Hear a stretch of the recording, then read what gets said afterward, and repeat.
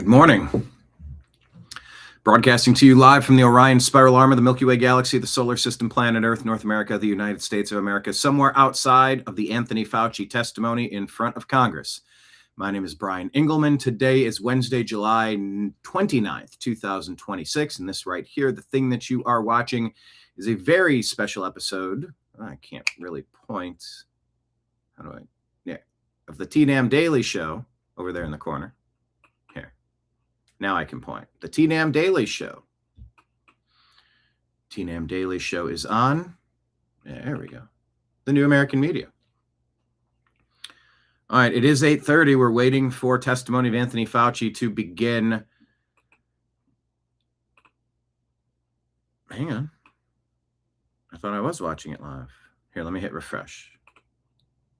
Watch video. Yes, watch video. Testimony of Anthony Fauci. Coverage begins right now. Hit the thumbs up button. Hit share. Hit subscribe if you think Anthony Fauci needs to be brought to justice by hook or by crook. The lies told in front of Senate, the lies about the origin, the lies about the efficacy, the safety of the thing that he was allegedly making a whole bunch of money on to be injected into you. Oh, here, for countervailing views on health and elections, go to cdc.gov, who.int, and visit cisa.gov/rumor control. But now at the bottom of the screen, the New American Media has been delivering independent journalism for 15 years, interviews, sports, music, current events, politics, all sorts of things. If you want to support independent journalism, please consider becoming a subscriber on Patreon, Rumble, or YouTube. The committee will now come to order.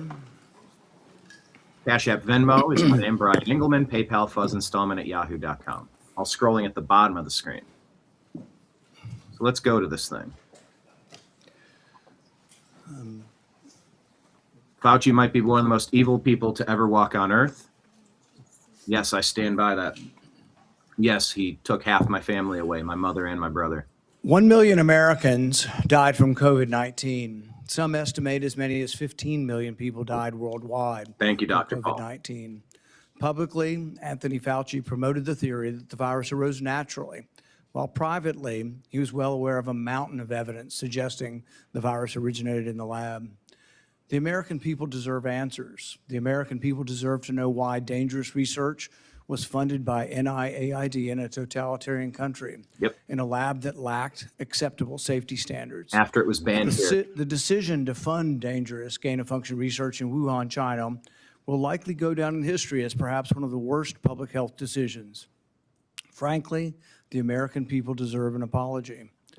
I hope today Dr. Fauci will come clean, admit it was a mistake to fund dangerous research in China, admit that the risk of this dangerous research exceeded any possible benefits, ask forgiveness, and pledge to help our government devise safeguards so a man-made epidemic never happens again.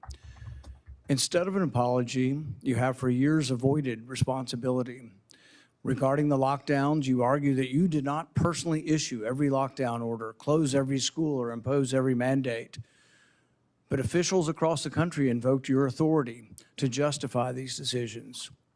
And you presented your recommendations not as judgments open to debate, but as dictates of science itself. Your own words demonstrate that you understood the influence you exercised. On March 14th, 2020, you wrote that the task force recommendations were driven by me, yourself, Deb, and CDC. The next day you wrote that you had convinced Mayor Bill de Blasio to close the New York City schools, so you were involved. That same night, Governor Gavin Newsom's chief of staff told you that the governor had decided to close California schools, bars, and restaurants after watching you on television. Presidents, governors, mayors, school boards, corporations, and Congress all bear responsibility for the decisions they made. The COVID lockdown, however, could never have been inflicted without you aiding and abetting the crime. Children lost years of education. Small businesses built over a lifetime disappeared. Patients delayed cancer screenings and other medical care. Families were separated from dying relatives. Workers were ordered to accept a medical procedure or lose their jobs. worship assembly, employment, education, and travel were restricted in the name of science. While you did not impose every restriction, you used your public authority to justify them. While you concluded publicly that COVID occurred naturally, your private record tells a different story. In early 2020, your hand-picked virologist warned that the virus appeared to have been manipulated in the lab. In a conference call concerning the origin of the virus, all but 2 of the participants believed deliberate insertion was possible. Your concern was not merely theoretical. That same week, you led an urgent effort to determine whether your own agency had funded the research related to these experiments that were now under suspicion. Hours later, your assistant reported that the Wuhan experiments had indeed been reviewed and approved by the NIH.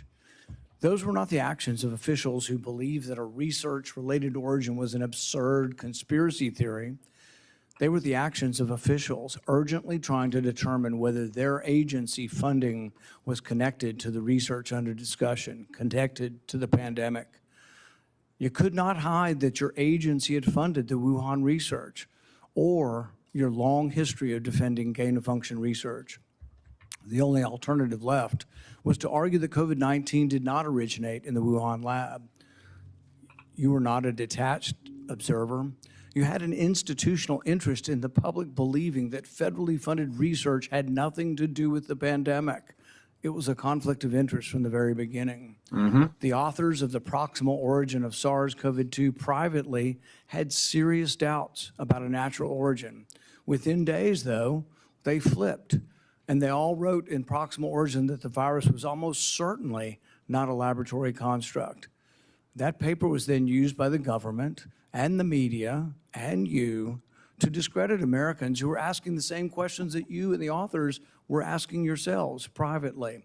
And to silence us who were speaking the truth. You even cited proximal origin from the White House podium. You held it out as evidence that the virus could not have been engineered, but you didn't disclose your role in the discussions that preceded the writing of the paper. You did not disclose the author's original concerns. You did not reveal that you had been part of the paper, that you had read and offered editorial comments on the paper before it was published, before you began using it as evidence that it couldn't have originated in the lab. You did not disclose that you had immediately investigated yourself whether NIAID funding might be connected to the research. You did not tell the American people the full story. Duly released private messages indicate that the doubts with the authors and others didn't disappear after the publication.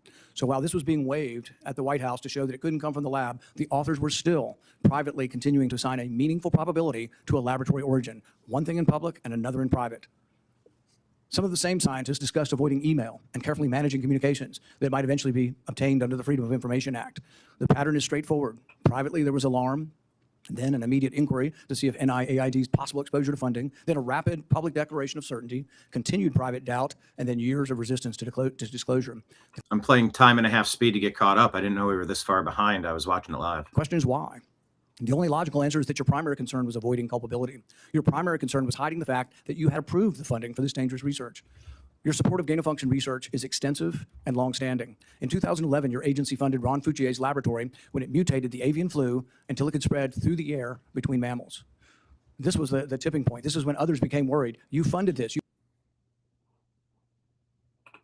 You advocated for this.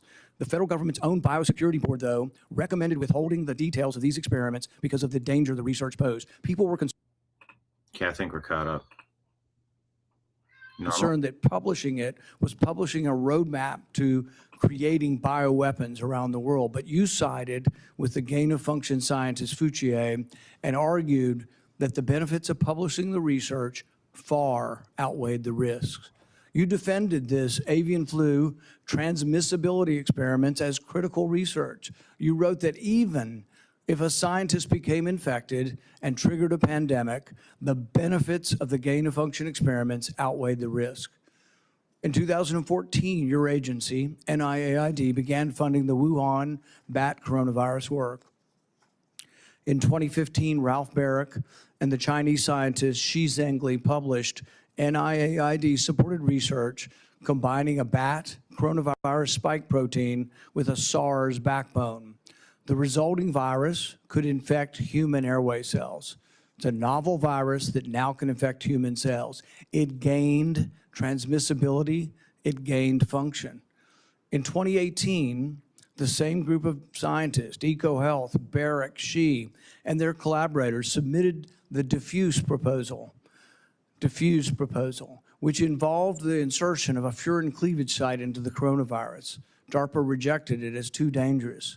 When COVID was sequenced, though, early on in January of 2020, within days, scientists discovered that, lo and behold, it had a novel furin cleavage site, just as had been proposed in the diffuse project.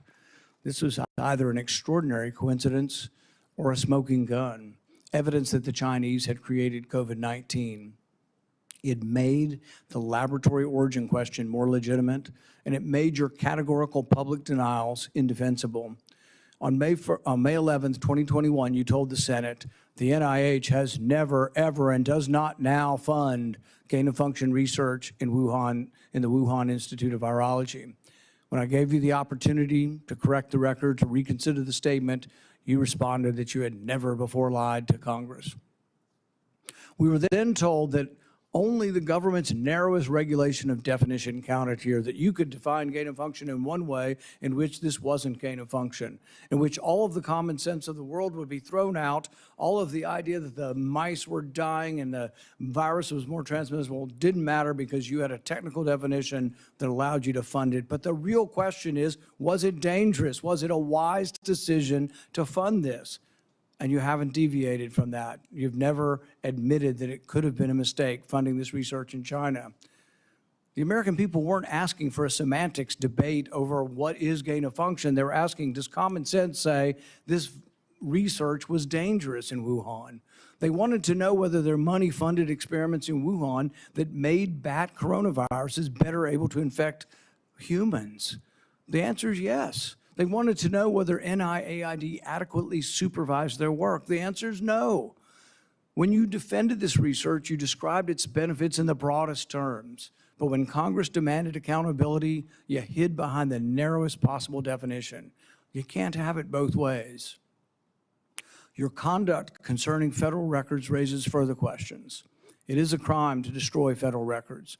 Yet our investigation reveals your assistant diligently reported that she deleted tons of emails. In 2024, you testified that you did not delete federal records. Who's telling the truth, you or your assistant?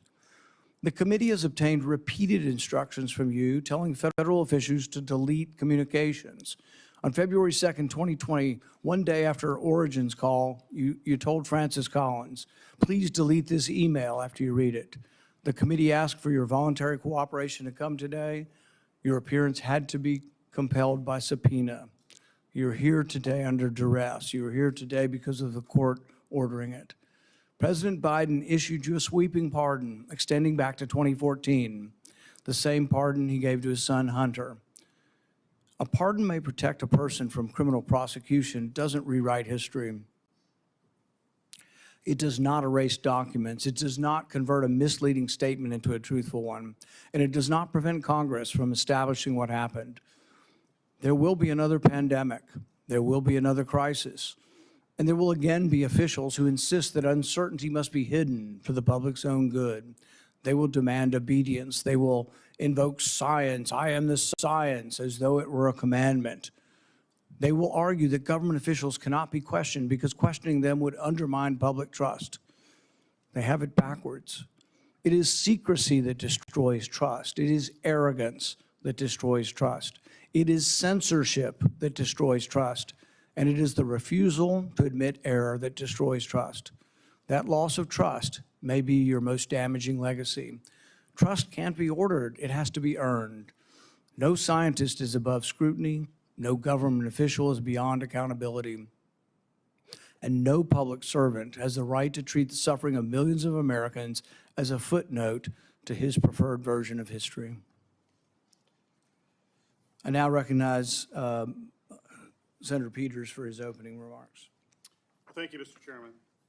The Senate Homeland Security and Governmental Affairs Committee has a long and a very proud history of conducting serious oversight on behalf of the American people. When this committee has been at its best, Democrats and Republicans have worked together to investigate complicated issues, to follow the facts wherever they may lead, and produce recommendations that actually strengthen our nation's security and improve government functions. That bipartisan tradition has produced meaningful work following Hurricane Katrina, the January 6th attack on the U.S. Capitol, failures at the Secret Service, and countless other matters. Unfortunately, today's hearing is the latest step in the chairman's sharp departure from that long tradition. This hearing appears to be a culmination of months of biased and selected efforts by the majority under the guise of a committee investigation to basically legitimize a predetermined conclusion that was reached years ago. In 2021, the chairman has called for today's witness to be fired, to be arrested, accused him of leading cover-ups and conspiracies. He has even featured the witness prominently in fundraising emails and on the cover of his book. He has also called for the cancellation of the witness's security detail, despite the fact the witness and his family have received numerous credible death threats. When I served as chairman, Senator Paul and I launched a bipartisan biosecurity investigation that included oversight of risky research and the origins of COVID-19, because we agreed that the committee's work would be stronger if we did it in a bipartisan manner and just followed the facts. That was and continues to be an area of legitimate and certainly needed oversight. As chairman, Senator Paul has taken the opposite approach. He has abandoned longstanding practice by blocking minority participation in committee oversight actions and has chosen to selectively release committee records that the minority has never had any access to in order to support his pre-drawn conclusions. The chairman has repeatedly excluded committee's minority and withheld documents and evidence from members that are entitled to receive them, disregarding longstanding Senate rules and committee precedent that have preserved the credibility of our oversight in this committee for decades. I have raised these concerns directly with the chairman because it's not just what we investigate that matters, but how we conduct that investigation. That also matters. One-sided investigations designed to validate predetermined conclusions do not serve the American people who sent us to actually uncover the truth and to solve problems. I wrote to the chairman requesting that he adhere to committee rules. But instead of addressing concerns that I raised, he removed part of the committee's website from the public view. This move not only prevented the public from being able to view those list of concerns, it adds serious questions about the desire for transparency and legitimate oversight of this matter. But what makes today's hearing particularly disappointing is not simply the chairman's actions, but what we could be using this committee's true and time oversight responsibilities to accomplish. This committee has not held its annual threats hearing at all in this Congress. We have not held a budget hearing for the Department of Homeland Security. There are important hearings that we would have the opportunity to discuss as to how to strengthen our Homeland Security across the board. No hearings on those topics. Instead of focusing on the national security challenges that we are facing in our country right now, today's hearing looks backwards, revisiting questions this committee has already examined, including through bipartisan work that Senator Paul and I conducted together when I served as chairman of this committee. But rather than building on that work to strengthen our preparedness against future disasters, we are instead relitigating the past. COVID-19 exposed serious deficiencies in our nation's public health infrastructure. We know that. More than 1 million Americans lost their lives, and this committee should absolutely continue to examine how we can better prepare our nation against future biological threats. Those are the kinds of forward-looking, life-saving questions that will help our nation be better prepared to protect the health and the safety of Americans when the next emergency occurs. Unfortunately, at this precise moment, we should be strengthening our capabilities The Trump administration seems to be doing everything in their power to actually weaken our capabilities. The administration has hollowed out the public health workforce. They have fired, pushed out, and cut funding for public health personnel, shrinking the CDC workforce by a quarter. Thousands of experienced scientists have left government service, and with them has gone critical institutional knowledge that cannot be easily replaced, certainly not quickly replaced. The administration, thanks to political operatives like Russell Vought, has slashed or illegally withheld funding for life-saving medicines and cutting-edge technologies that let us rapidly develop them during an emergency. Mr. Vought is now further politicizing the federal grant-making process, proposing to subject all federal grants, including those for disaster relief, housing development, and cancer research, to the whims of political appointees, not nonpartisan experts. All of this has left the American people more vulnerable to infectious disease threats, and we are already tragically seeing the consequences. Staffing and funding cuts have slowed the federal, state, and local response to ongoing outbreak of a foodborne parasite, which has sickened thousands in my home state of Michigan, as well as across the country. At the same time, the administration cuts to global health programs and international partnerships have greatly reduced our ability to contain dangerous diseases like Ebola before they spread to our shores. We should be examining whether our federal health agencies have the personnel and the resources they need to effectively prevent, detect, and respond to these threats. We should be asking how to strengthen our biodefense efforts to deter our adversaries and prevent biological attacks against our country, and how our government can better coordinate and communicate during public health emergencies. These are the kinds of forward-looking matters that are worthy of this committee's time. Instead, we are here continuing the chairman's year-long focus on one individual. History tells us, unfortunately, another pandemic is all but inevitable. The question is whether Congress and this committee will work to better prepare our country for it, or continue looking backward while our public health infrastructure crumbles around us. That is the hearing that we should be having today. Unfortunately, I fear the intent of this hearing is only meant to further a purely partisan agenda and it will not make Americans safer. Thank you, Mr. Chairman. The accusation that the committee has denied access to the minority to records is categorically false. This is the most transparent investigation in the history of Congress. We actually created a website, and we put all of the information on the website. It continues to operate. The reason it hasn't been accessed is no Democrat ever signed up for it. Not one Democrat. We told them the access. They never asked for the access code. They haven't been on the website because they have not cared about the investigation. It's a practice of this committee to swear in the witness. Dr. Fauci, please stand and raise your right hand. Do you swear that the testimony you will give before this committee will be the truth, the whole truth, and nothing but the truth? So help you God. Dr. Anthony Fauci, you are recognized for 5 minutes for your opening statement. Oh, boy. Oh, boy. Can I tolerate this shit? Member Peters, members of the committee, I served at the NIH for over 54 years, 38 of those as director of the National Institute of Allergy and Infectious Diseases. Over that period, I proved that I believe in and respect the value of legitimate congressional oversight.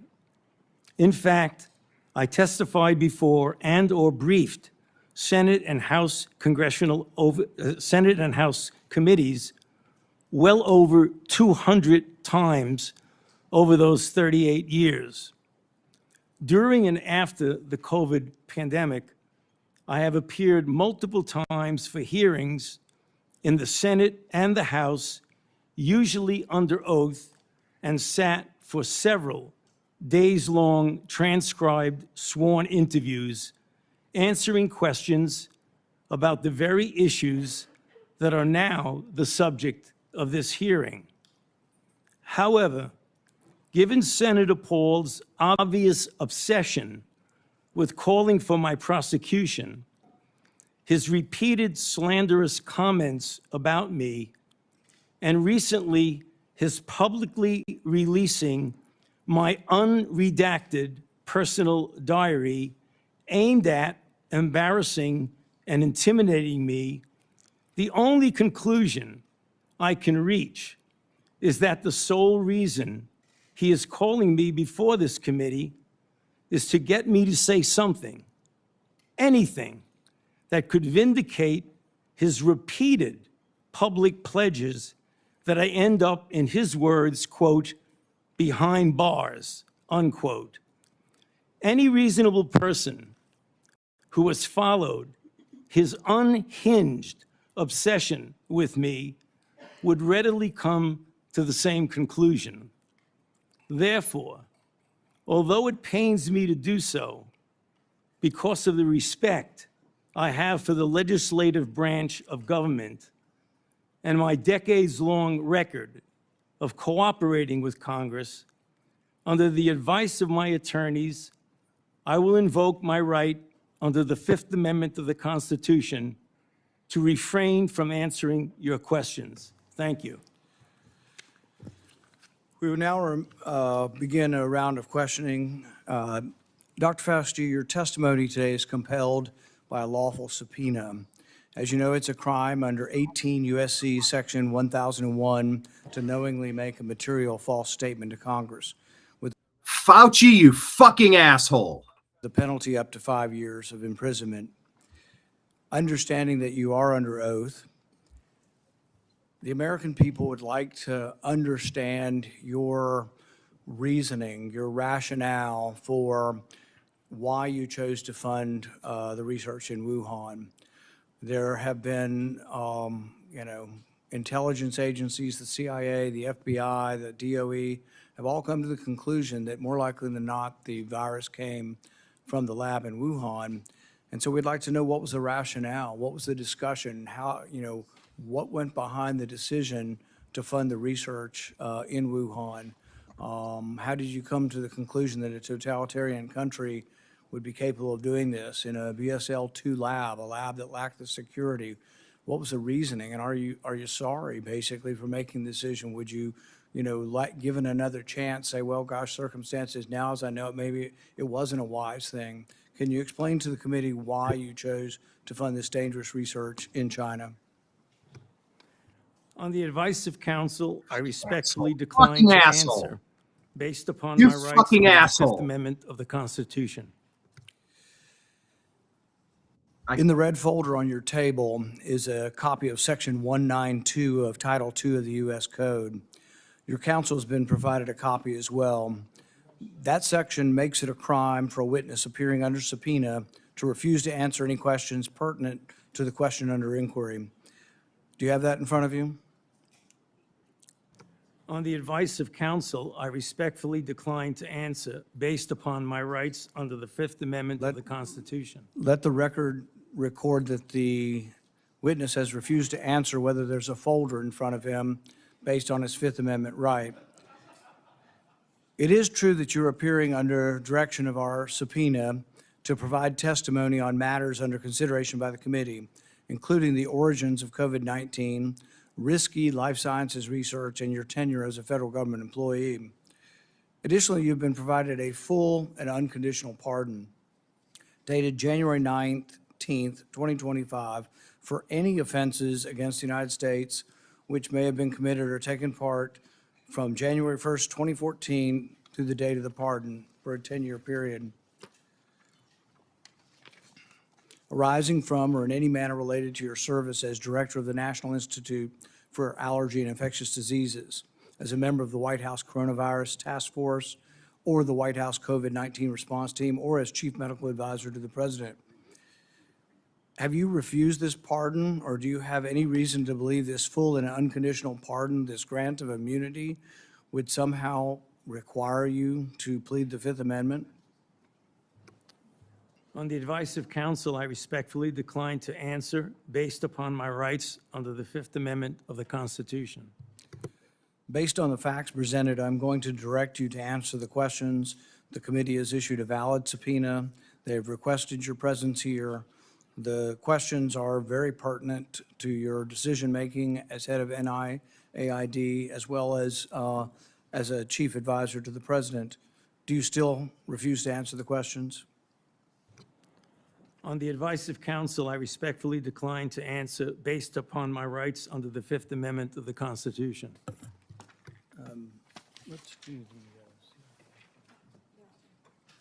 By the way, Grok does not know who that girl is.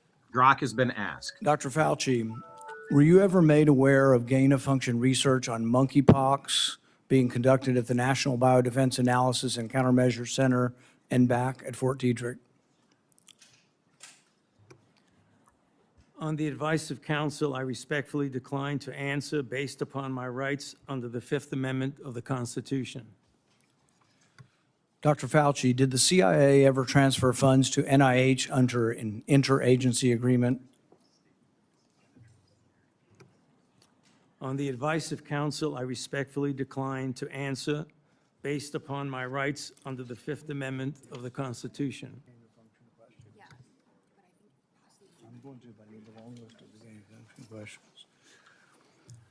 Dr. Fauci, did the NIH ever conduct research for or in coordination with any element of the intelligence community, CIA, ODNI? On the advice of counsel, I respectfully decline to answer based upon my rights under the Fifth Amendment to the Constitution. The reason why these questions are important is, President Trump has done a ban, and we're glad that he did a ban on gain-of-function research. So we're better off than we were when we had an advocate serving as head of NIAID, an advocate for gain-of-function research. There is still, though, a question, though, whether or not the intelligence community is adhering to that order.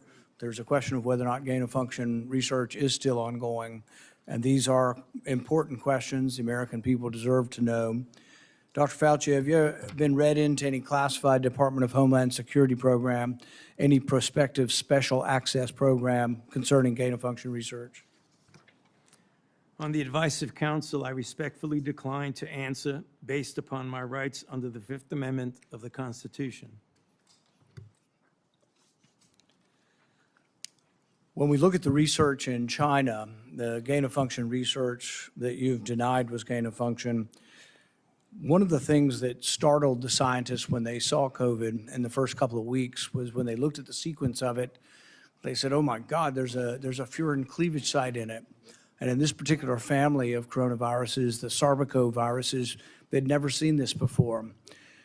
They were also startled to look at it and see how it was coded for, what the codons were, and to discover that the codons used out of 36 different possibilities turned out to be the one that was commonly used in gene manipulation by scientists.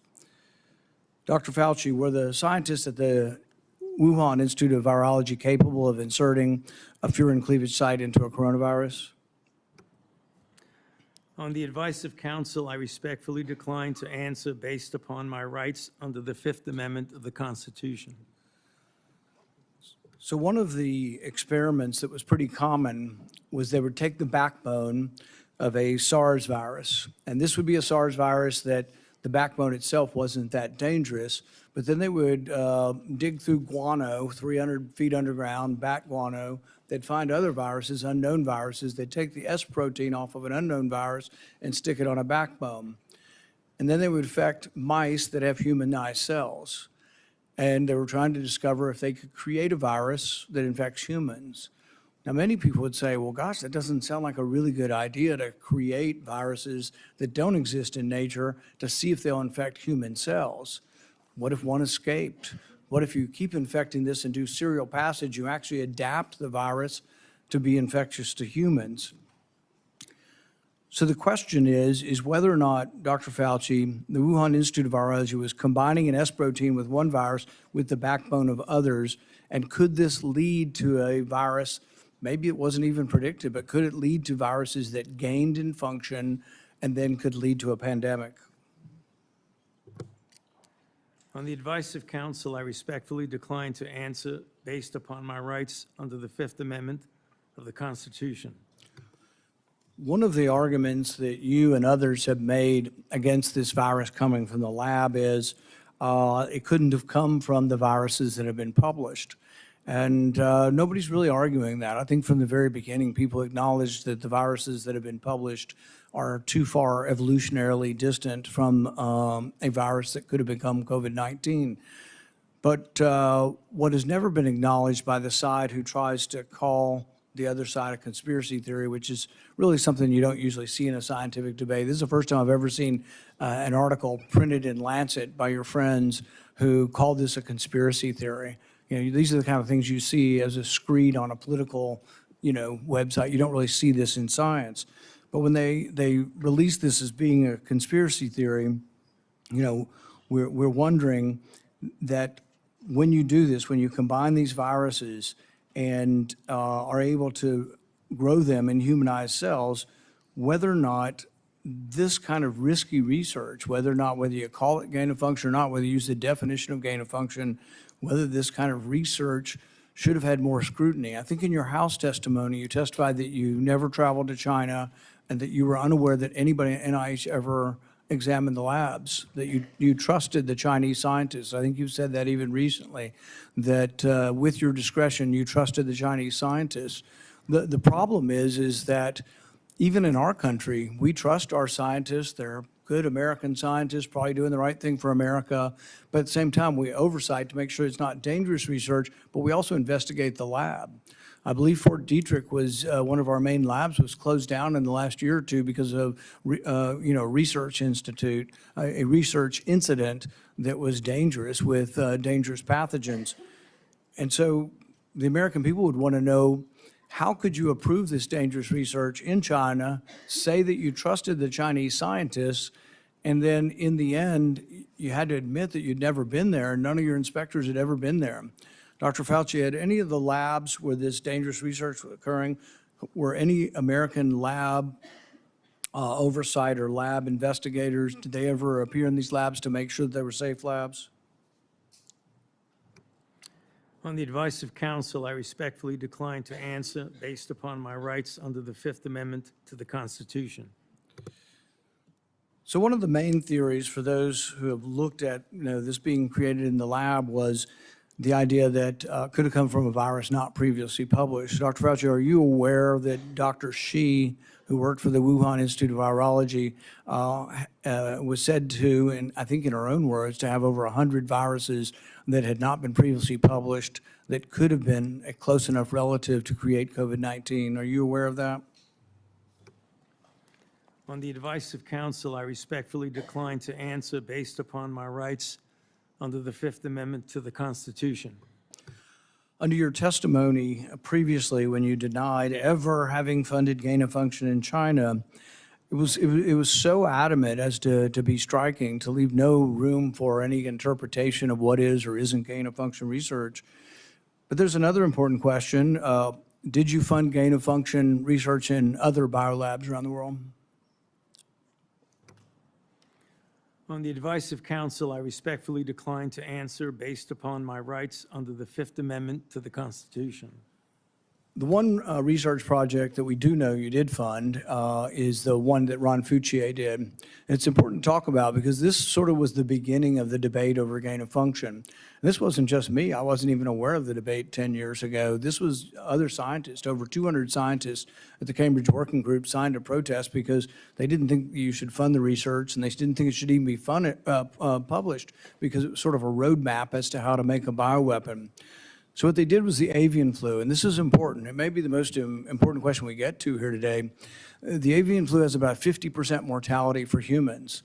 The good news, though, about animal viruses is they don't infect humans very well. It will infect humans, but doesn't go human to human very well.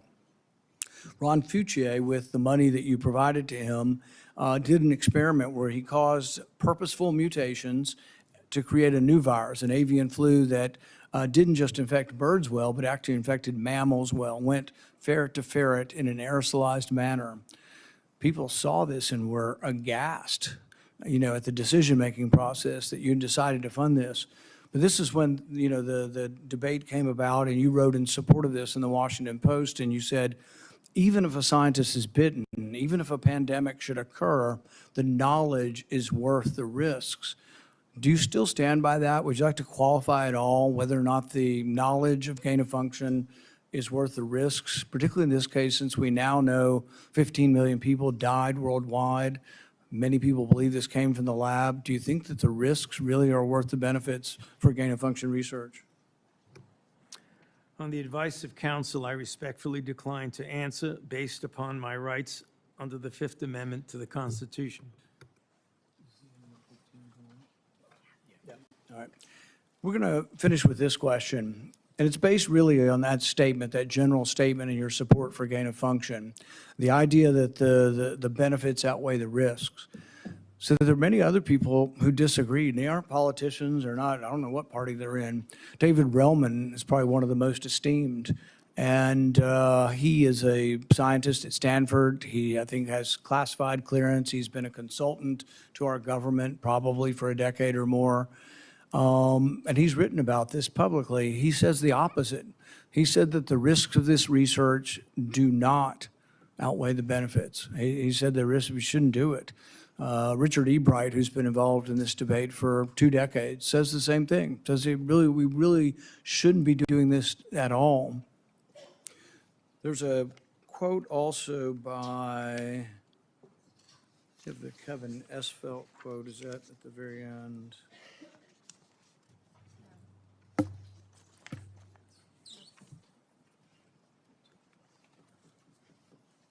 Kevin Esfelt, who's a CRISPR scientist at MIT, also wrote about this gain of function. I implore every scientist, funder, and nation working in the field, please stop. No more trying to discover or make pandemic-capable viruses. No more experiments likely to disseminate blueprints for plagues. Dr. Fauci, would you like to at least answer this one question for us today and let us know whether or not you've changed your mind on whether or not the benefits of gain of function research outweigh the risks? On the advice of counsel, I respectfully decline to answer based upon my rights under the Fifth Amendment to the Constitution.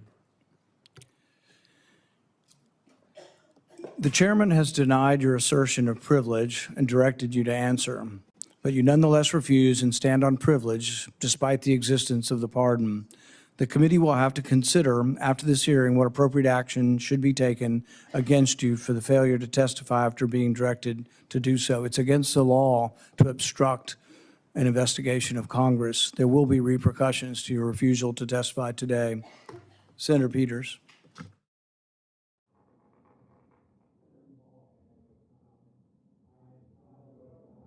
You're not recognized. You're not recognized. If you are unruly, you will be removed from the proceeding. You are not recognized, and you are not recognized, sir. Sir, you are not recognized. You are not recognized. Security, we'll hold off, but you will respect these proceedings. You were told not to sit at the table. You insist on sitting at the table, and we told you would not be recognized. You are not invited here for testimony, sir. You are being disruptive. Would you behave this way in a courtroom? No, because the judge would put you in jail. I can't do that today, but I can have you escorted from the premises. So I would say, sir, sit quietly and don't say another word. I said, sit quietly, you are not recognized. Another word and you're gone.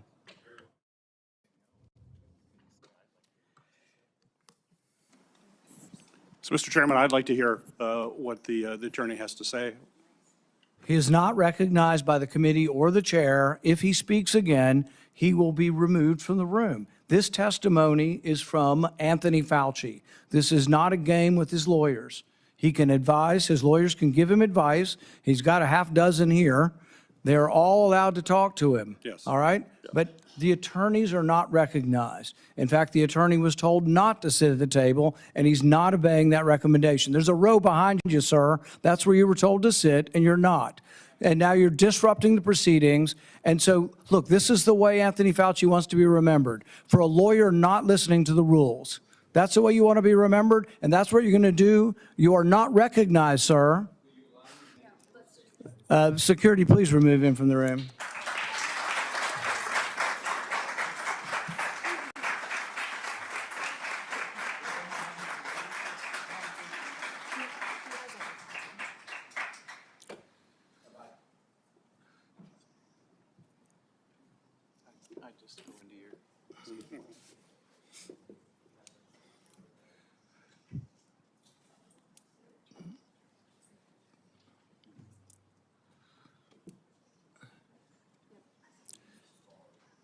Let the record state that Dr. Fauci will still have the advice of the other half a dozen attorneys that he brought along today.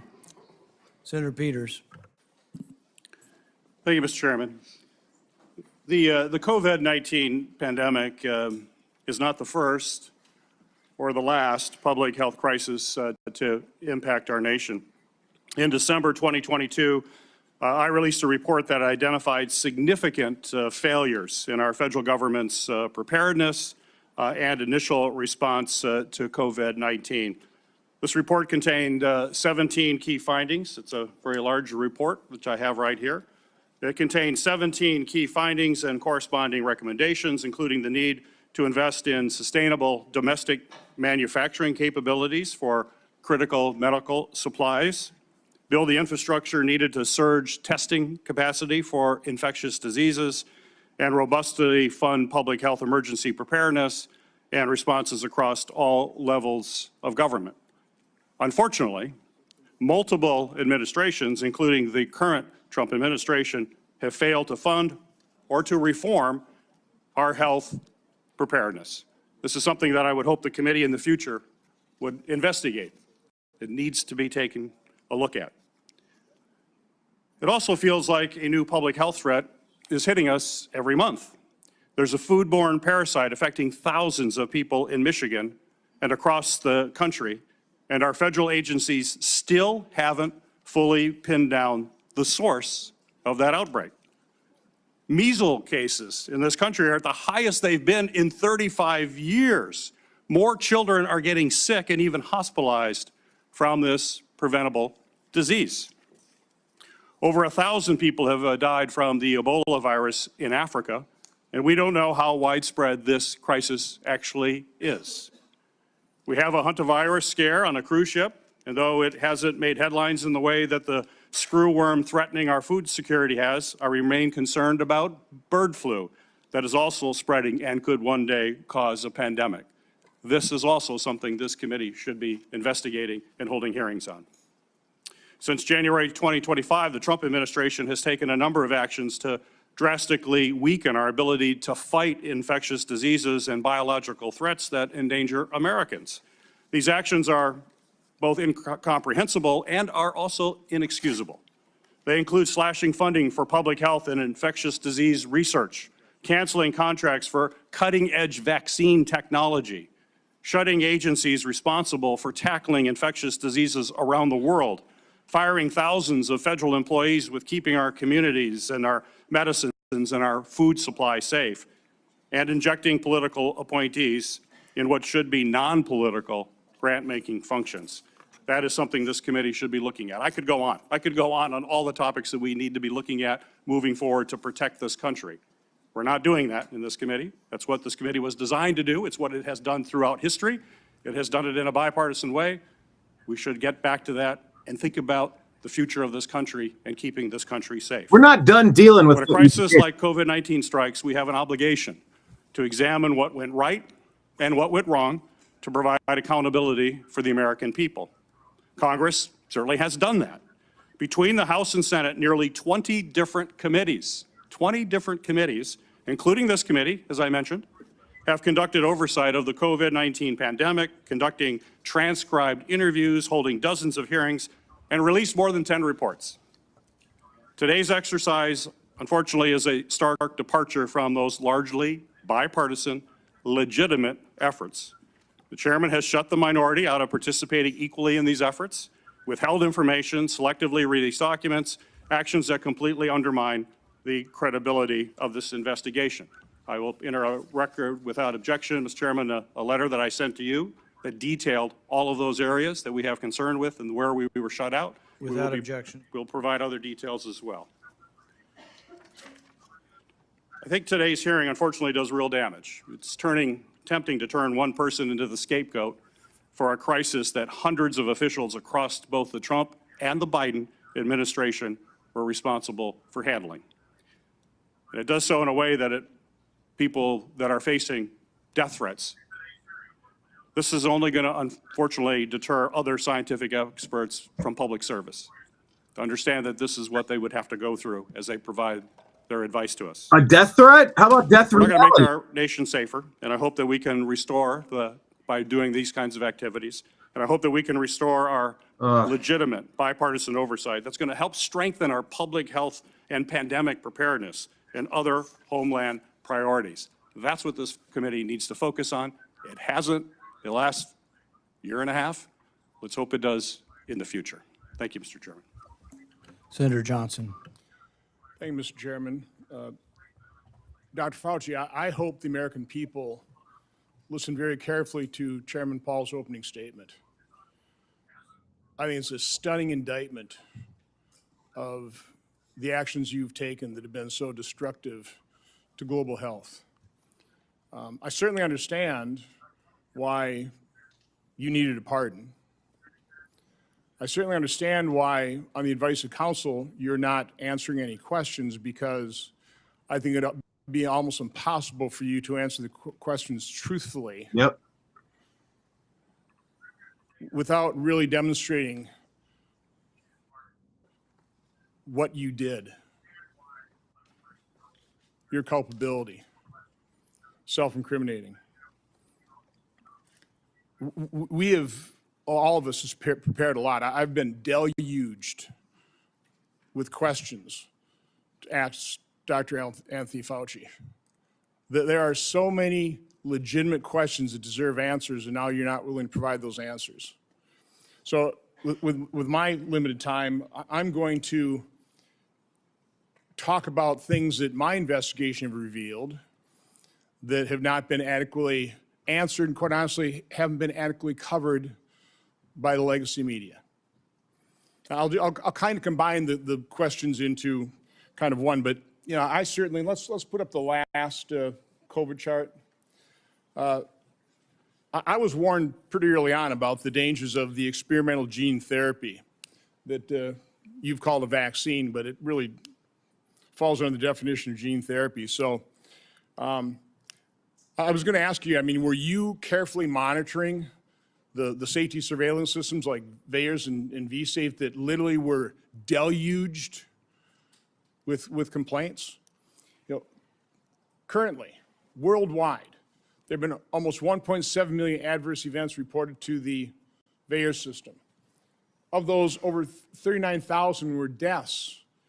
And of those deaths, 24% occur on the day of vaccination within 1 or 2 days. 24%, which, by the way, just happens to be the same percentage that a Rasmussen poll pointed out the American public believe 24% of the American public believe they know somebody who died of the experimental gene therapy.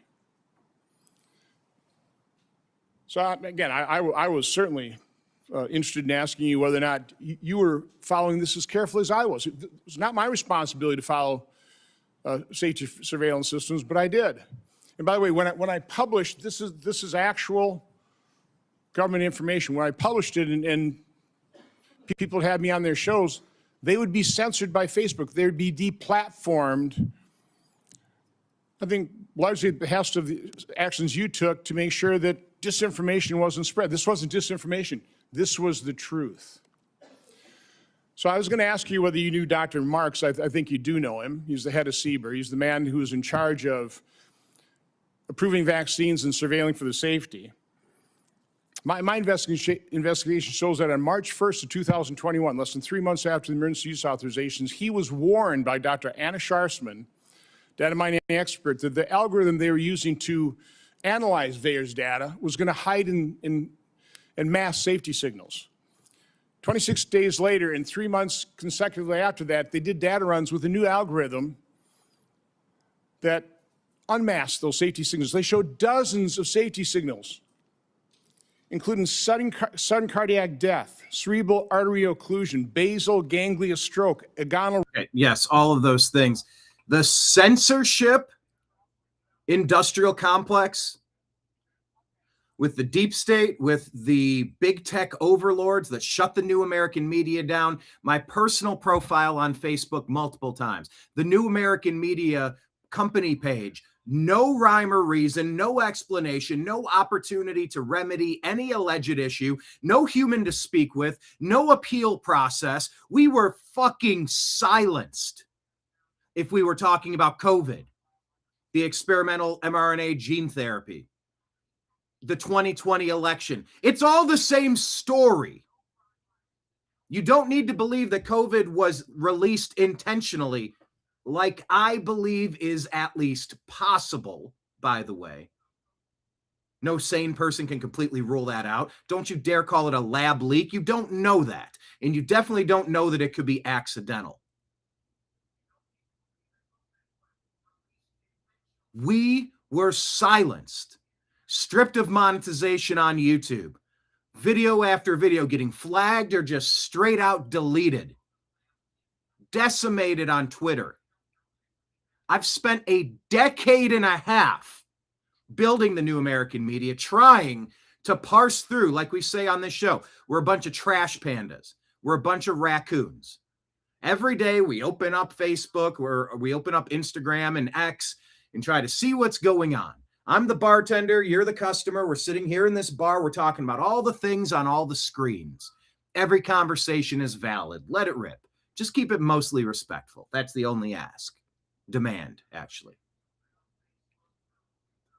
We were silenced. My company, my livelihood, fucking decimated. Which, by the way, pales in comparison to this gain-of-function monster potentially being intentionally released in Wuhan, China, after being funded by Fauci, after the United States said, stop doing this fucking risky shit, after this COVID release kills my mother at the very beginning of 2020 from respiratory distress and kills my brother on January 2nd of 2022 of respiratory distress. You fucking monsters.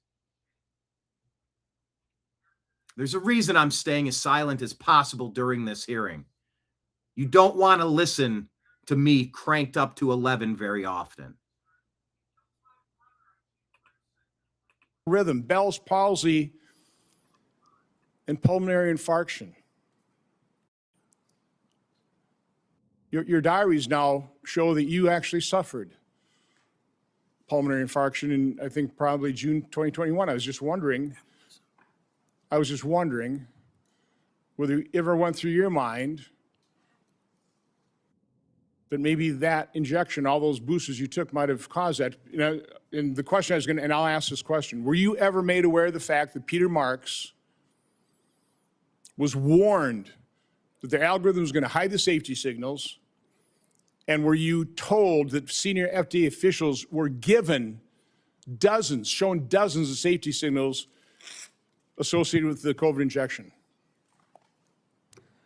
On the advice of counsel, I respectfully decline to answer based upon my rights under the Fifth Amendment to the Constitution. Next area I want to go through is in that same month of March 2021, an employee at NIH, Dr. Nath, led a team of researchers who were diagnosing and treating individuals who'd never had COVID, but were severely injured by the genetic therapy injections. Dr. Nath told those individuals, stay quiet. You know, we want to make sure that we gather all the information and then release it to doctors so they can treat people like yourself. There was a concerted effort, and I'll enter this into the record. It appears inside NIH to quash Dr. Nath's publishing of that study. It finally was put on a preprint server with telling no one, and I think about May of 2022. I think what's noteworthy about this is Dr. Nath told the injured participants that early treatment, early intervention was crucial for them to be treated. And yet within the NIH, they were questioning what was Dr. Nath doing. They didn't want to publish that because, and I want to take time searching for it, because publishing it would create vaccine hesitancy, which is what we continue to hear time and time again, is the reason they didn't promote they lied about the safety signals they were seeing. Throughout Of course you would be hesitant if you had accurate information to weigh in your head the percentage likelihood that you could be damaged by something that's being sold to you is supposed to help. It's not your job. You are not allowed to lie about that stuff. That in and of itself is a crime against humanity. I need something to track my blood pressure today. This is... pandemic, I always push early treatment. We've got things in here where, you were really concerned about remdesivir because it was untested, but hydroxychloroquine, yeah, it was an approved drug, maybe some safety issues, but we had... No, remdesivir was tested. Doctors, nurses, those in the know, you know what the nickname for that was? Run Death is Near. I believe it was Ebola that it was tried on. Let me double check. But I believe it was Ebola, and it was horrific results. Unless your aim is to harm and take the lives of people. Those were the claims we heard. Oh, God. Great deal of experience with it. All of a sudden, you had the Surgisphere study. It was retracted within 2 weeks because it was completely false. Totally blew up the use of hydroxychloroquine. And then when it comes to ivermectin, which, by the way, because I was contacted by so many people. All right. And one of the biggest problems with COVID is in order to get emergency use authorization, there's a clause that says you can't have potentially therapeutic options available. So I guess we got to roll the dice on untested mRNA gene therapy. And by the way, change the definition of what a vaccine is. They were lying about potentially effective, on the market, cheap, widely distributed, Nobel Prize award-winning medications that could have helped people who knew that the efficacy and the safety of the mRNA therapy that was being sold by Fauci,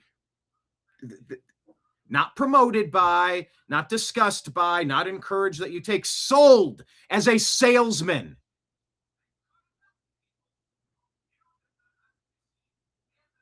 They lied about the efficacy, 100% safe and effective. Nobody's going to, if you get it, you can't transmit it. If you get it, you'll never get it. All of that changed over time, didn't it? But they gave you the hard sell in the beginning. And everybody who said, hold on, time out, you couldn't possibly, nobody on earth could possibly know that this did not come from the Wuhan Institute of Virology. Nobody could know that. But when the liars come out and say that's misinformation and disinformation, shut him down on social media.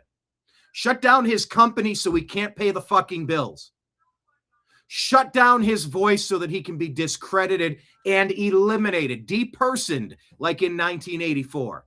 So the people that said, you know what, I smell a rat. I see a rat in Fauci. I smell a rat. That's what Jack Nicholson said in The Departed.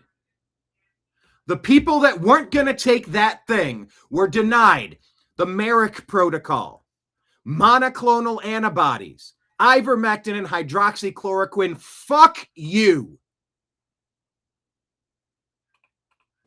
I referred them to doctors who actually had the courage and compassion to treat vaccine-injured individuals. It works. But I was going to ask you whether you were involved in the FDA attack on ivermectin. You had a interview on CNN on August 29th of 2021, where, again, I just don't want to take time to find the exact quote, but you said there's no evidence that ivermectin is helpful. On that exact same day, and I've got the studies right here. There was a website that was tracking the random controlled studies. Here they are, showing 60, 70% efficacy of ivermectin. The same day you say there's no evidence, there was all kinds of evidence. loved ones had to go to hospitals, had to sue hospitals. Just, would you try it? So I would want to know, to what extent were you involved in sabotaging hydroxychloroquine, ivermectin, and did you do that because you knew the only way you get an emergency use authorization for these drugs, these experimental gene therapy, was if there was no effective treatment, you couldn't get the emergency use authorization. So is that why you helped sabotage these cheap generic drugs in favor of remdesivir, which, by the way, nurses, are you aware of the fact that nurses called it "run, death is near"?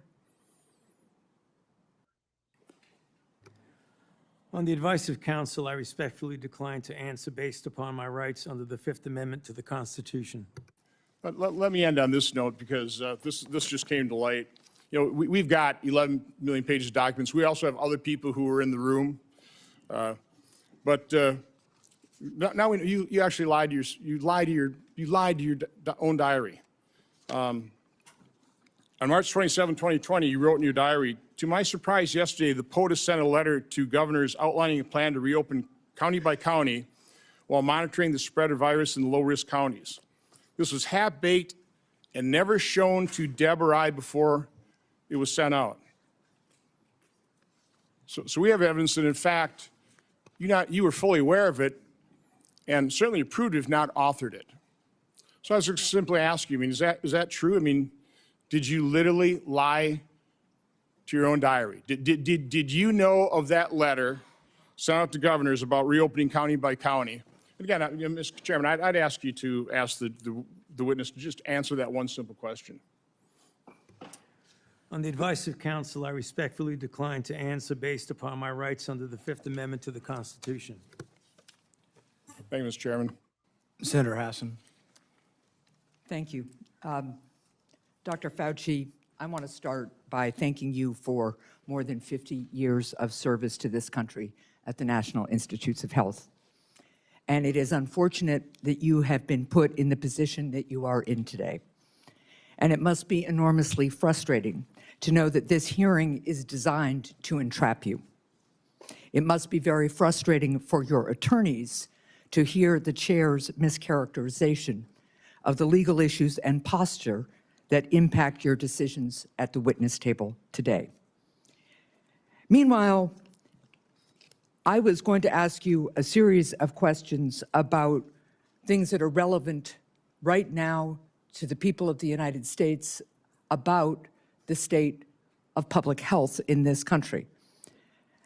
Since President Trump took office in 2025, more than 4,500 cases of measles have been reported. That is more cases in the year and a half since Donald Trump has been president than were reported from 2000 to 2024 combined. Children are dying because there has been increased vaccine hesitancy, fueled by Robert F. Kennedy Jr., the Secretary of Health and Human Services, and frankly, his entire administration. Thousands of people in the United States of America have been sickened by a foodborne parasite, and the outbreak is nowhere near under control, as staffing at the FDA and other critical public health entities has been slashed by Russell Vought and Elon Musk. Last year, the National Institutes of Health awarded 201 fewer grants compared to the previous years. 207, I am corrected, compared to previous years.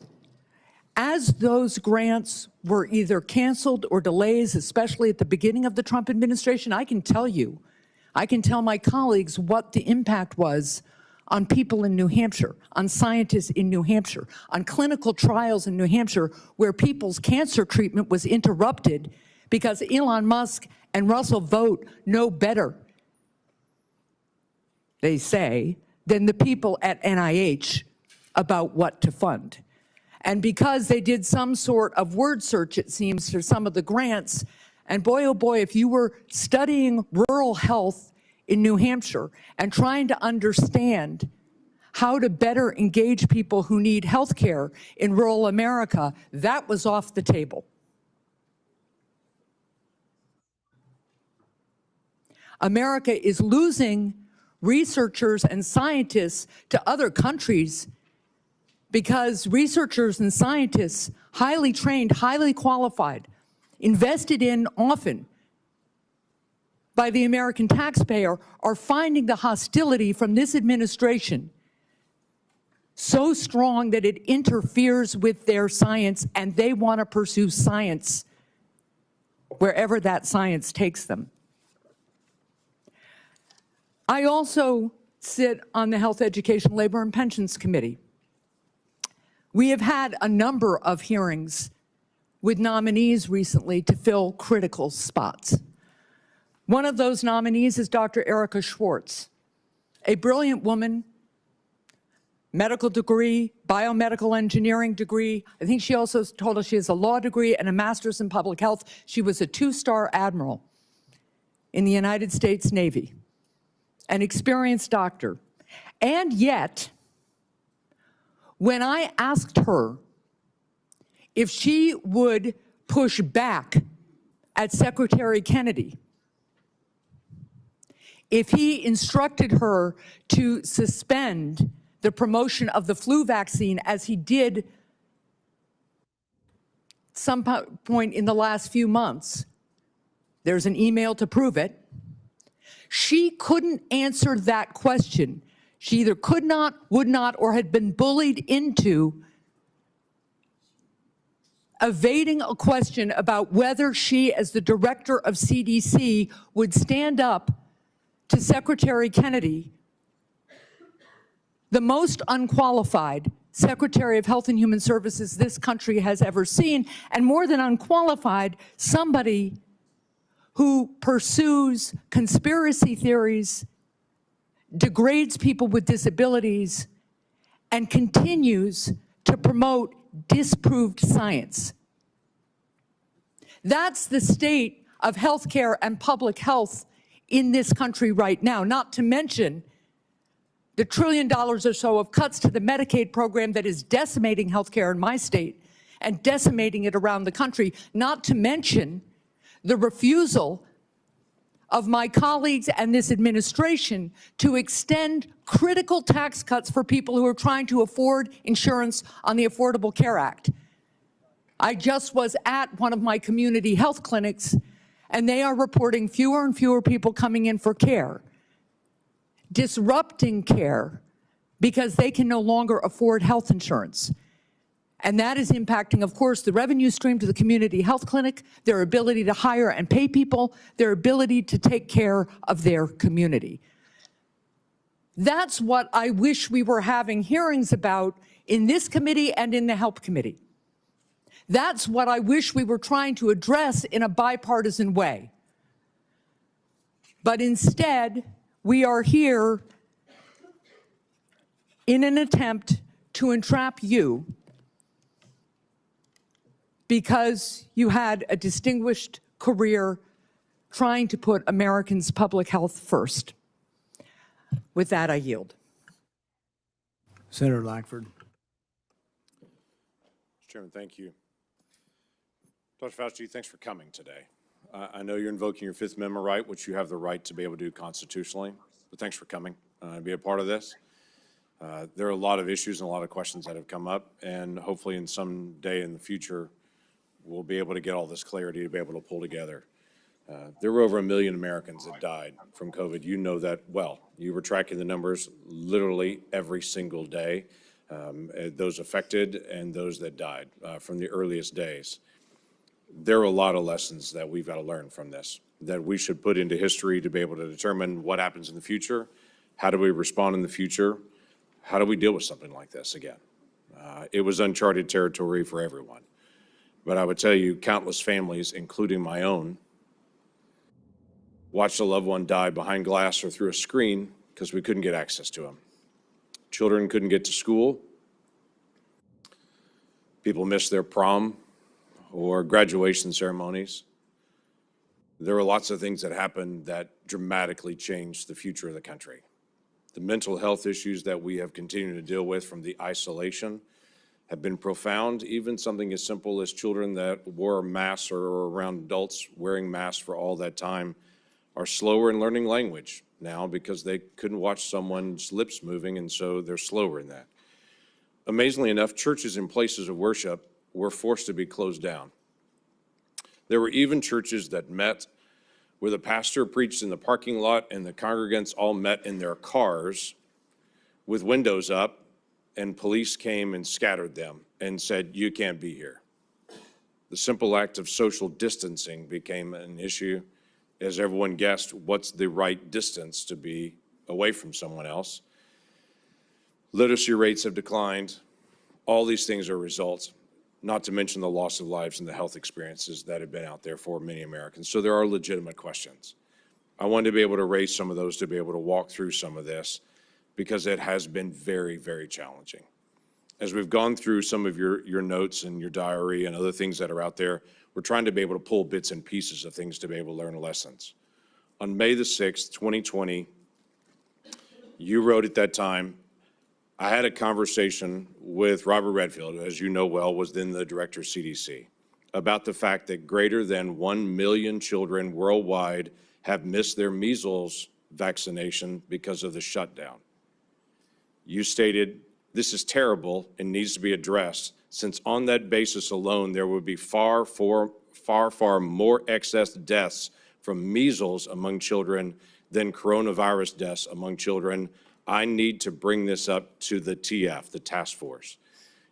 Did you ever have an opportunity to bring up the potential of measles deaths among children and an infection rate going around the world from measles based on the fact that so many children would not get their measles vaccine because of the shutdown?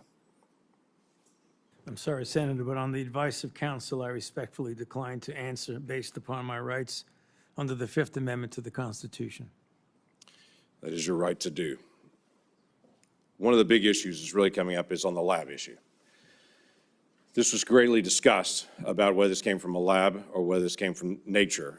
There are obvious issues and differences between the two to be able to know this. You had a lot of conversation on this. Scientists around the world were in conversation on this. There were different statements that you even made in your private notes and your public notes on it.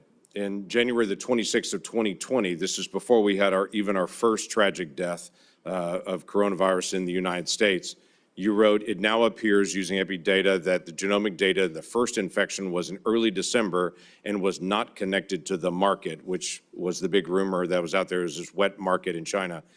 We know the market was not the source, it was the amplifier.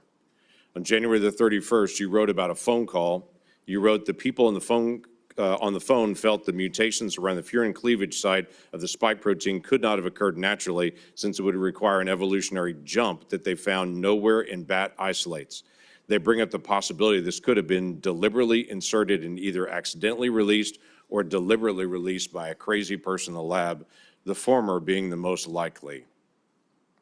February the 1st, same year, 2020. This is again still before our first death. There was not total agreement about the likelihood of deliberate insertion.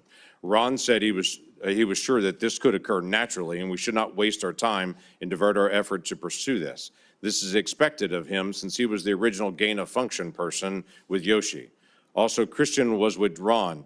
The rest felt deliberate insertion was possible, and given the fact that Dr. Jingling Shi at the University of Wuhan has been working for years in gain-of-function in coronaviruses to allow adaptation of the spike protein to bind to the human ACE2 receptor, we could not let this go.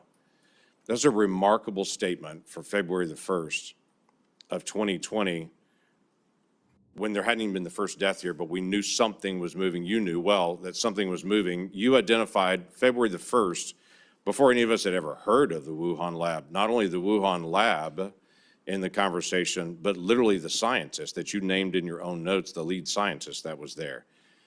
It's interesting to me on that, and the questions I was going to ask you was just your background and knowledge about the Wuhan lab and Dr. Shi and all the details. I'm aware of where you have been on trying to be able to plead your Fifth Amendment right, which is your right to be able to do.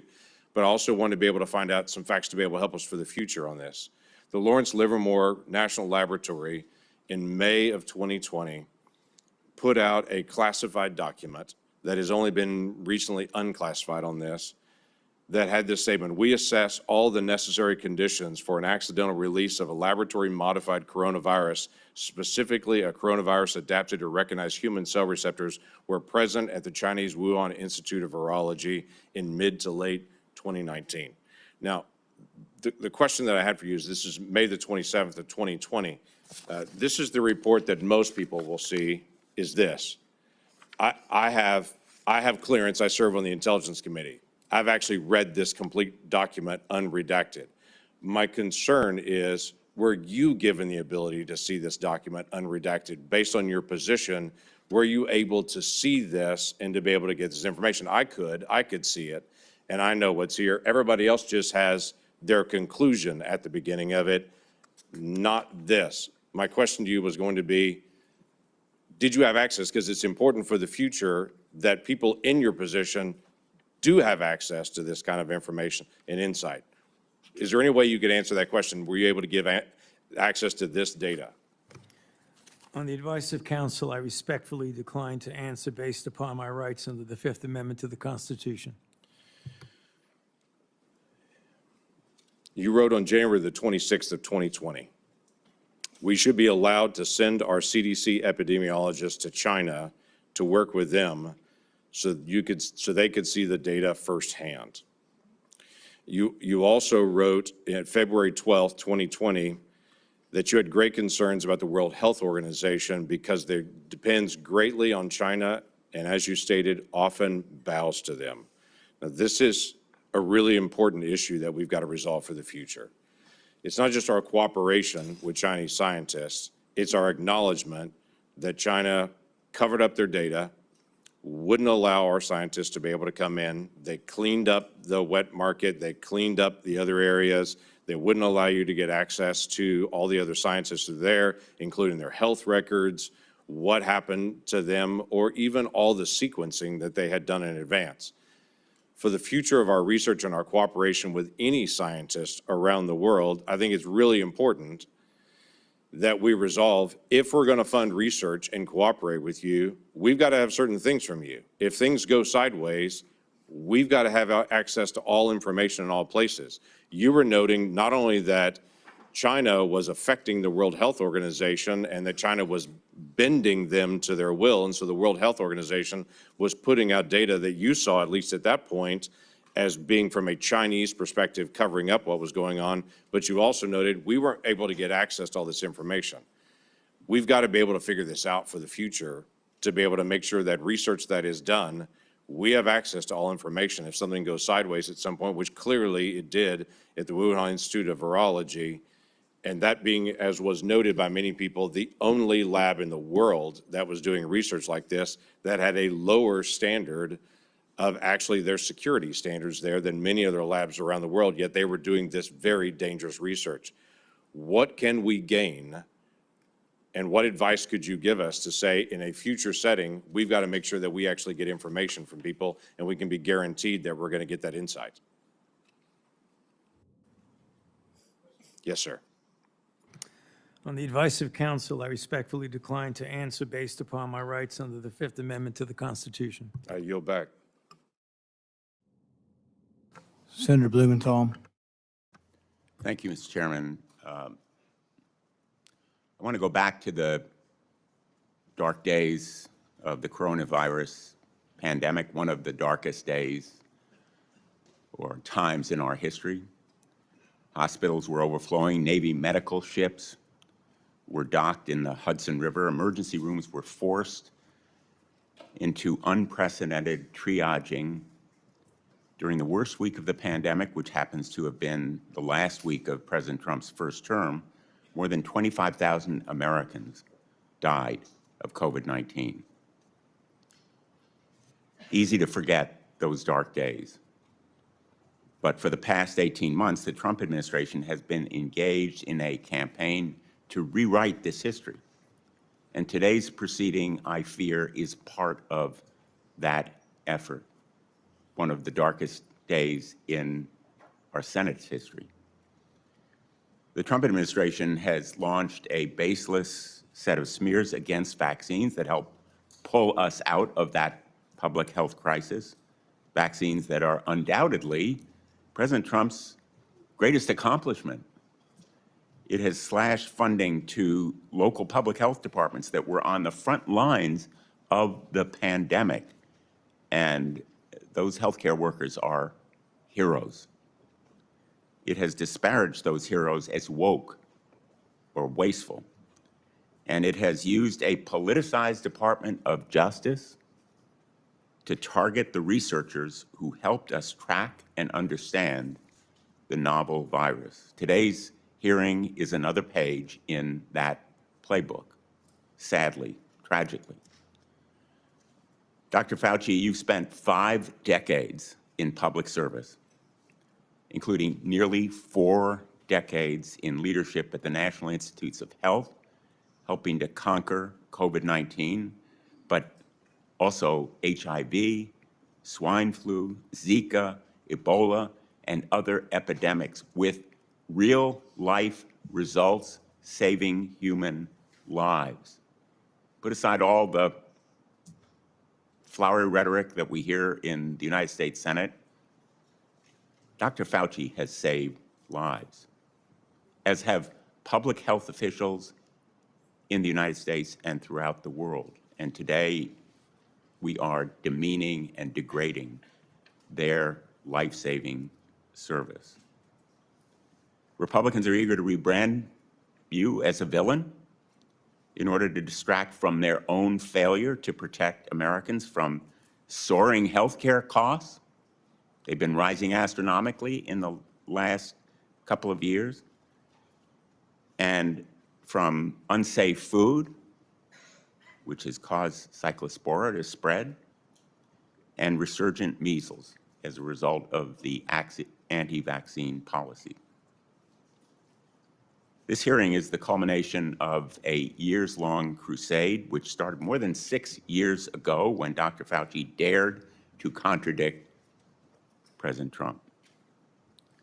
The campaign to vilify you, Dr. Fauci, is just one part of this larger campaign against science and facts, a campaign that has made Americans less safe. It is shameful that in a country like ours, a dedicated public service like Dr. Fauci has experienced persistent threats to his life since the pandemic because of the lies that are told about him. His attorney has been gagged, thrown out of this hearing room.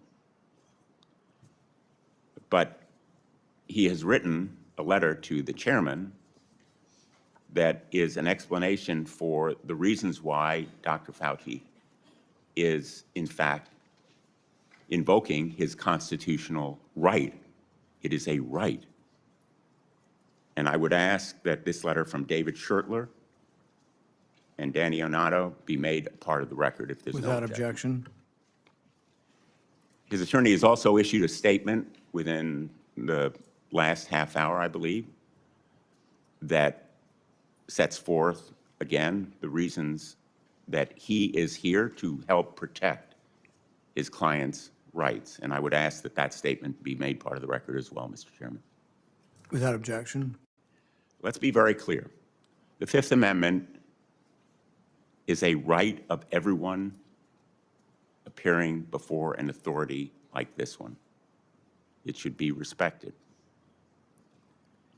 And the reason that Dr. Fauci has invoked it, in the words of his attorney, quote, during and after the COVID-19 pandemic, Dr. Fauci appeared at least a dozen times for congressional hearings in the Senate alone in answer to questions about the very issues on which you purport to seek information.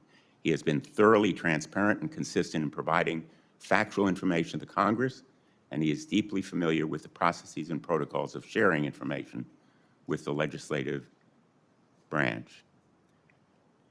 And then referring to the chairman, this years-long public crusade against Dr. Fauci makes one thing clear. This is not a serious effort to seek information from Dr. Fauci. in a transcribed interview for a valid legislative purpose, you are single-mindedly fixated on Dr. Fauci, seeing Dr. Fauci prosecuted for imaginary crimes, and you are so invested in that outcome that you have created a personal brand around it. Those are the words of his attorney, and he cites as well the statements of the chairman, which indicate a clear intent that the result of this proceeding be a prosecution. Quote, "The power of some of us must be used for good, like putting Fauci in jail." That's from December 23, 2025. I want to give him a subpoena and a jail cell, also from December of 2025. The first was 2024. Those kinds of statements by the chairman of a committee in tweets certainly provide a well-founded fear that the proceeding underway is simply an effort to trap Dr. Fauci in some kind of criminal wrongdoing. That is not the purpose of a congressional hearing, not the valid purpose of a congressional hearing. During some of the dark days in this body, under Senator Joe McCarthy, it became standard operating procedure to seek that kind of prosecutorial objective. We should not be part of a rerun of that kind of effort. This attempt to rebrand one of the most challenging times in our nation's history is a short-sighted act of desperation that will leave us less prepared for the next pandemic. It is an insult to the memory of more than 1 million Americans who died from COVID-19. If there are valid scientific questions about the origins of this pandemic, COVID-19, about the kinds of steps that were taken to counter it, about the need for more preparation, they should certainly be addressed, but not in a show trial, not as part of a continuing vendetta against a single individual. And unfortunately, I fear that is what we are seeing today. America deserves better. Thank you, Mr. Chairman. In no courtroom in America can you have your witness plead the Fifth Amendment, and then your attorney gets to testify. That's what that letter is. The attorney's complaining and testifying, saying, he didn't do it, the prosecution's unfair. You don't get to do that. That's one thing you give up when you take the Fifth Amendment. You say, I'm not going to testify. I'm not going to give you any information. You don't then get to put your lawyer forward to justify it. He can do it in the press, but you can't come and testify. He was not invited to testify, and he was out of order, and it was appropriate to have him ejected. Senator.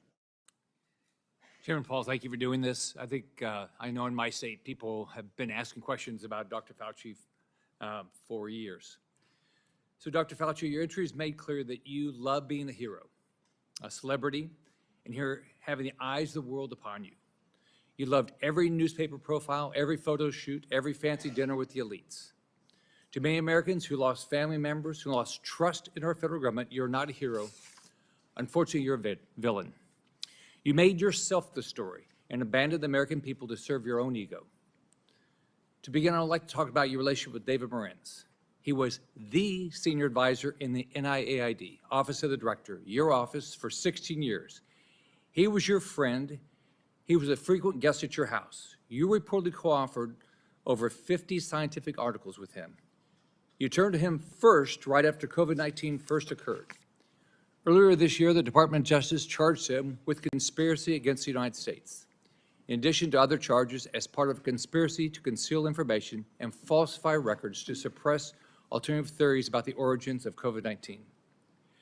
Now, you've publicly kicked this man to the curb, saying, Dr. Morenz was not an advisor to me on institute policy or other substantive issues. So let's start with the use of personal Gmail accounts and Dave Moran's relationship with Peter Daszak. Dave Moran tells Peter Daszak, President of Equal Alliance, and you've got this in front of you, it's Exhibit 1, and it's already in the record as part of this. It says, quote, P.S. I forgot to say that there's no worry about FOIA. I can either send stuff to Tony on his private Gmail or hand it to him at work or as house. He is too smart to let colleagues send him stuff that could cause trouble. Dr. Fauci, did Dr. Moran's relationship with Peter Daszak concern you? Yes or no? On the advice of counsel, I respectfully decline to answer based upon my rights under the Fifth Amendment to the Constitution. Did Dave Moran ever bring documents to your house? On the advice of counsel, I respectfully decline to answer based upon my rights under the Fifth Amendment to the Constitution. Did you ever receive a text about your work at NIAID to your personal cell phone? On the advice of counsel, I respectfully decline to answer based upon my rights under the Fifth Amendment to the Constitution. Did any text about your work at NID that went to your personal cell phone ever become part of federal records? On the advice of counsel, I respectfully decline to answer based upon my rights under the Fifth Amendment to the Constitution. Did you maintain a personal email account while serving as director? On the advice of counsel, I respectfully decline to answer based upon my rights under the Fifth Amendment to the Constitution. Did you ever receive work-related communications on that Gmail account from David Moran's? On the advice of counsel, I respectfully decline to answer based upon my rights under the Fifth Amendment to the Constitution. Did you preserve any work-related communications on that Gmail account from David Moran's? On the advice of counsel, I respectfully decline to answer based upon my rights under the Fifth Amendment to the Constitution. Did David Moran's ever provide you with documents outside of those two ways that would violate NIH policy for FOIA compliance? On the advice of counsel, I respectfully decline to answer based upon my rights under the Fifth Amendment to the Constitution. Now let's look at two other communications. You emailed Dave Moran's on January 26, 2020, quote, "It is important that I speak with you tonight. Please call me at home." This is part of Exhibit 2 that you have in front of you. This email is sent the same day, the exact same day you write in an internal document, quote, "Now we know the market was not the source, it was the amplifier," unquote. Would you call the origins of COVID-19 a substantive issue?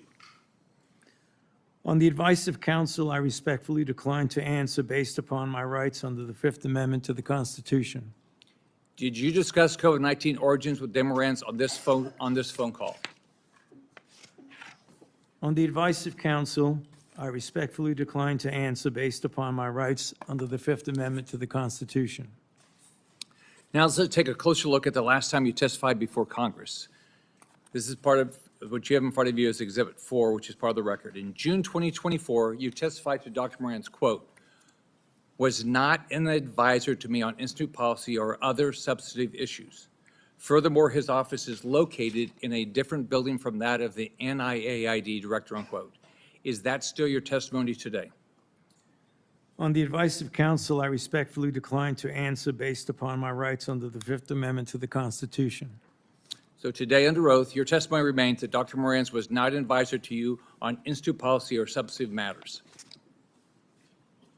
On the advice of counsel, I respectfully decline to answer based upon my rights under the Fifth Amendment to the Constitution. Now, I've got Exhibit 5, which you have in front of you. On October 24, 2021, David Moran's texted you to provide information about and advocate for the controversial EcoHealth Alliance grant. You thank him and tell him that you will check the information. Would you agree that this shows an advisory relationship between David Moran's and yourself? On the advice of counsel, I respectfully decline to answer based upon my rights under the Fifth Amendment to the Constitution. Would you agree that you two were discussing a substantive issue? On the advice of counsel, I respectfully decline to answer based upon my rights under the Fifth Amendment to the Constitution. If documentary evidence establishes that Dr. Moran's advised you regarding EcoHealth Alliance, COVID origins, or grant policy, then your June 2024 testimony would have been inaccurate, correct? On the advice of counsel, I respectfully decline to answer based upon my rights under the Fifth Amendment to the Constitution. Is there any document in your possession today that would contradict your prior congressional testimony? On the advice of counsel, I respectfully decline to answer based upon my rights under the Fifth Amendment to the Constitution. Have you deleted, destroyed, or instructed anyone to destroy records after learning Congress is investigating these matters? On the advice of counsel, I respectfully decline to answer based upon my rights under the Fifth Amendment to the Constitution. Are you aware of anyone who did? On the advice of counsel, I respectfully decline to answer based upon my rights under the Fifth Amendment to the Constitution. As you know, Dr. Morantz now faces charges related to destroying records while you distance yourself from him. Is that fair to a decades-long friend? On the advice of counsel, I respectfully decline to answer based upon my rights under the Fifth Amendment to the Constitution. When is the last time you spoke to him? On the advice of counsel, I respectfully decline to answer based upon my rights under the Fifth Amendment to the Constitution. In hindsight, are you disappointed how you handled COVID? Do you have any regrets? On the advice of counsel, I respectfully decline to answer based upon my rights under the Fifth Amendment to the Constitution. Dr. Fauci, I want to close with this. Here's how you impacted my family and people close to me. I have daughters with children. You can't imagine the questions they had around vaccines for their kids and themselves, and the pressure, the unbelievable pressure to make the right decision for their health. I can tell you pregnant women who worked with me were so scared because every time they went to the doctor, they were told something different about taking the vaccine, and you caused this. Imagine being a mom trying to protect their kids, or an expectant mother trying to figure out what to do. Every 3 weeks, a doctor tells you a new set of guidance on a vaccine. The haphazard information you released and pushed on the American people with little research is appalling, and why there's so much distrust in our institutions today. That trust is crucial to public health, and you, more than any person or event in my lifetime, have destroyed that trust for millions of Americans. You lied to hundreds of millions of people amid the worst public health crisis in a century. You failed to follow your own guidance. You forced people to watch their loved ones die alone over the phone. It's disgusting. You destroyed the federal government's credibility when it comes to public health. We have entire generations of Americans who, rightfully so, do not trust our institution to keep people safe because of you. This has destroyed decades of progress and lifetimes of work because you wanted to fuel your own ego and be the center of attention. What would you do differently knowing what you know today, Dr. Fauci? On the advice of counsel, I respectfully decline to answer based upon my rights under the Fifth Amendment to the Constitution.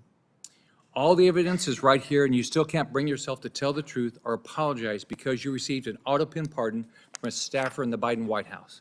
If we have another pandemic tomorrow, millions could die because of what you did to make Americans lose trust in their government when it comes to medicine and health care.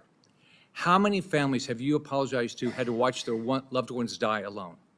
You breached public trust, and now you're hiding behind a fraudulent pardon. Your legacy will not be as a man that saved America from COVID, but as a man who destroyed the public trust in America's public health institutions in exchange for 5 minutes of fame. This is how history will remember you. I yield back. Senator Kim.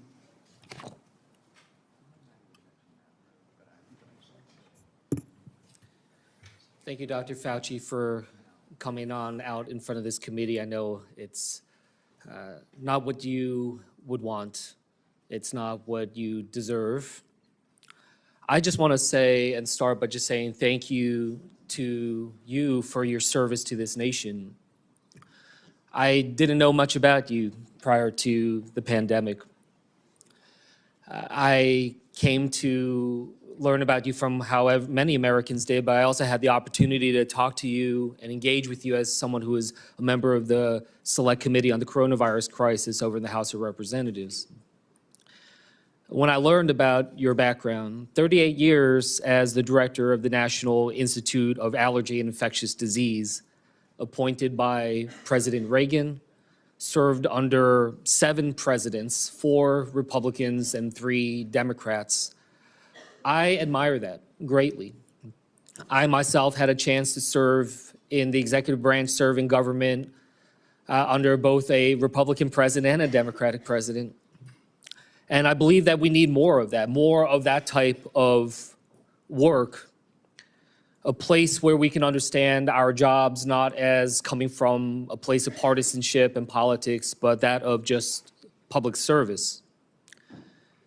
And right now, I feel the hyperpartisanship growing in this country in dangerous ways. I feel it much more present here on the Hill than I did back when I served as a nonpartisan career public servant at the State Department. And I worry about it. I worry about what kind of trajectory we're on as a country and what this causes when it comes next for public service and those willing to step up for our nation. And it's not just in the attacks, but we see it brought out with the cuts to funding, to the firing of federal workers, to the demonization of their motivations, people calling our public servants criminals, thinking that they are there solely to undermine others that are trying to engage. I look at it right now.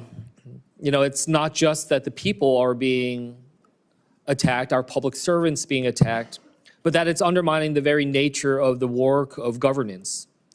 You know, these cuts to HHS funding, to NIH funding, to the grants, cuts to the researchers doing the critical work to find cures and medicines. These firing, these cuts, they're creating a chilling effect, honestly, a chilling effect for the next generation of people who might consider stepping up to serve our nation, to be the next generation of researchers who now are wondering whether or not this is the right thing for them to do at a time when they see some of their colleagues or those that they looked up to being attacked, their funding being cut. Researchers that I talk to who are now either leaving the country or considering leaving the country to do their work because of the sheer unpredictability of America. That this nation so great, so powerful has now been crippled with this sense of unpredictability and unreliability. That is not the type of country that I hope we strive to be. I've raised this because these attacks upon Dr. Fauci, it's not just about him. It's sending signals to others who are thinking about serving our country, our scientists, our doctors, our healthcare professionals, our researchers. Trying to show to them that if you don't get in line with the politics, that you will also potentially be subject to attacks.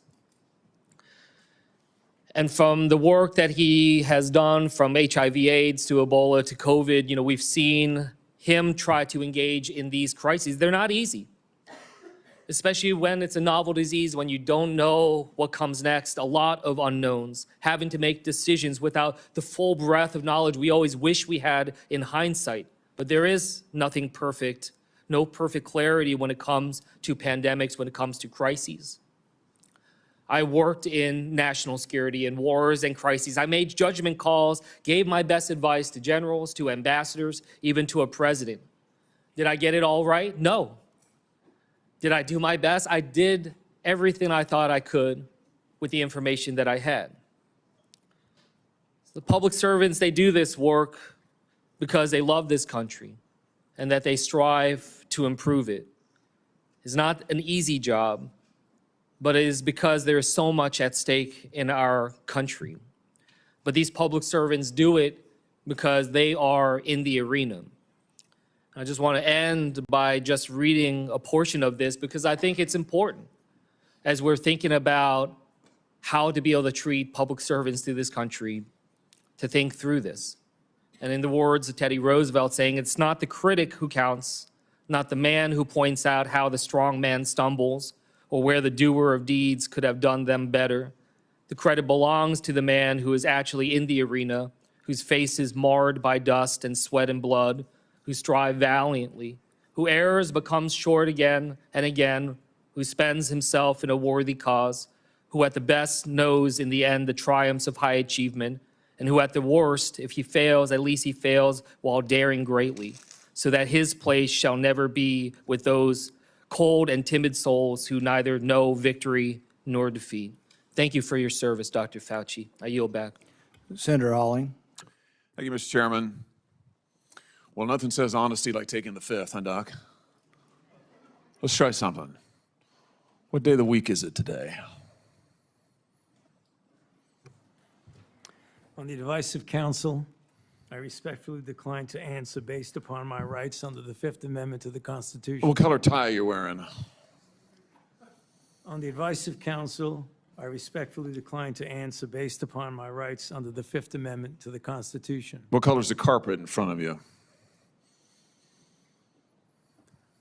On the advice of counsel, I respectfully decline to answer based upon my rights under the Fifth Amendment to the Constitution. Let's just get one thing straight. You don't have any rights under the Fifth Amendment because you've been pardoned, as you very well know.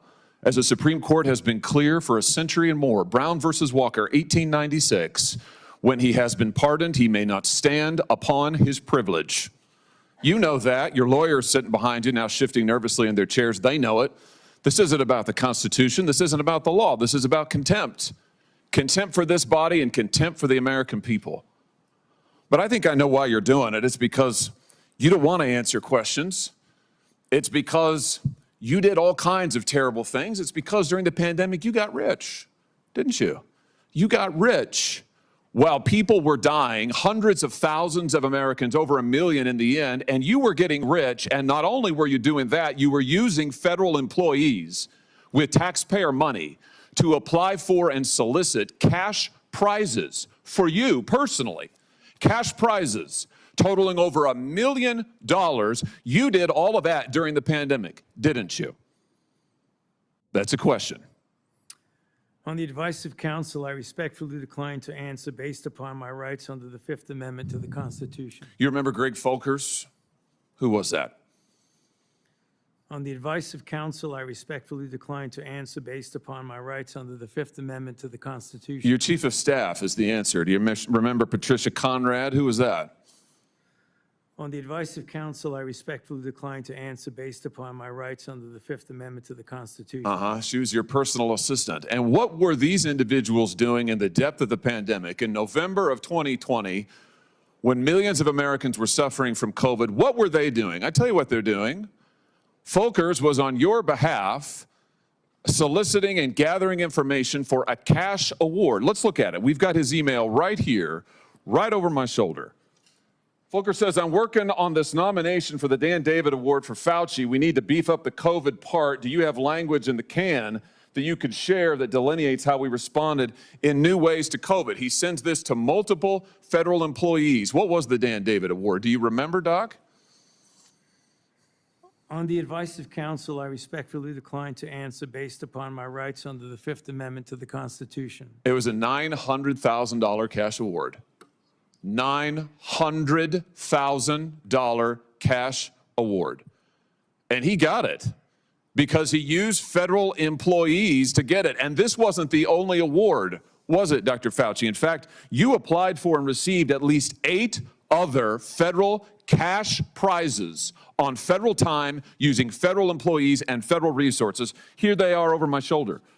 Besides the Dan David Award, you've got the Partnership for Public Service, you've got the Adelson Prize, you've got the Smithsonian Award, you've got the National Academy of Medicine's Award, you've got the CDC Foundation. In fact, you turned your staff into a full-time application machine. You actually wrote to people and said, do you think maybe I'd qualify? And you got cash for all of this. And it wasn't just 1 or 2 employees, was it? In fact, you used 8 separate federal employees on federal time using federal resources to solicit cash awards. Isn't that true? On the advice of counsel, I respectfully decline to answer based upon my rights under the Fifth Amendment to the Constitution. Here they are right over my shoulder. Here's all of them. The people that you use, federal employees, so that you could go and get cash money.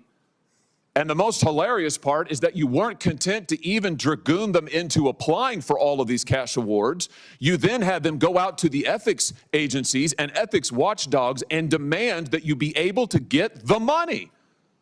That's right. We've got it in your emails.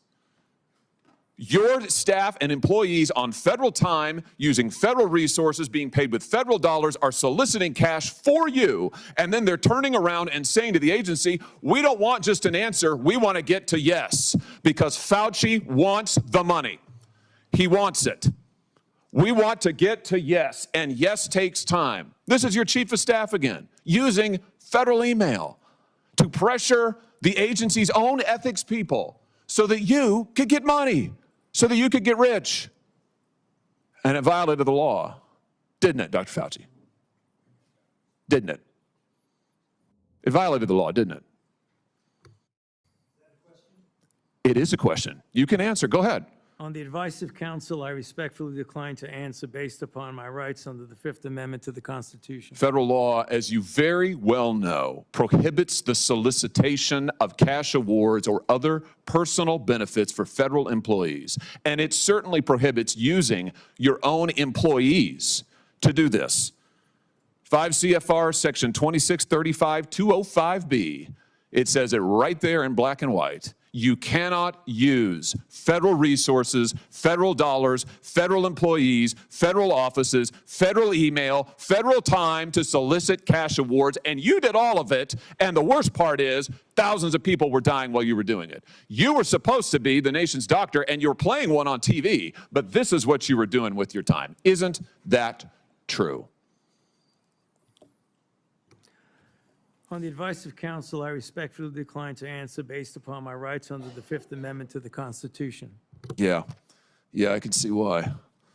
I can certainly see why. You know what I can't quite figure out is that why you were so obsessed with it, because you're already rich. I mean, and your scheme worked here. I mean, your net worth now is north of $12 million. You got over $1 million in cash awards during COVID, during a 12-month, 24-month span during COVID. $1 million you knocked down in cash money using federal resources. Now you're worth more than $12 million. You've got a pension that in its first year paid out north of $400,000 a year. 1 million people dead, you're getting rich. 1 million people dead, you're using federal employees to get cash awards for you. 1 million people dead, and you're here taking the fifth because you don't want to admit that what really happened in all that time was a multi-month, multi-year course of self-dealing. Isn't that true, Dr. Fauci? On the advice of counsel, I respectfully decline to answer based upon my rights under the Fifth Amendment to the Constitution. He's getting under his skin a little bit here. Keep going. I want that. You're damn right. I ordered the. What was that? What did Nicholson say in A Few Good Men? You're damn right I did, and I'll do it again. You want me on that wall? You need me on that wall. Keep getting under his skin. Come on, Josh. Yeah, well, silence is admission. And here's the real thing. At the end of the day, it wasn't just about the money, really, was it? It was really about a power trip. I mean, through all of this, you want to be the most famous scientist in the world. You were so focused on getting every award and every drop of cash that you could, all because you wanted to be on TV. You wanted to be the sun god of science. You wanted to be the guy who was in charge of it all. You wanted to lambast Trump. You wanted to make sure that nobody else stole your spotlight. You wanted to be the guy. You had time to sit for InStyle magazine. Here's what you were doing with your time. You could sit for InStyle magazine, but you can't answer questions for the American people. You could sit for InStyle magazine, but you're here taking the fifth. You could sit for InStyle magazine and get $1 million in cash awards, but now the cat's got your tongue. I bet he does. I tell you what, here's my conclusion from all of this.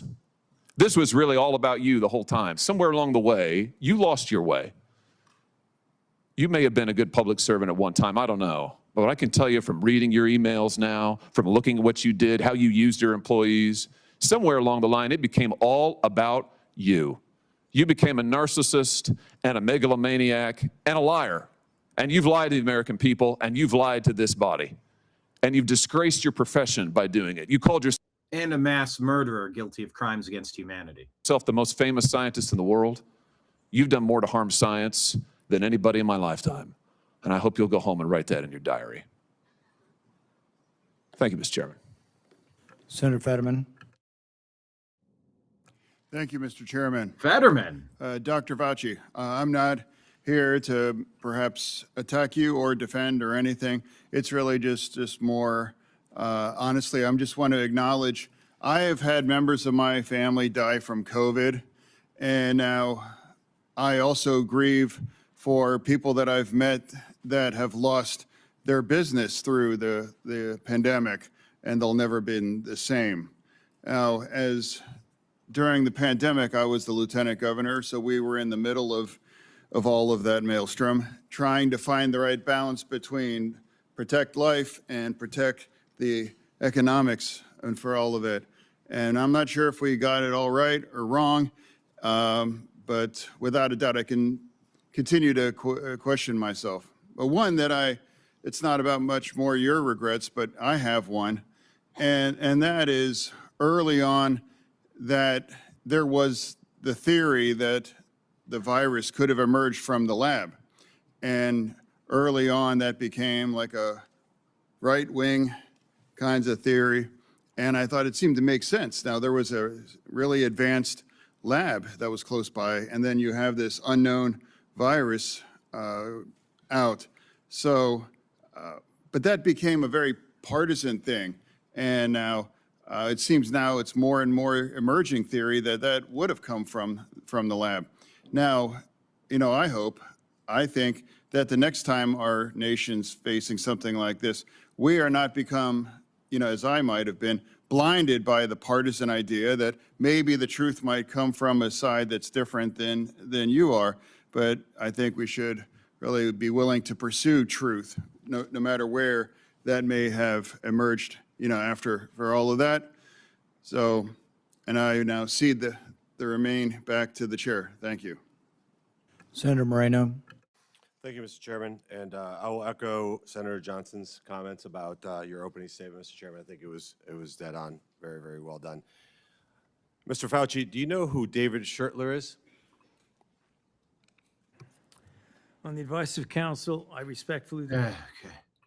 This just reminds me of something I'd played, except it would probably get flagged. This was Jon Stewart in 2021 on The Late Show with Stephen Colbert about the COVID-19 origins. Colbert asked, Stewart said science had helped ease the pandemic suffering, which was more than likely caused by science. Colbert asked if he meant that there was a chance it was created in a lab. A chance? Oh my God, there's a novel respiratory coronavirus overtaking Wuhan, China. What do we do? Oh, you know who we could ask? The Wuhan Novel Respiratory Coronavirus Lab. The disease is the same name as the lab. That's just a little too weird, don't you think? And then they ask the scientists, like, how did this happen? So wait a minute. You work at the Wuhan Respiratory Coronavirus Lab. How did this happen? And they're like, a pangolin kissed a turtle. Maybe a bat flew into the cloaca of a turkey and it sneezed into my chili, and now we all have coronavirus. Come on. Well, I think Colbert says something in between, and he says, oh my God. Okay, there's been an outbreak of chocolatey goodness near Hershey, Pennsylvania. What do you think happened? Oh, I don't know. Maybe a steam shovel mated with a cocoa bean. Or it's the fucking chocolate factory. Maybe that's it. First in studio post-pandemic episode. I just wanted to add that. And yeah, we like Bernie Moreno too. Decline to answer based upon my rights under the Fifth Amendment to the Constitution. Fifth Amendment of the Constitution. What does the Fifth Amendment of the Constitution say?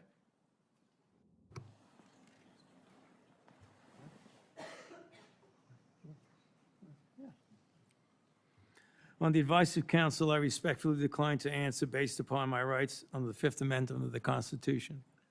No, I'm just asking you what it says. On the advice of counsel, I respectfully decline to answer based upon my rights under the Fifth Amendment to the Constitution. I'm going to give the Constitution to my aide. He'll bring it over to you so you can have it for future reference. I think it's something that every American should know what the Constitution says. Do you know who wrote the Fifth Amendment? On the advice of counsel, I respectfully decline to answer based upon my rights under the Fifth Amendment of the Constitution. So you're invoking a right that you don't know who wrote it or what it says. Is that correct? On the advice of counsel, I respectfully decline to answer based upon my rights under the Fifth Amendment to the Constitution. Wow. All right, let me tell you who David Schertler is for the audience, because he was ejected by the chairman. He's a high-profile criminal attorney. He's represented some really great people, like Senator Bob Menendez. Maybe that's somebody who my Democrat colleagues may remember took gold bars as bribes from the Egyptians. And there's an article here in the Washington Free Beacon that talks about why you would hire a guy like Deborah Schertler, and the comment is, if you're in deep shit, that's who you call. Do you feel like you're in deep shit? On the advice of counsel, I respectfully decline to answer based upon my rights under the Fifth Amendment to the Constitution. Clearly, what you think today is that somehow you're above reproach. Somehow you feel like you Hawley and Moreno have him squirming now. Keep pushing. don't need to be treated like a normal American.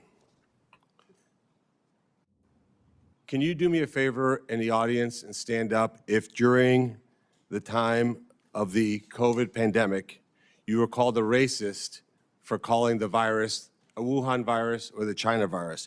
If you thought the 6-foot rule was total crap, if you thought the vaccine wasn't something that you should take, if you thought it was outrageous the way the mask policy was rolled out, if you were fired from your job for not taking that vaccine, including members of the military, if you thought closing schools was catastrophically stupid, and that you thought that during these times saying these things made you somehow a lesser human being.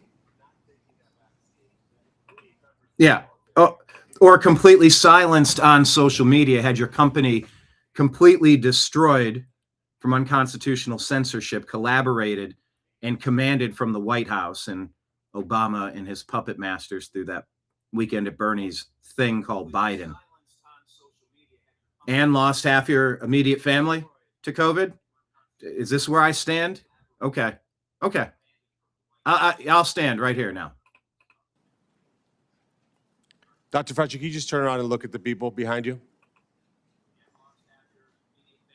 You're not willing to do that? That's not a question. It's not a question. To your lawyer, it's not a question. It's a request.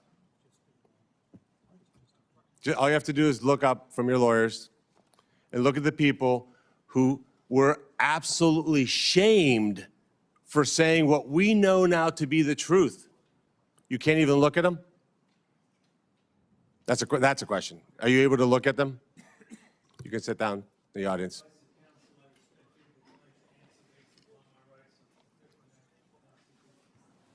There was a mom in Ohio during the depth of the coronavirus pandemic, decided to go to her high school football game for her son. They hadn't been out much. The kids had been learning at school, and then the school got shut down. They hadn't really gotten much out of that education. As any parent knew, that remote learning was no learning at all. But it was a Friday night. Her son wanted to go watch a buddy go play football. So they went to the stadium. They sat alone, far from everybody else, just a mom, a dad, a few kids. They didn't feel they needed to wear masks because it was stupid, because they were outside. They all live together. They're not near anybody. Dr. Fauci, do you know what happened to that mom and that family? That's a question. On the advice of counsel, I respectfully decline to answer based upon my rights under the Fifth Amendment to the Constitution.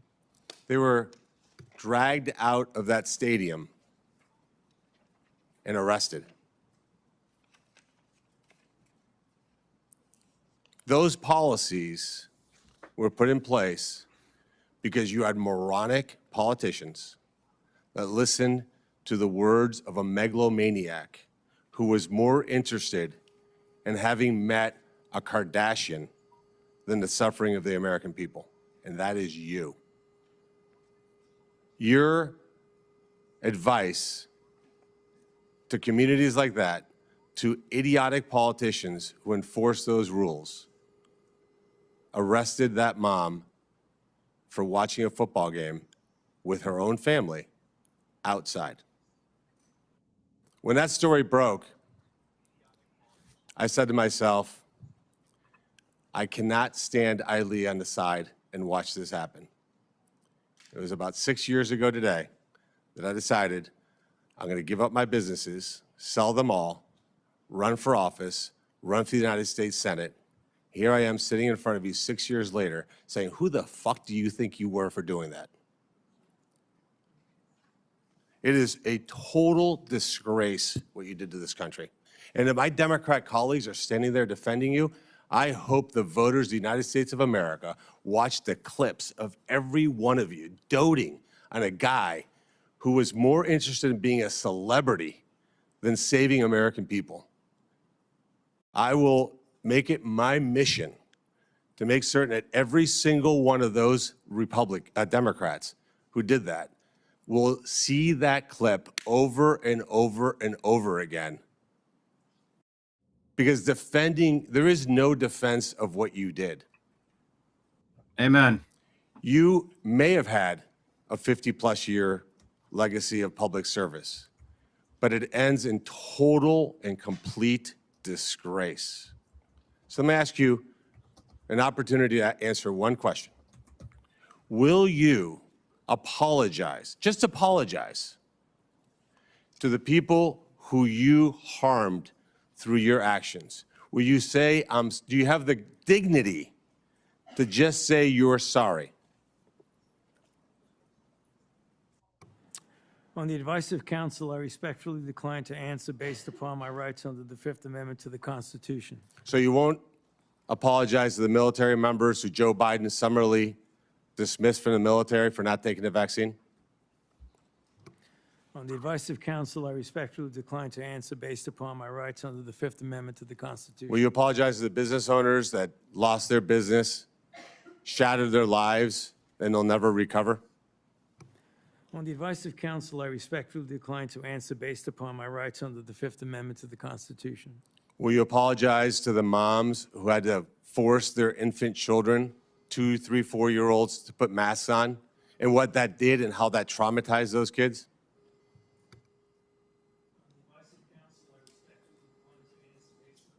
Under the Fifth Amendment to the Constitution. Will you apologize to the family members of the people who died because they took your advice and not only got the first vaccine, but the 5, 6 other boosters that they did not need?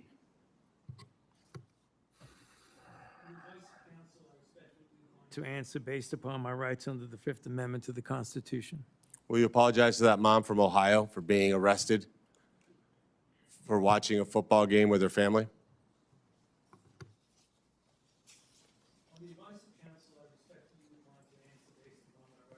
Fifth Amendment to the Constitution.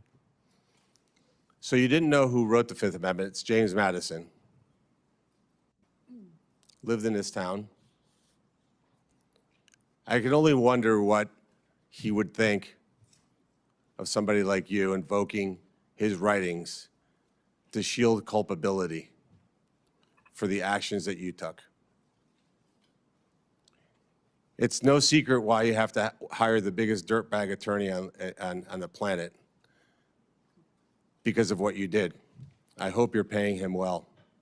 And I hope that one way or the other, somewhere, sometime, you answer for your crimes. Senator Ernst. The next. Thank you, Mr. Chairman, for holding this important hearing today. Dr. Fauci, Americans haven't forgotten the tragic stories of people who lost loved ones during COVID and those that were denied. I'm going to play this at sped up time so I can get caught up on the pauses. A chance to say goodbye to their family members that were in hospitals or residing in nursing homes because of the COVID-19 protocols. Americans haven't forgotten the mandates, the adverse reactions to vaccines, the government misinformation, social media censorship, hotlines to tattle on their neighbors, the forced school closures. Sorry, Ashley Moody is a Republican. Despite the glasses and the quick glance going, oh, here's a lib that's going to run cover for Fauci. No, she's one of the good people. We're going to hear it all. The tragic rise in suicides or those businesses that were forced to close during lockdowns.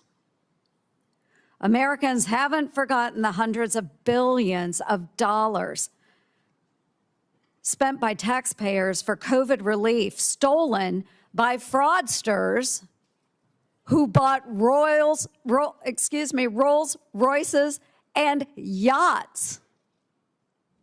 These were taxpayer dollars. Americans have lost trust in science and government after the COVID response, trust which will be incredibly difficult for us to gain back. Dr. Fauci, you said that the science was evolving and that your recommendations evolved with it. But Americans remember you as the public face of the coronavirus response. As one of the nation's most trusted voices, you urged policies you said were absolutely necessary, even when those policies came at an enormous human and economic cost. And Americans deserve answers about reports that you may have worked with others to pressure the president into adopting the slow the spread strategy, and why you later sought an unconditional pardon for crimes you may have committed dating back to 2014. Dr. Fauci, in 2022, you had a taxpayer-funded salary of $480,000 a year. You were, in fact, the highest paid federal employee in the entire federal government, even making more than the NIH director and the President of the United States. According to now public documents, that was due in large part to your work on biodefense. Unreported is how NIAID spent over $1 billion from 2009 to 2026 in biodefense and influenza federal contracts and subcontracts. My office uncovered records on usaspending.gov that show from 2015 to 2020, NIAID paid out $515,418 in subcontracts to Harbin Veterinary Institute in Harbin, China, including $100,000 a few days after it opened a BSL-4 biolab in 2018. That very same institute was criticized for doing gain-of-function bird flu research in 2013. And yet you were funding them for years after that, sending U.S. taxpayer dollars to China.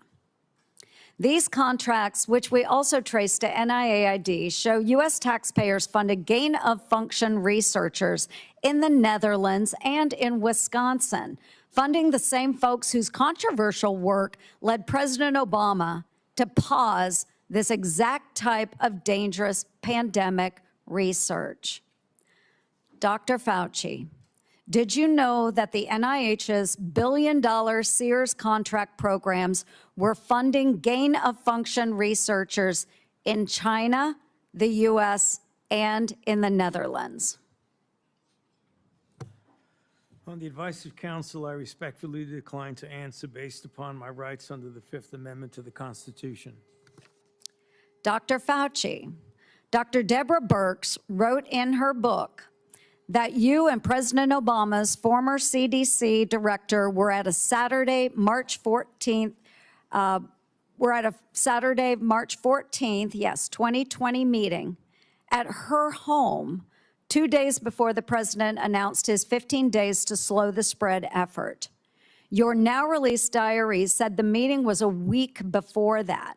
Dr. Birx said you all were trying to trap the president into having no other options. She wrote, your plan was to, quote, block any of the president's escape routes. So, quote, he'd have no choice but to agree to our flatten the curve measures. Yes or no, Dr. Fauci, did you try to block or trap President Trump into the slow the spread, flatten the curve measures in March 2020? On the advice of counsel, I respectfully decline to answer based upon my rights under the Fifth Amendment to the Constitution. When the COVID-19 virus broke out in Wuhan, China, you, Dr. Fauci, knew pretty much right away that NIH had funded Chinese labs, including those doing coronavirus research. There's email traffic from early January 2020 where your staff was flagging for you that NIH funded coronavirus research at the Wuhan lab through EcoHealth Alliance. Yet few Americans knew we funded the Wuhan lab because the funding went through a sub-award and was not reported to the public database like usaspending.gov as it should have been. Also, EcoHealth violated federal law by failing to report in its research papers how much taxpayer funding it spent on that research. At my request, the Government Accountability Office helped track down that $1.4 million of U.S. taxpayer money that was sent to the Wuhan Institute of Virology, both by you, Dr. Fauci, and through USAID. But first, it passed through EcoHealth Alliance, which I helped to get defunded through the NDAA. Dr. Fauci, did you intentionally use subaward funding to obscure NIH funding of Chinese biolabs and coronavirus research? On the advice of counsel, I respectfully decline to answer based upon my rights under the Fifth Amendment to the Constitution. NIAID awarded multi-million-dollar grants to a number of scientists shortly after they wrote publicly in the Proximal Origins paper that the COVID virus likely came from nature. Though documents Chairman Paul released last week show in private, those same scientists were much more open to the virus being from a lab. In 2023, Representative Jordan insinuated that you basically gave a $9 million bribe in the form of an NIH grant to NIH-funded virologists to say the virus likely was from nature. Dr. Fauci, yes or no, did you reward the Proximal Origin authors by giving them NIAID grants or contracts? I respectfully decline to answer based upon my rights under the Fifth Amendment to the Constitution.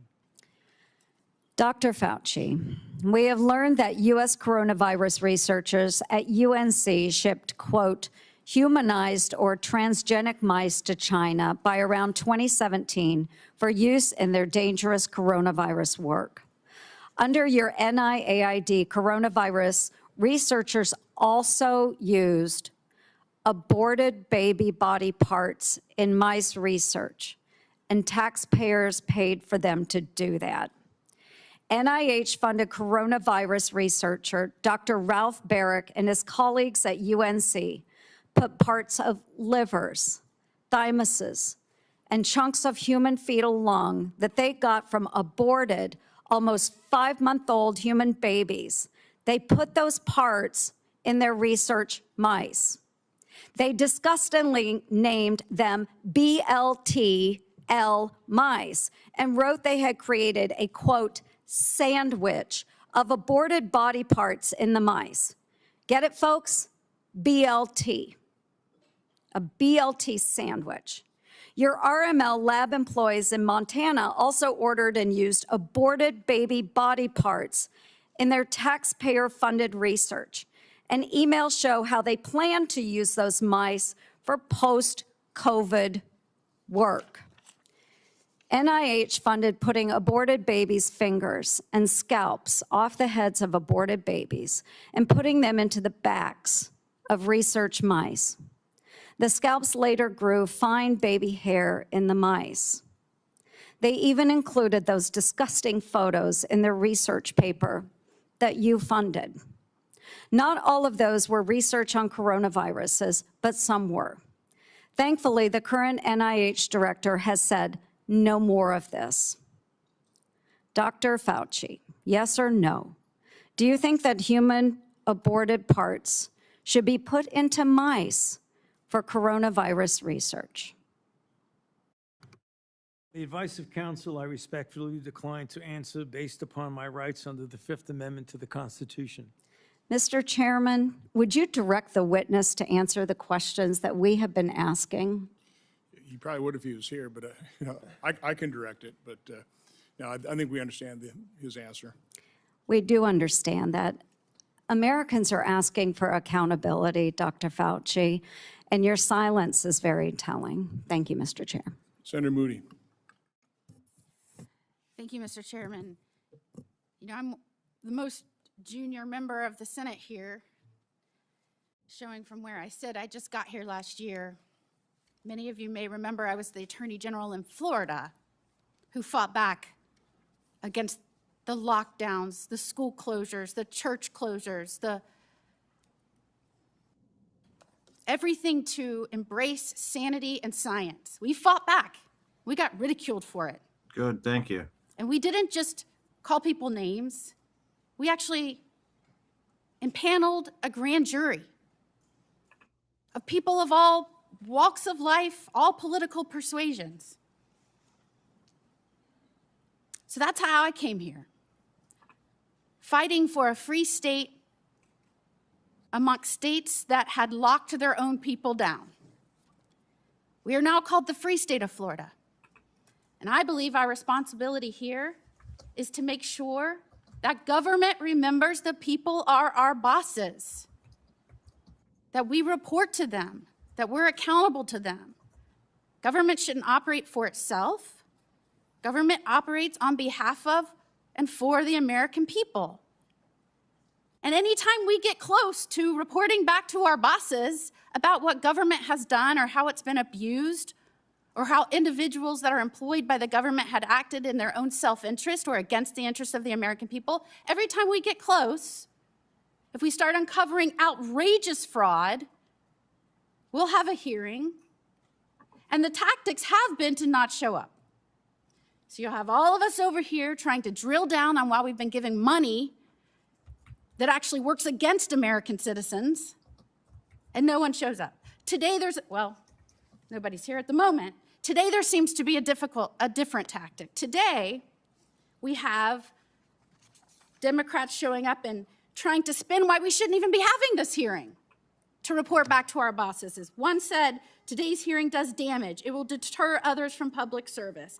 Another said, this hearing is designed to entrap you. Another said, one fell all over himself flattering you, thanking you for your service multiple times, quoting man in the arena. Another said that we are demeaning first responders. And today is a sad play in a repeated playbook. Or we're going after one man. I mean, all of their time was used on why we should not be having the hearing to report back to our bosses and give the people accountability.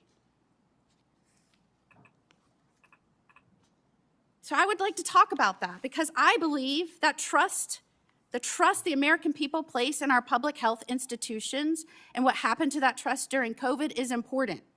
Because in a public health emergency, they are asked to make extraordinary sacrifices based on advice given to them by the government that is supposed to be working for them.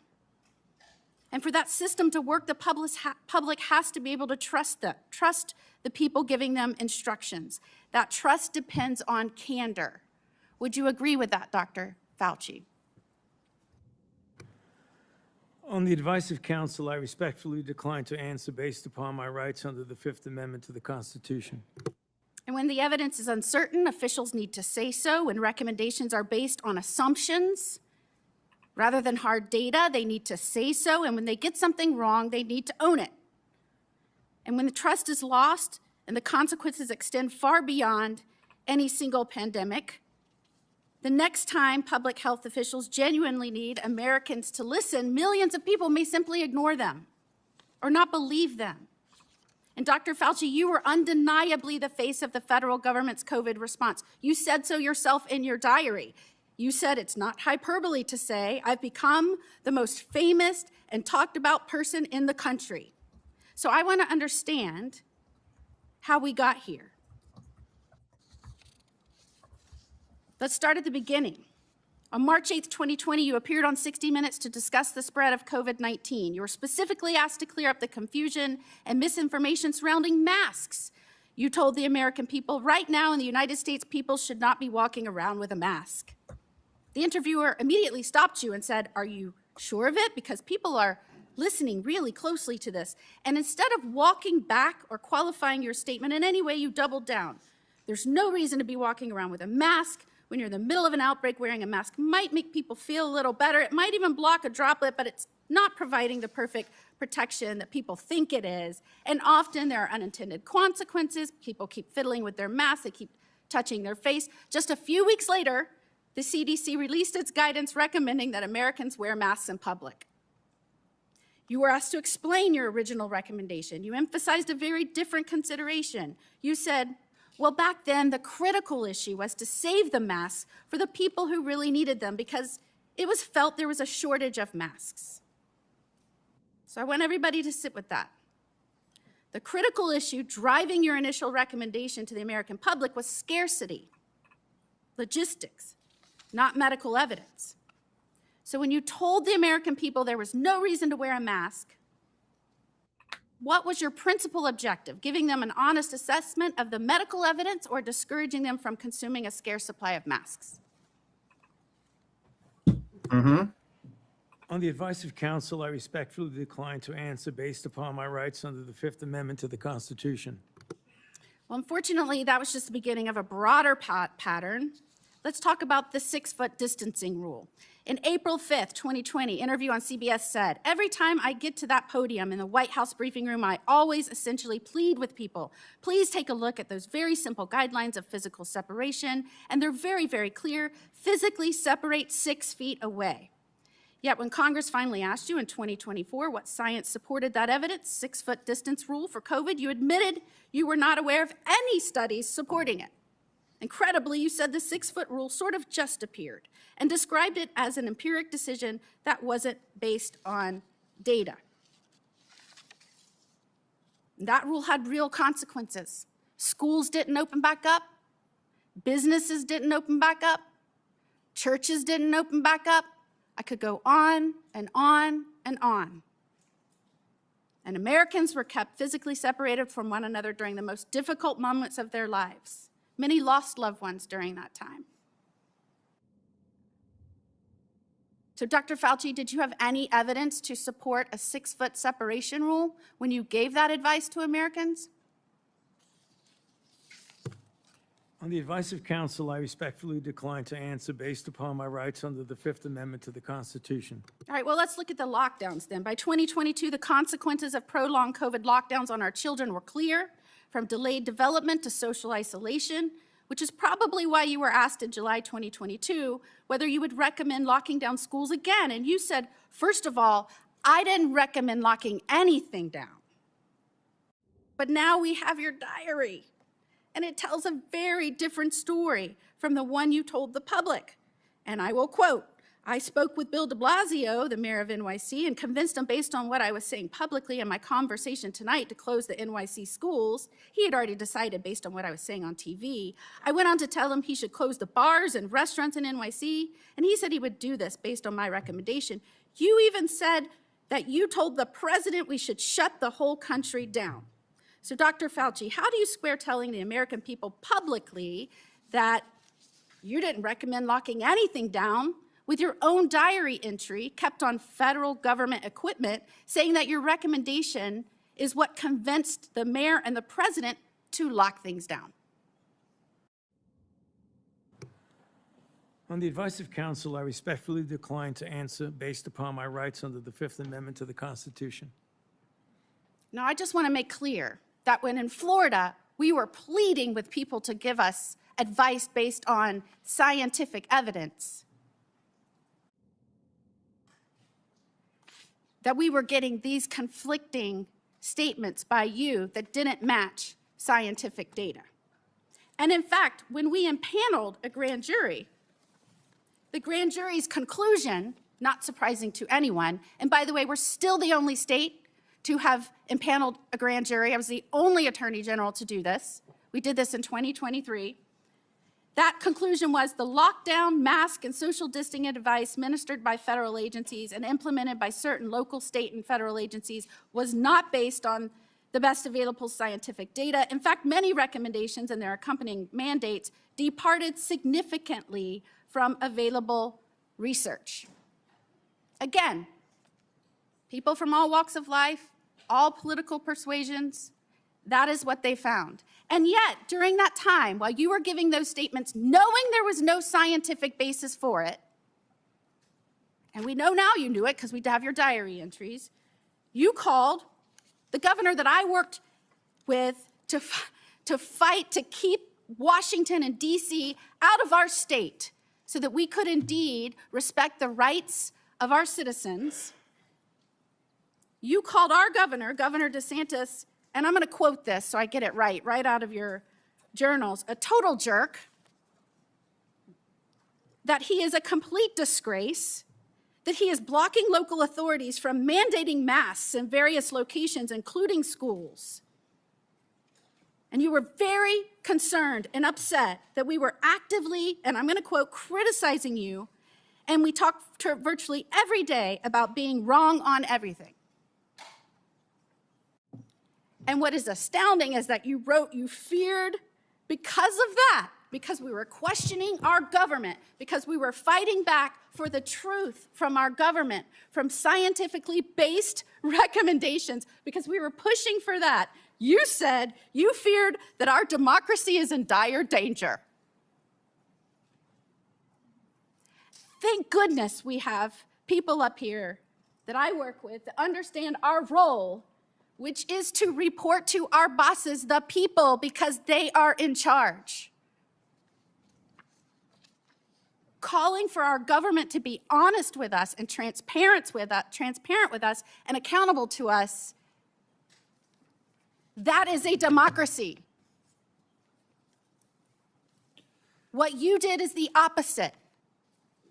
And I cannot believe I have to explain this to someone who represented our government and some of the most important issues for so long. And before I conclude, if I can just put up our pardon. This is the pardon you have heard so much about. And Dr. Fauci, the only other person that got a pardon like this, I believe, had a last name of Biden. This pardon goes back to, and if you'll see, January the 1st of 2014. Did you talk to President Biden and ask for this pardon? On the advice of counsel, I respectfully decline to answer based upon my rights under the Fifth Amendment to the Constitution. Who did you talk to in the White House about this pardon?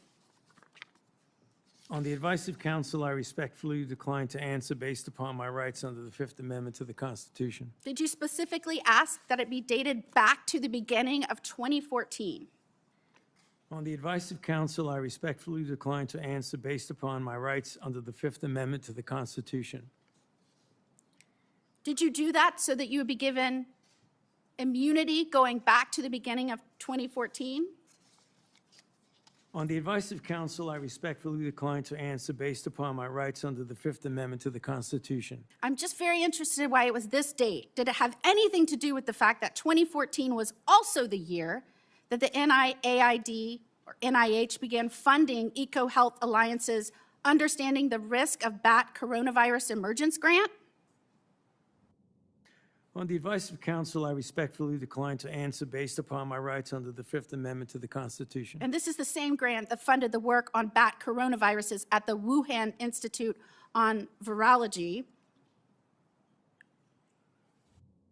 Millions of Americans are questioning what happened during COVID, why we were given misleading information, misleading advice, why you gave conflicting statements based on, I guess, how you were feeling that day. And Americans, rightfully, we lost over 1 million Americans. They should be insulted when the Democrats insult our chair that he's doing this because he is on an obsessive mission to go after one man. Could his obsessive mission be to find out why 1 million Americans died and who might be responsible for that and where that started? Could that be his mission, Dr. Fauci? On the advice of counsel, I respectfully decline to answer based upon my rights under the Fifth Amendment to the Constitution. And after everything we have just walked through, can you sit here today and tell the American people, our bosses, that you bear no responsibility for their collapse in trust of their government?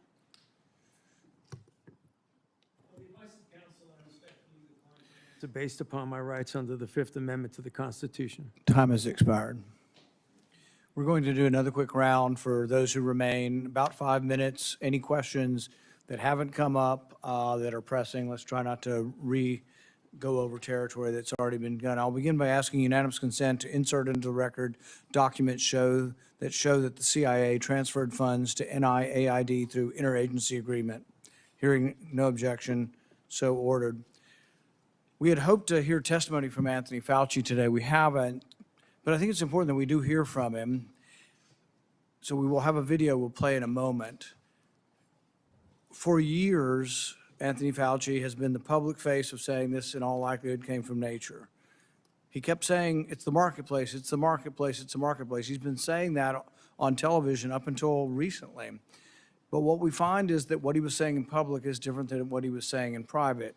In January, in private, he wrote that looks like the wet market was a super spreader event. It didn't originate there. We know that some of the earliest deaths and sickness came from somewhere else. But then for years and years, we got dishonesty. So let's play the video so we can see a little juxtaposition of the problem we're dealing with. Fauci's journal entries contradict what he said publicly about the origins of COVID-19. Fauci admitted in January 2020 that the initial outbreak of COVID did not occur at a wet market. Take a really good look at the animal-human interface and the fact that animals from the wild are being brought into wet markets. You have animals that come out of the wild that are sold at these open, what they call them, wet markets. Wet markets, where you bring animals in from the wild who have these viruses. The wet markets in Asia, where people bring animals from the forest into market. There are wet markets in Wuhan that are ample opportunity for a virus to jump from an animal. The origin was from a bat to an intermediate host to a human, very likely in a wet market. And those animals should not have been in the Wuhan market. They knew that those animals should not have been in the market, and they immediately cleaned out the market, put restrictions on the kinds of animals that come into these wet markets. I think they should shut down those things right away. I mean, it boggles my mind. So repeatedly saying in public something different than what he believed in private. Now this is interesting because, you know, the first SARS outbreak in 2003 was traced to a wet market, to animals there. But interestingly, they had evidence. They had evidence that the animals had the disease. They also had evidence that the handlers had a disproportionately high number of antibodies to the disease. So there was evidence, and the evidence was presented. So when this came out, the same thing happened again. They did look at the wet market. They looked at the wet market and tested, I think, 80,000 animals and didn't find any animals that had COVID-19. When they did find COVID-19 and trace samples there, they found that the DNA or the RNA was consistent with human spread. This was known not later on, didn't take years to develop, was known in January of 2020. And so Dr. Fauci says privately he knows it didn't come from the wet market, but as you saw, those were over a multi-year period. One of the other discussions I've had with Dr. Fauci over the years about natural immunity. So most infections, you get a degree of immunity, not perfect, some fairly perfect. Smallpox, you just don't get again. George Washington knew this. He had his wife get vaccinated, but he didn't because he'd already had smallpox. But there's one particular story that a man came up to me who'd lost his wife to COVID. He said, we all got it. We all got sick, and my wife ended up getting sick enough to go to the hospital. But we'd recovered 2 weeks. She was still alive. 2 to 3 weeks later, we'd all recovered, and they wouldn't let us be with her. And to this day, it's one of the saddest things. And it just, you know, I think all of us should think about this. They were not allowed to visit their mom. He wasn't allowed to visit his wife in the hospital. But based on this misunderstanding of natural immunity, that for some reason 2 weeks later they were a problem. But this was all promulgated by you. We had the workers in the the meat factories. They were essential. They had to keep working. Most of them got COVID. They got it in the first couple of weeks. Most of them were younger. The reassurance should have come from public health. The reassurance should have said, congratulations, you've recovered. it also should be acknowledged. What's the number one thing we can do if we get another pandemic? Before we have a vaccine, before we have monoclonal antibodies, it would be to utilize natural immunity.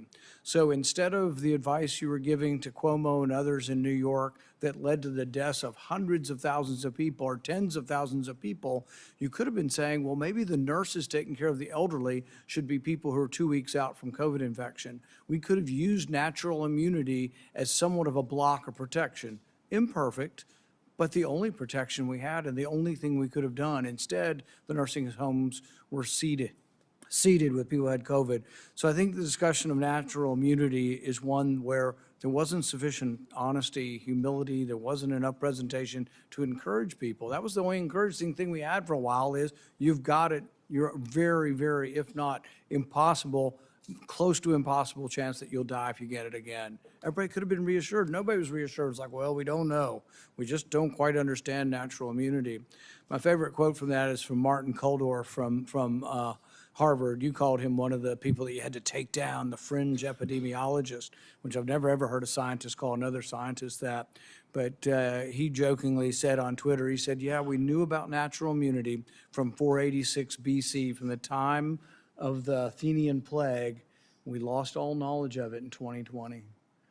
The good news is it's slowly coming back. 24 to 2025, we're beginning to understand what natural immunity is again. Not something perfect, but a useful tool that could have been used, but also something that could have helped people by telling the public, my goodness, you're not going to die now. You have a chance. If you've already had it and you're 85 years old and you're at risk for it and you're wanting to feed your wife and they're telling you to wear 4 masks and not be around your wife when you've already had it, it made no sense.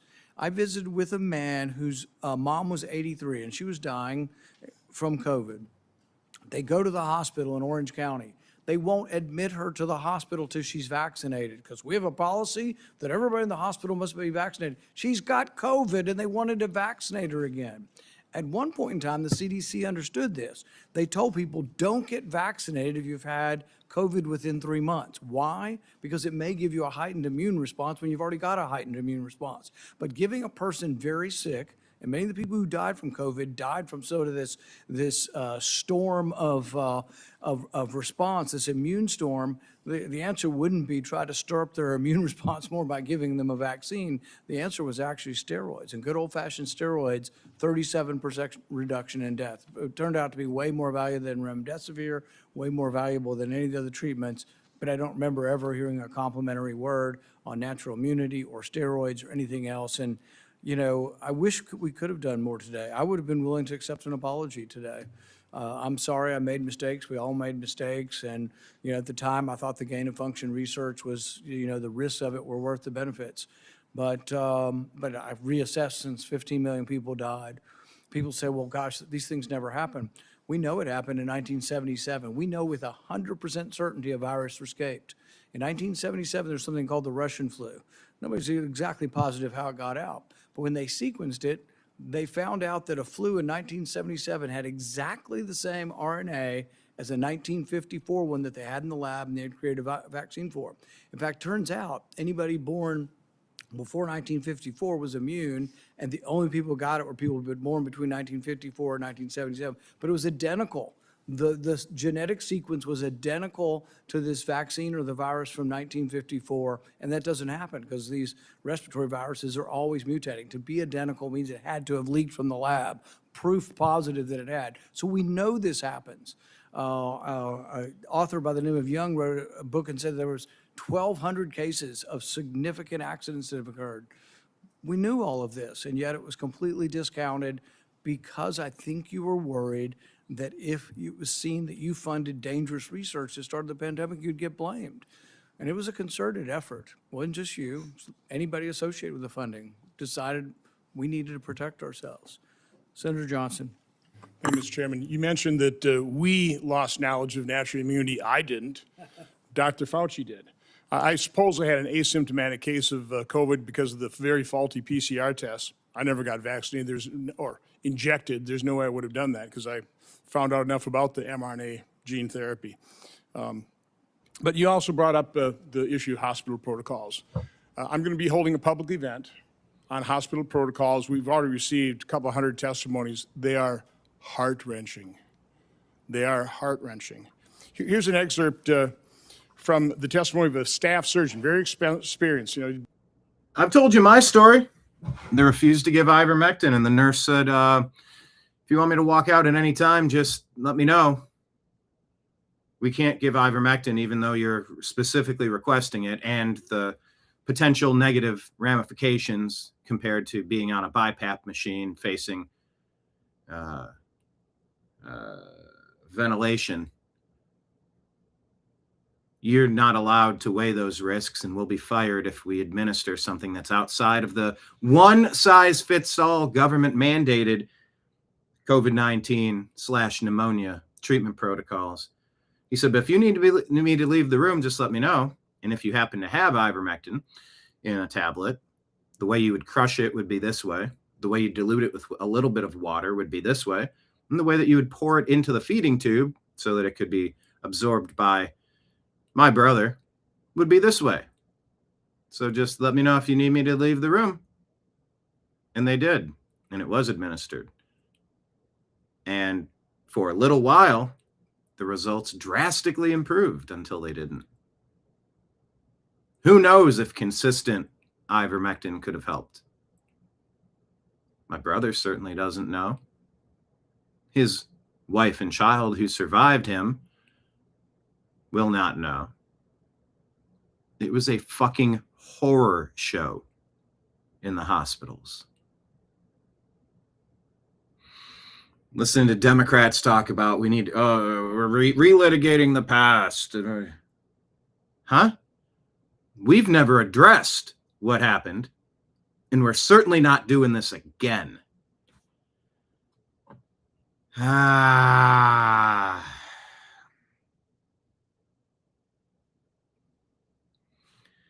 It's obviously a special episode today. We're coming up on the time we'd normally be broadcasting, so we're just going to keep rolling with this. When I find a dopey Democrat, I'll play it in 1.5 speed. This is still my job. I'm here bartending to you. If you want to drop something in the tip jar, please consider signing up to become a monthly subscriber on Patreon, Rumble, and YouTube. To drop a one-time Rumble rant tip or super chat tip, sign up so you can do that. It takes 3 minutes. And drop a digital tip, Rumble rant, or super chat in that way. Venmo and Cash App is my name, Brian Engelman, and PayPal, fuzzinstallment@yahoo.com. Scrolling at the bottom of the screen. I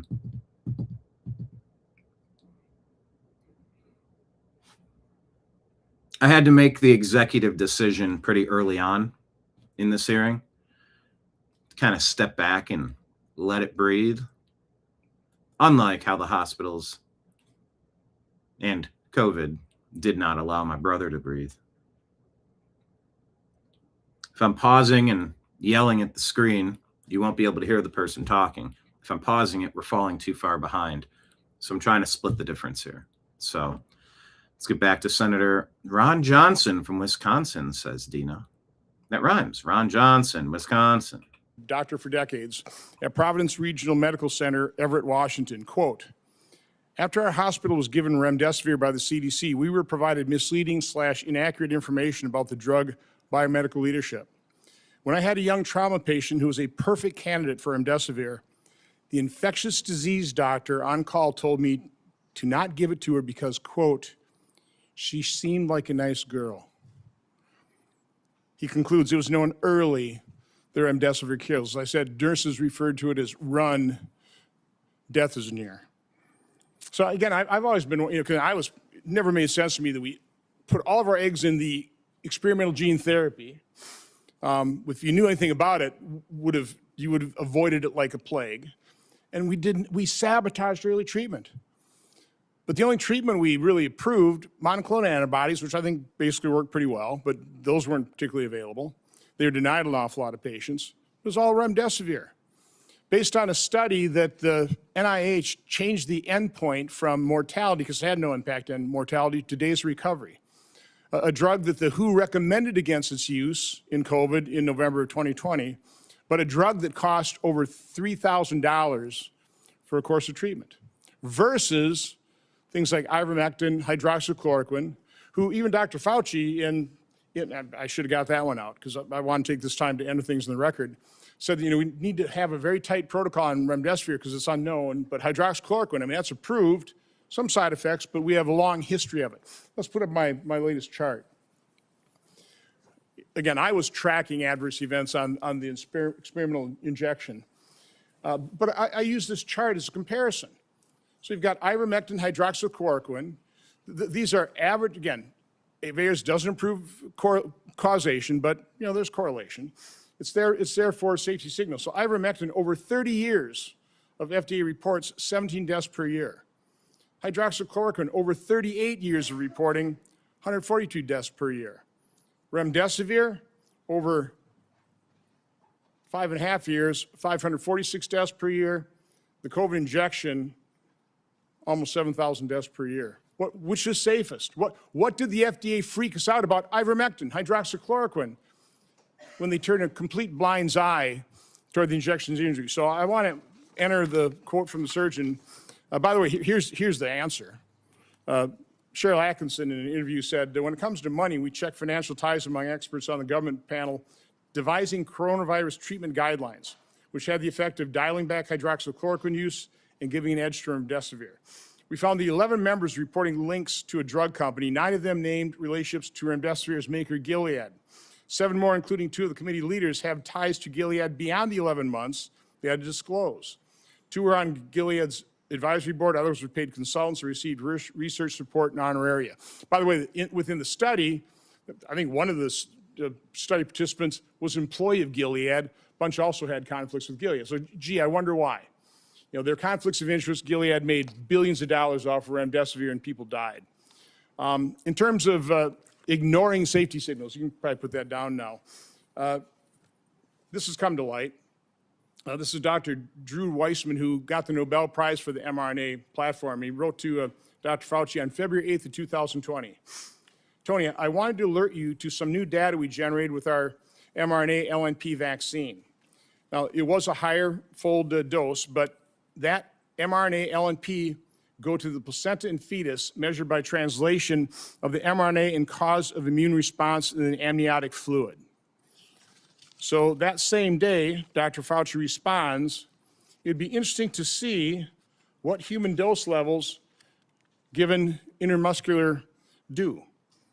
So about a month later, Dr. Weissman replies, he said, we still have some concerns over the data after they tested it at IM. Now, again, there's more documentation in terms of the FDA blew it off. It's like, don't worry about that. That was the whole thing. That's what Peter Marks did when he was shown that his algorithm was going to mask safety signals. The last thing I want to enter in the record here is, and I want to make the point, why is this important? That they buried the treatment of severely injection injured. The fact that we haven't acknowledged these injection injuries, these people can't get treatment. They're being gaslit by their doctors. So it's all in your head.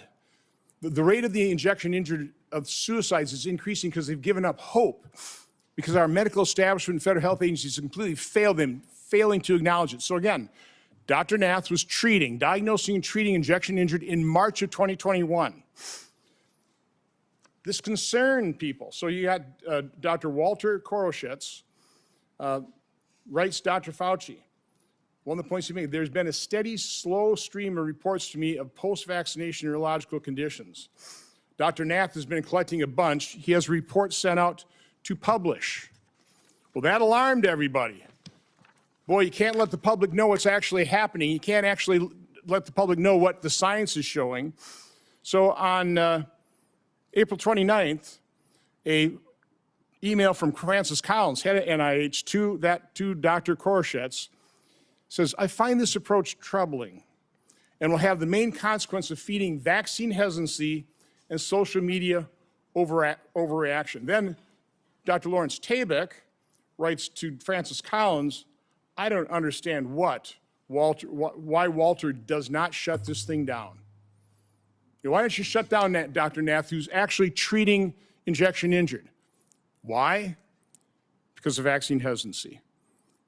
And because we haven't acknowledged that, and the reason I've been advocating for this is because I know the injection injured. I know people who lost loved ones within days of the injection. And we've turned our backs on them. They deserve acknowledgement. They deserve to be heard, seen, and believed so they can get treatment. I also know the doctors whose careers were destroyed because you denigrated things like ivermectin and denied ivermectin to people in hospitals who got their kidneys knocked out by the remdesivir but got put on ventilators, never got to hug their loved ones goodbye because of those hospital protocols. That's what your science did to people. So, Dr. Fauci, my only question is, based on your lack of testimony here today, based quite honestly on our investigation into the cover-up of safety signals and injection injuries, we have issued letters to a number of former FDA officials to come in for transcribed interviews. You will be getting a letter today asking for a volunteer transcribed interview. So I'd be asking, will you comply or will I have to subpoena you? On the advice of counsel, I respectfully decline to answer based upon my rights under the Fifth Amendment to the Constitution. Expecting a subpoena. Thank you.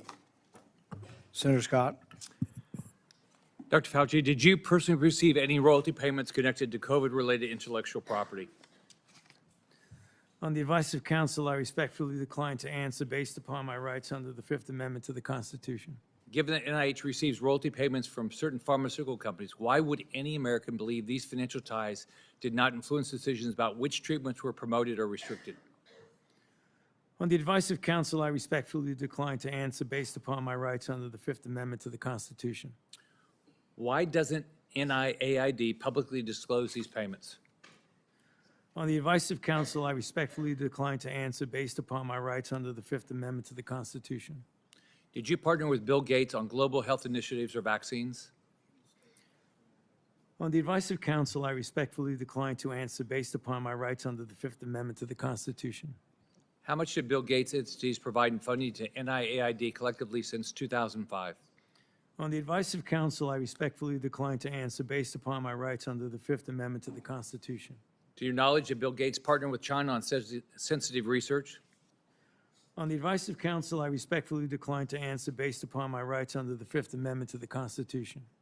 Specifically, dual-use research such as countermeasures or gain-of-function? On the advice of counsel, I respectfully decline to answer based upon my rights under the Fifth Amendment to the Constitution. Do you know if Bill Gates' entities partnered with U.S. government classified programs? On the advice of counsel, I respectfully decline to answer based upon my rights under the Fifth Amendment to the Constitution. Do you know if Bill Gates maintains an active national security clearance?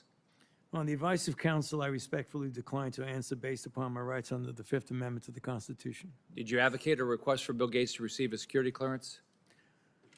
On the advice of counsel, I respectfully decline to answer based upon my rights under the Fifth Amendment to the Constitution.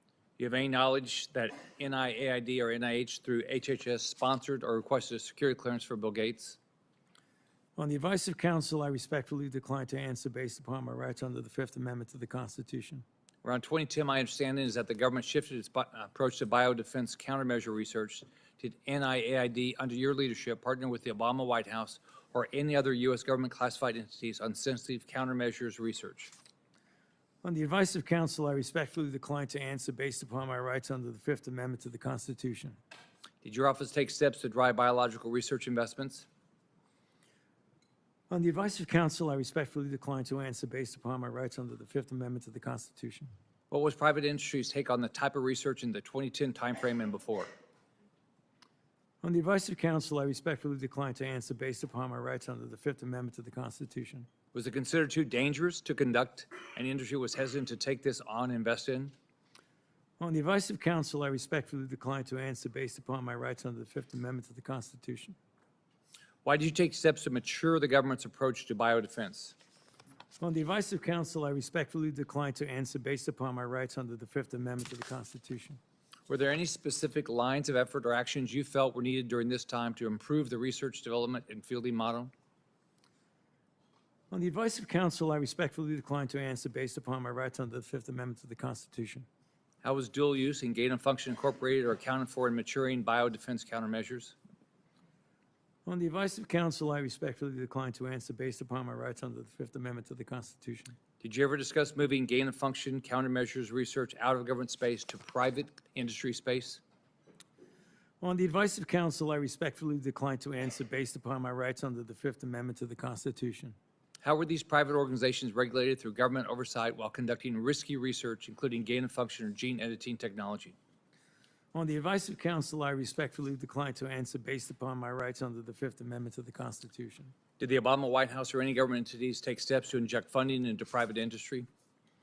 On the advice of counsel, I respectfully decline to answer based upon my rights under the Fifth Amendment to the Constitution. How do you ensure that our national security and public health is protected when private organizations work with foreign countries of concern and have the no government oversight, such as the Eco Health Alliance research grant you funded in a CCP military lab? On the advice of counsel, I respectfully decline to answer based upon my rights under the Fifth Amendment to the Constitution. Given the culture of the pay to play at NIAID, did you or anyone acting on your behalf make any payment or enter any arrangement in any way or fashion to secure influence the broad pardon you received from President Biden? On the advice of counsel, I respectfully decline to answer based upon my rights under the Fifth Amendment to the Constitution. Thank you, Mr. Chairman. I'd like to ask unanimous consent to enter into the record a letter from the Department of Energy that confirms during Anthony Fauci's tenure that Bill Gates was given Q security clearance from 2014 to 2021. Without objection, that will be entered into the record. I'd also ask unanimous consent to enter into the record the contents of the folder of authorities provided to Dr. Fauci, including the pardon.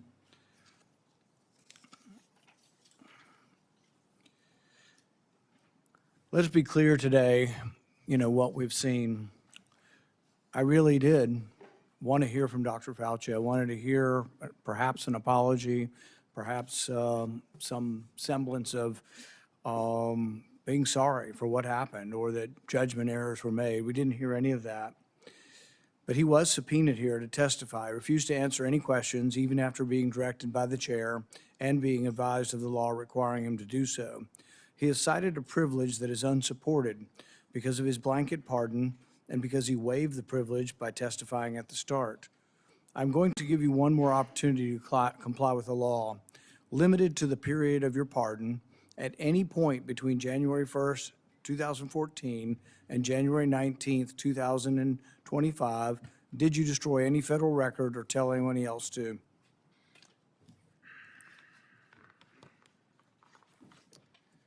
Under the advice of counsel, I respectfully decline to answer based upon my rights under the Fifth Amendment to the Constitution. Given that you have a unlimited presidential pardon, what is your specific objection that you are making? On the advice of counsel, I respectfully decline to answer based upon my rights under the Fifth Amendment to the Constitution. My question was limited to the period of your pardon only. I find your objection unsupported and direct you to answer the question.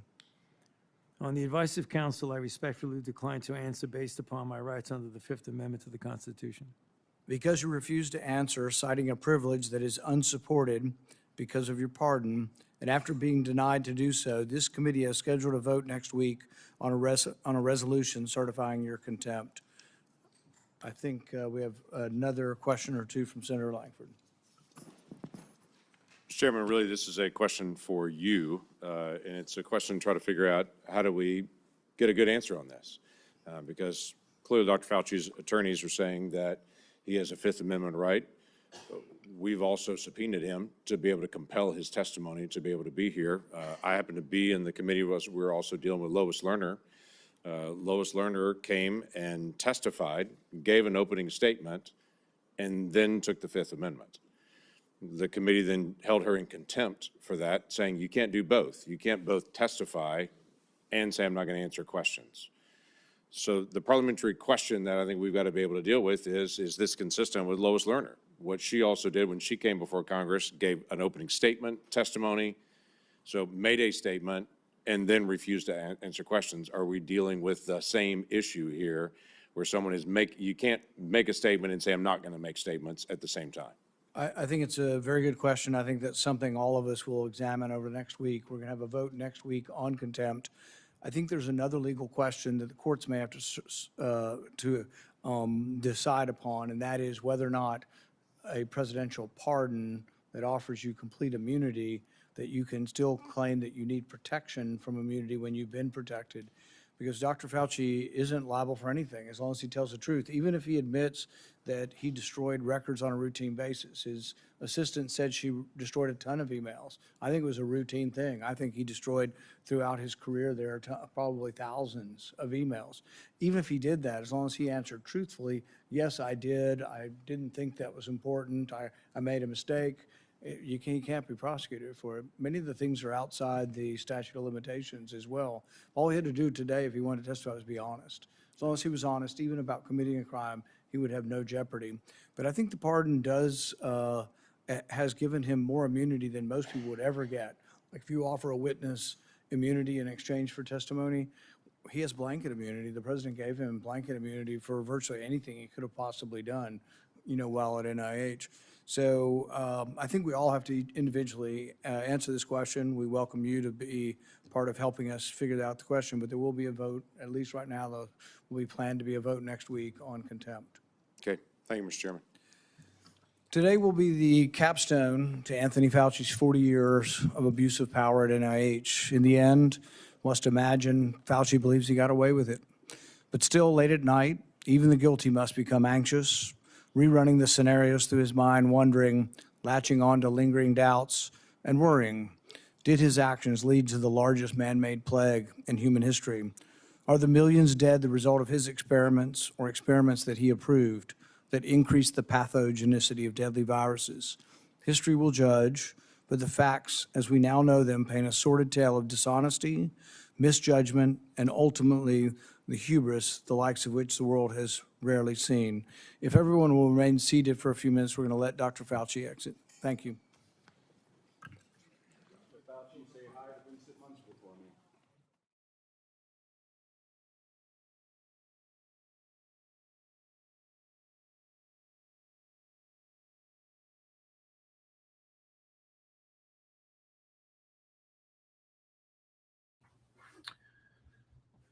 Oh, boy.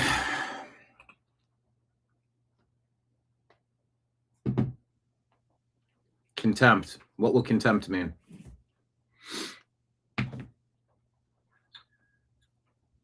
Oh, boy. Let me shut this down. Guess they wanted to wrap it up by lunch, huh?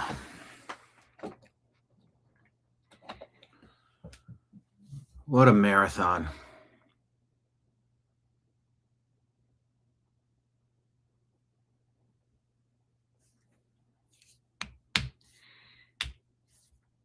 Yeah, the lowest learner thing. That was the conversation at the time. You can't give a statement and then say, I'm going to plead the fifth. You don't just get to pick and choose, is my understanding. So if he started with a statement, then it nullifies his ability to claim the fifth. Let the lawyers hash it out. Yeah. I wasn't certain if I was going to broadcast this live today, and I decided to, so we can put this on the public record. If Fauci's not going to admit what he did, the other senators can expose it, right?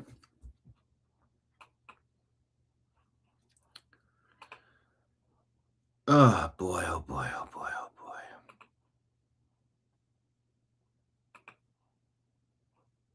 boy. What a world.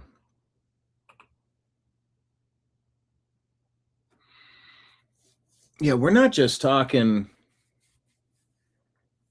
Dina says, murder, no statute of limitations. Yeah, we're not just talking about a event, a singular homicide that led to or a manslaughter or depraved indifference or some sort of version of, it was murder, but it was like, murder light or murder intoxicated or under the influence, or, accidental with a car or something.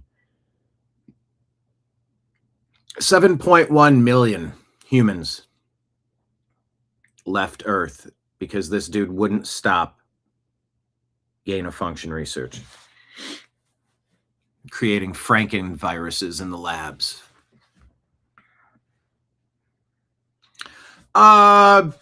Bernie Moreno was great. Who the fuck do you think you were? There's your soundbite. Special thanks to everybody who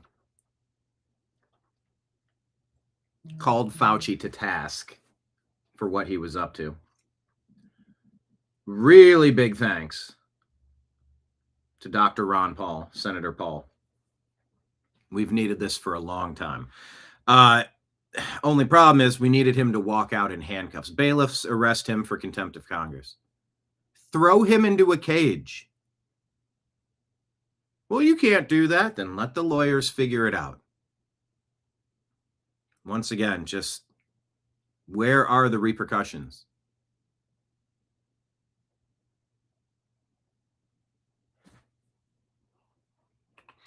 Arnold says, what I find truly sad is I knew the outcome while watching Brian think that there's still justice and morality left in America.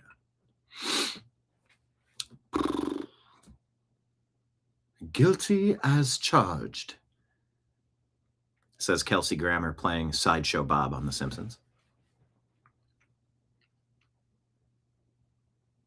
I know, this world is trash. This world is trash. I know this. Maybe there will only be justice in the afterlife. Maybe this video game isn't built to make sense. And I've had to just come to grips with that to whatever degree I can. I dream of things that never were and ask, why not? Why not? Why can't we have some justice? You know, reasons. I know. Because reasons. I know.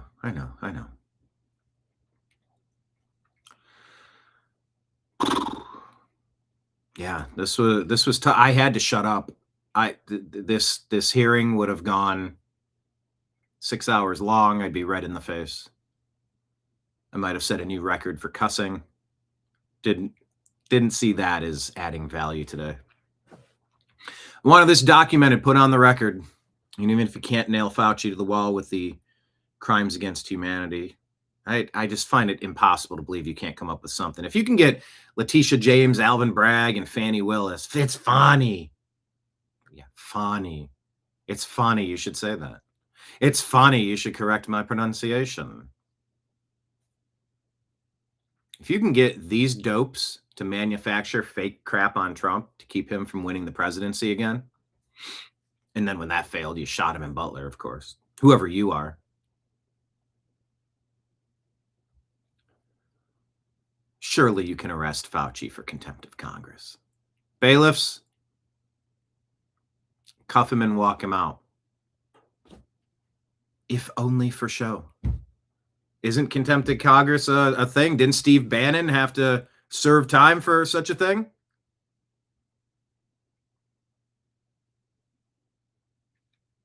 Wasn't Roger Stone's home raided just like President Trump's?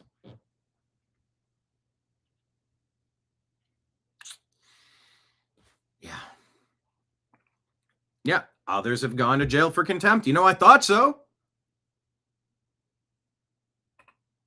But I'm Fauci. I am the science. I am the law.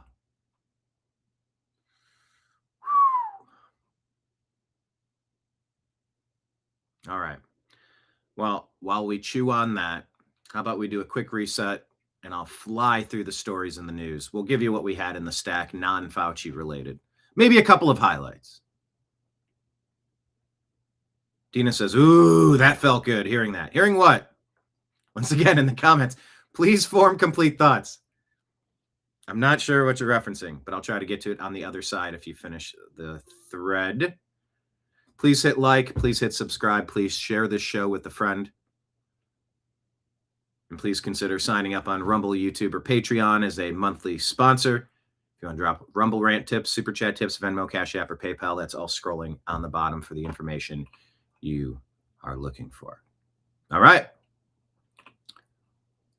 Let's hit a hard reset and launch the TNAM Daily Show.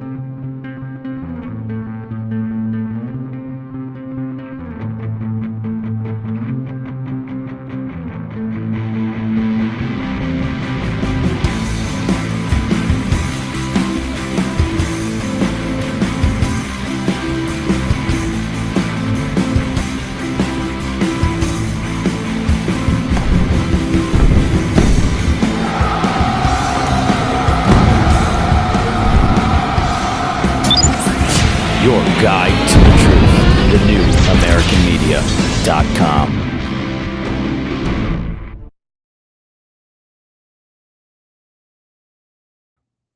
On the other side of the break, Dina said, ooh, that felt good hearing that. I said, hearing what? Handcuffing Fauci. I saw it in my mind's eye.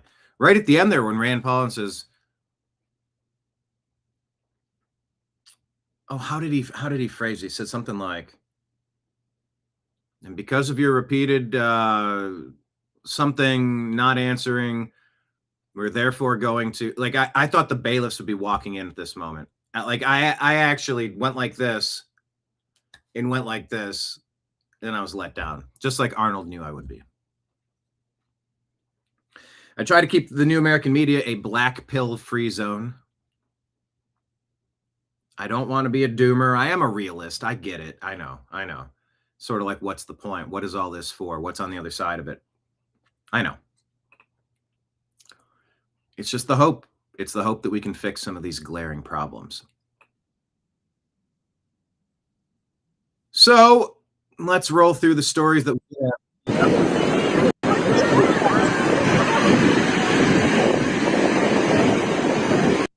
President Trump says we're going to bring, well, we'll just watch this one more time. We're going to bring this heroic young man and his family into the White House with perhaps the boy he saved. Give him a high civilian honor. Very brave, he deserves it. President Donald Trump. I would say, and it honors the other people in to help the exhausted guard endure. They weren't done. I mean, when you're exhausted,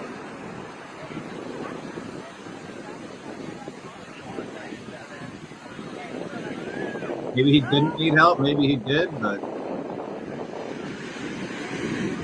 I mean, every time you think he's got it, you've got to dive underneath it. If you're not timing that right, inhale and suck air at the wrong time, like, you're the end of it. Ocean is no joke.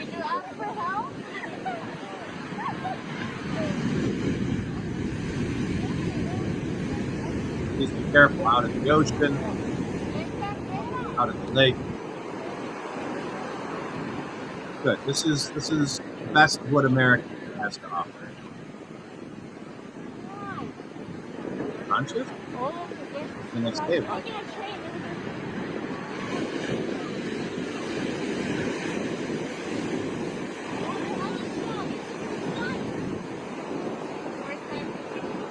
Let it.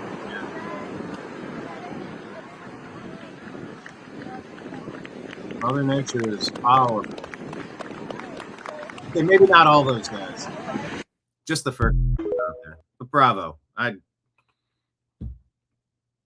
Yeah, the waves are monstrous. There was where was it? San Jose, where was it? California, Northern California? Santa Cruz. All right. Mixed signals. Today, man, I'm just going to acknowledge it, how drained I feel right now.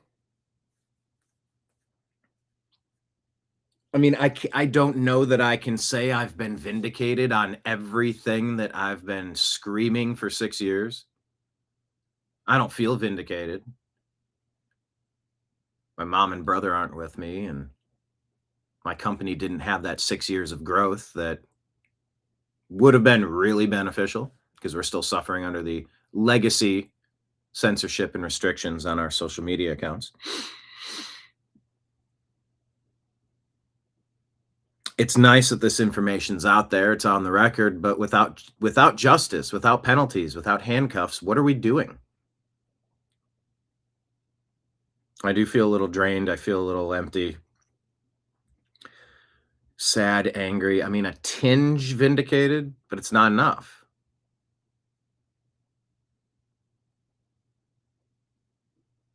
It's not enough. Arnold says, relax, Brian. You're younger than me. I've seen worse things. Those who went through World War I, the Great Depression, Dust Bowl, drought, World War II, JFK, Vietnam, and other historical events are more seasoned.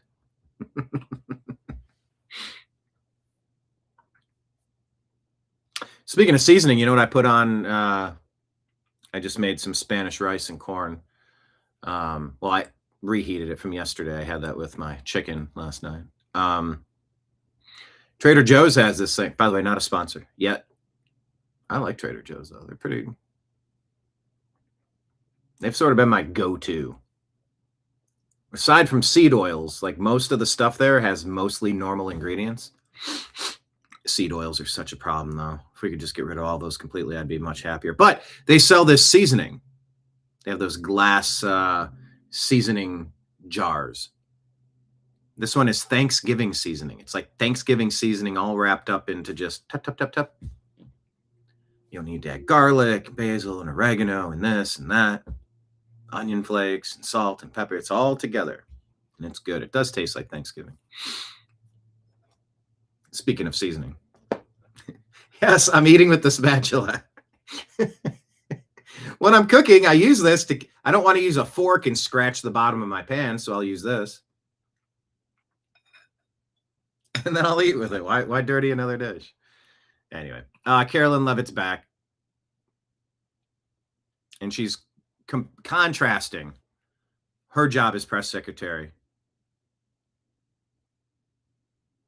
and talking about the predecessor. Remember the two predecessors, Peppermint Patty and Sideshow Bob? With the Biden regime. Remember that? Pepperidge Farm remembers. There we go. In terms of what that looks like.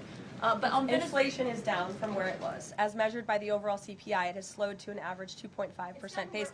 This is down from what the president inherited. The president inherited 2.9% in January. Today it's at about 2.5%. So we're trending in the right direction with more to come. And I would remind you, when President Trump left office in his first term, inflation was 1.7%.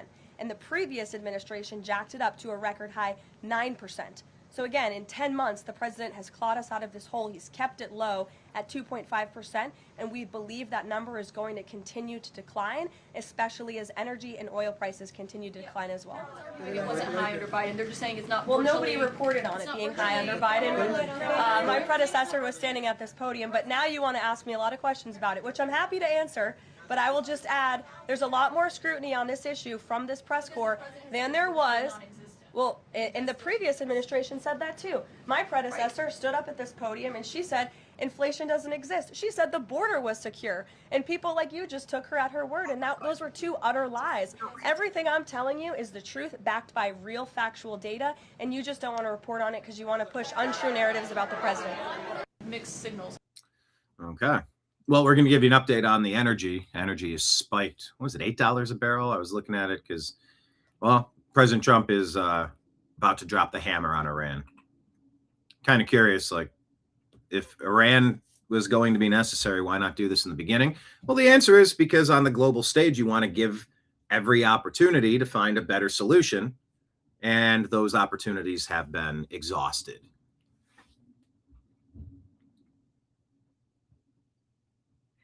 Patriot War says Santa Cruz.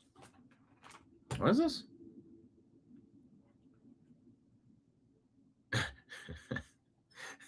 Santa cruises past my house every year, December 24th. Rudolph drops a huge lump of coal. There's a good play on words there. Dina's never been to Trader Joe's. I recommend it. It's pretty good. Table belongs. So this person, I guess there were several warnings issued about disruptive behavior, but at a data center meeting here, Table belongs to us. Thank you. Kansas City Commission, July 22. All right, next. That guy goes 1, 2, 3, 4, 5. Small golf clap. Pop, pop, pop, pop, pop. Ask him to leave. Can I? Chief, will you take the next person out that claps or anything, please? Thank you. Yes.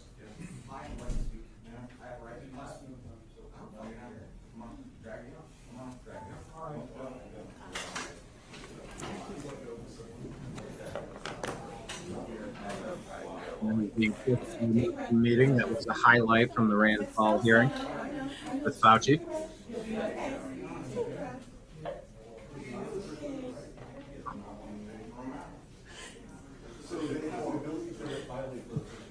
Please don't hurt him.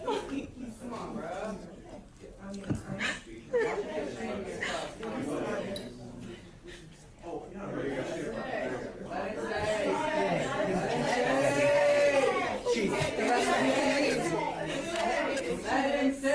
Data center talk.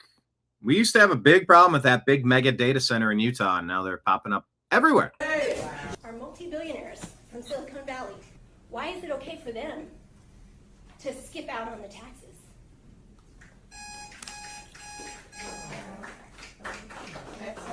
Is that a morning alarm clock they're using? It was very clear at the beginning that each person is given their 2 minutes, and we're trying to be respectful of that. Snapping, clapping, any other rude comments or anything, we will ask you to leave. You've been finally warned, and we're done. You guys all should be literally ashamed of yourselves. Kids don't want this, the community don't want this. The only one who this stands to compensate or to get what benefit from this is, it seems like you guys. And we're all remembering this come election. Do what's right. All right, next on the row. Waving at us distracts us. Oh my God, you can't even wave. These people, you know, I am, there is something incredibly powerful happening with the punishment culture. These ladies, don't clap. So people snap. Don't snap. So people go like this. Your hand waving is distracting. Shut up. I think your only goal is to punish people. And there's humans on this earth, whether it's an interpersonal relationship and there's a misunderstanding or a hurt or a frustration, they would rather take the moment and ruin the entire rest of the day than just swallow and move past it and get on with the day. They want to wallow in the moment, stop everything at a grinding halt, and make sure punishment is doled out. When is enough punishment enough? There never is enough. An apology, does that stop it? Changed behavior, stop it? The beatings will continue until morale improves. And it's up to us to determine if/when that would ever be. There is something to government figures, the awfuls, the angry white female leftists. And like I said, you'll find this in the workplace. You'll find this with your romantic partner. You'll find it in your family. You'll find it in your neighbors. It's just an addiction to punishing people. I'm not addicted to punishing Fauci. That's a monster who needs to be held accountable for 7.1 million deaths. Gain of function. Lying about every significant thing that crossed his desk while he got rich and famous. Lori was there at the meeting. She could not clap. Jeez. Lori makes a comeback. Good morning, Rob. Yeah, I know. Fauci responded like I thought he would. Total coward. I started screaming expletives. I put out a tweet put out a post on X. dropping the F-bomb. Go find it and follow us on X at American_media_. If you don't have X, sign up for a free account. But yeah, data centers, the story is not going away. Given. And this, again, this is highly underreported. RFK Jr. talking about Fauci suffering a heart situation shortly after taking his thing. Watch this, learn this, know this. Given a pardon, prospectively, from the last administration. We don't know if it was an auto pen pardon. It doesn't really matter for legality purposes. But Americans want to know, a lot of them, is there going to be any accountability for trillions of dollars lost, children's education destroyed, and public health reputation, public health industry reputation shattered? And 1.1 million Americans in a grave. Yeah, and millions of people injured. You know, he lied about masks, he lied about social distancing, he lied about the transmission, he lied about natural immunity, he lied about the capacity, as you just said, of the vaccine to prevent infection, to prevent it. He got vaccinated, a very, very public press conference in January of 2020. And then 5 months later, he had, and this is the first time that we knew this from the diary, he had a pulmonary infarction, which is one of the adverse events that NIH, CDC, and FDA said are expected from the vaccine. He never told anybody. He got treated for it privately by the best doctors in America. At the same time, he was telling everybody that that was given a pardon, prospectively, from. That's just a stunning piece of information. I guess I'm open to hearing if it's untrue, but I mean, director of HHS is saying it, so unless I hear otherwise, that's the story we're going with. And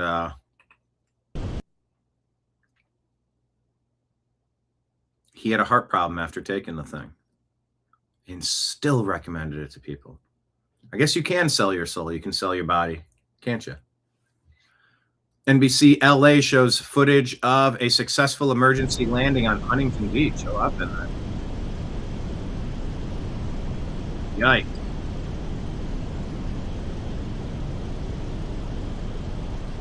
I mean, it's pretty calm for an emergency event.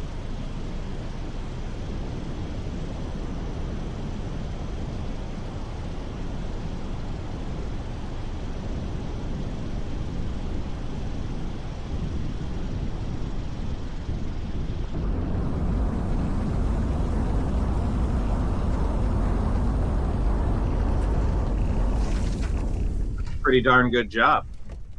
Wow. That's the pilot pissing his pants.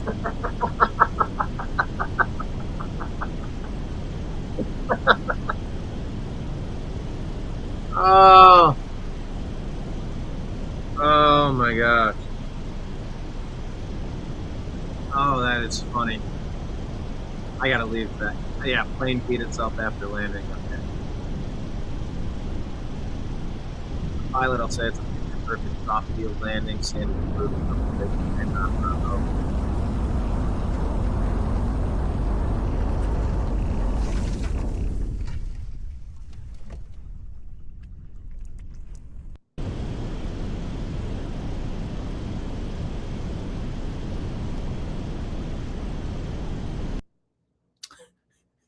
I wasn't expecting that water leak at the end. That was yeah. Fantastic. Yeah. So there are now 3. Okay. Is it possible Mamdani did not win? I told you something was off. They're like, oh, we had record low voter turnout. Did you? Or did you destroy all the valid votes? Because remember, last couple election cycles, poof, out of thin air, here's all these phantom magic votes. And now we're kind of on to fake people and fake votes and fake mail-in votes and vote harvesting and dirty voter rolls, people getting 15 different mailings to their house, every previous resident, that person getting multiple ballots in multiple states. It's just a sloppy system. That's why you show up, you vote once with your ID, move along, do it on paper. But I think their new thing is going to claim record low turnout because people have abandoned Trump. No. They're going to try to invalidate that. And I don't hear anybody else talking about this. That's not to say that I believe I'm the only smartest person in the room. Only smartest? That I'm the only smart person in the room and that I'm the only person discussing this. But if you're aware of someone else who's really pushing this, to beware the erasure of valid votes to get Democrats elected, I'd like to hear about it. Because the more I see these stories and the more I'm starting to connect the dots, I think this cycle you're seeing a change. They're going to aim for low voter turnout. I don't know. 3 different credible sources with 3 different data sets, all converging and reaching the conclusion that this is Dr. Naomi Wolf with Steve Bannon. There is no way to say that Mamdani won, that there has to be an investigation. There has to be a new election. This election cannot be considered valid. So Marley Hornick of Real America Vote and New York Citizens Audit, she's an election integrity expert. She has found in her research and her organization's research of the voting rolls, 1 million of 2.2 million voters, she's found, having reviewed 1 million votes, that 7% were non-existent people. They were fake people. 6% had fake social security numbers, and 10% did not live in New York. And this amounts to more than the margin of victory. So you can't, as she put it very scrupulously in an interview she did with Sid Rosenberg, she can't say that Mamdani won because there's no evidence that he won. This correlates with the vast numbers of problematic or invalid ballots that I've found in my research that I've been, as you know, screaming about, and thank you for giving me a platform. 100,000 plus blank ballots on the Board of Elections website in the primary, this much vaunted primary. And again, in some of those precincts or districts, that's 1 in 10 votes is blank. Why over 100,000 blank ballots? And it also, what Ms. Hornick is. Could you take likely MAGA voters' ballots aside and then swap them with empties? So it scans and it might theoretically count, but it didn't count the vote that was selected? Is documenting also aligns with what we found. Brian O'Shea, my husband, an investigator, and I went to vote in Brooklyn. We're not registered in New York City at all. We are registered upstate.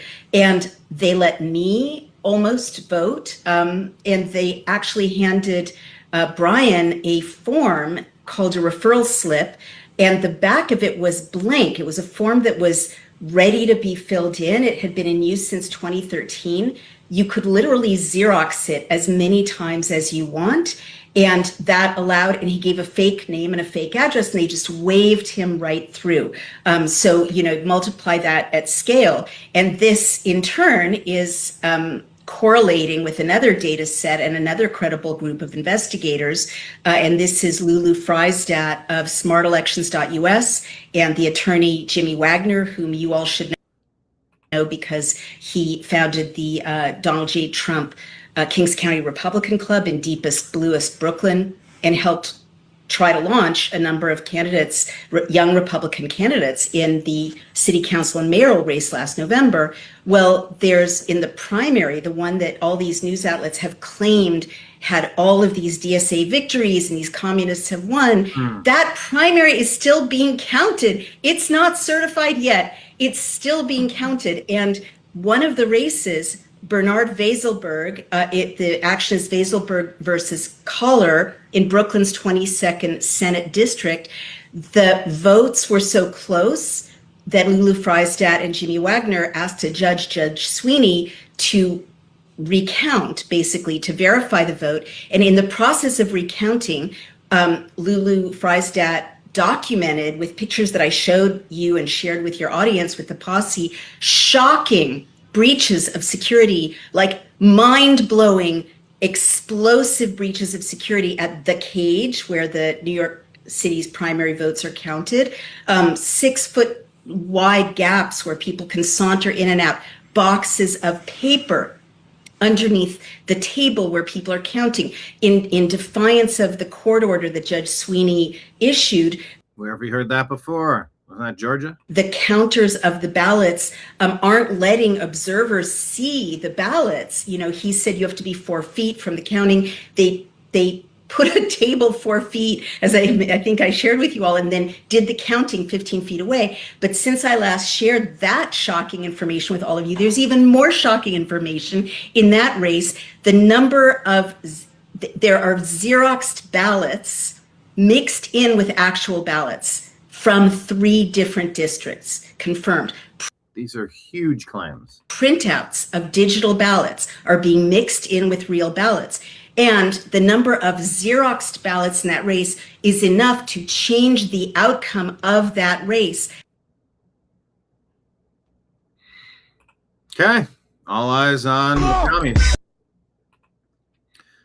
Vincent O'Shana says this is the letter that Vance Bolter wrote to Kash Patel. Bolter M'd Minnesota State Rep Melissa Hortman 5 days after she voted to stop stealing Minnesota money to give to illegal alien invaders. The media called the letter incoherent. Bolter claimed Tim Walz ordered him to K. Amy Klobuchar. You be the judge. Dear Kash Patel, my name is Vance Luther Bolter. I'm the shooter at large in Minnesota involved in the 2 shootings the morning of Saturday, June 15, 3 in the morning. Around that time, I'll probably be D by the time you read this item or this letter. I want to share some info with you that might find interesting. I was trained by U.S. military people off the books starting in college.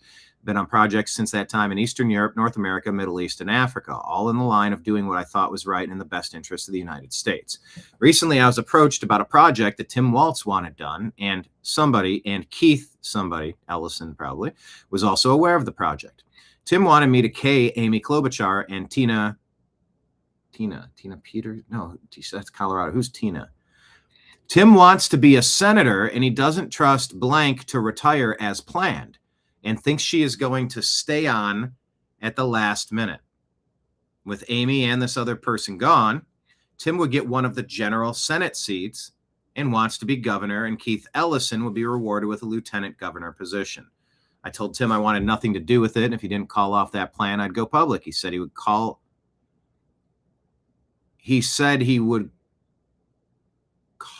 it hurt my family if I didn't play ball.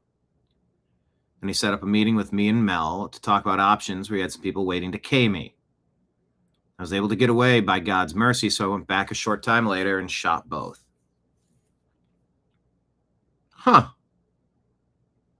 Should notice how I didn't fire 1 round at police officers. Boy, did I have plenty of opportunity.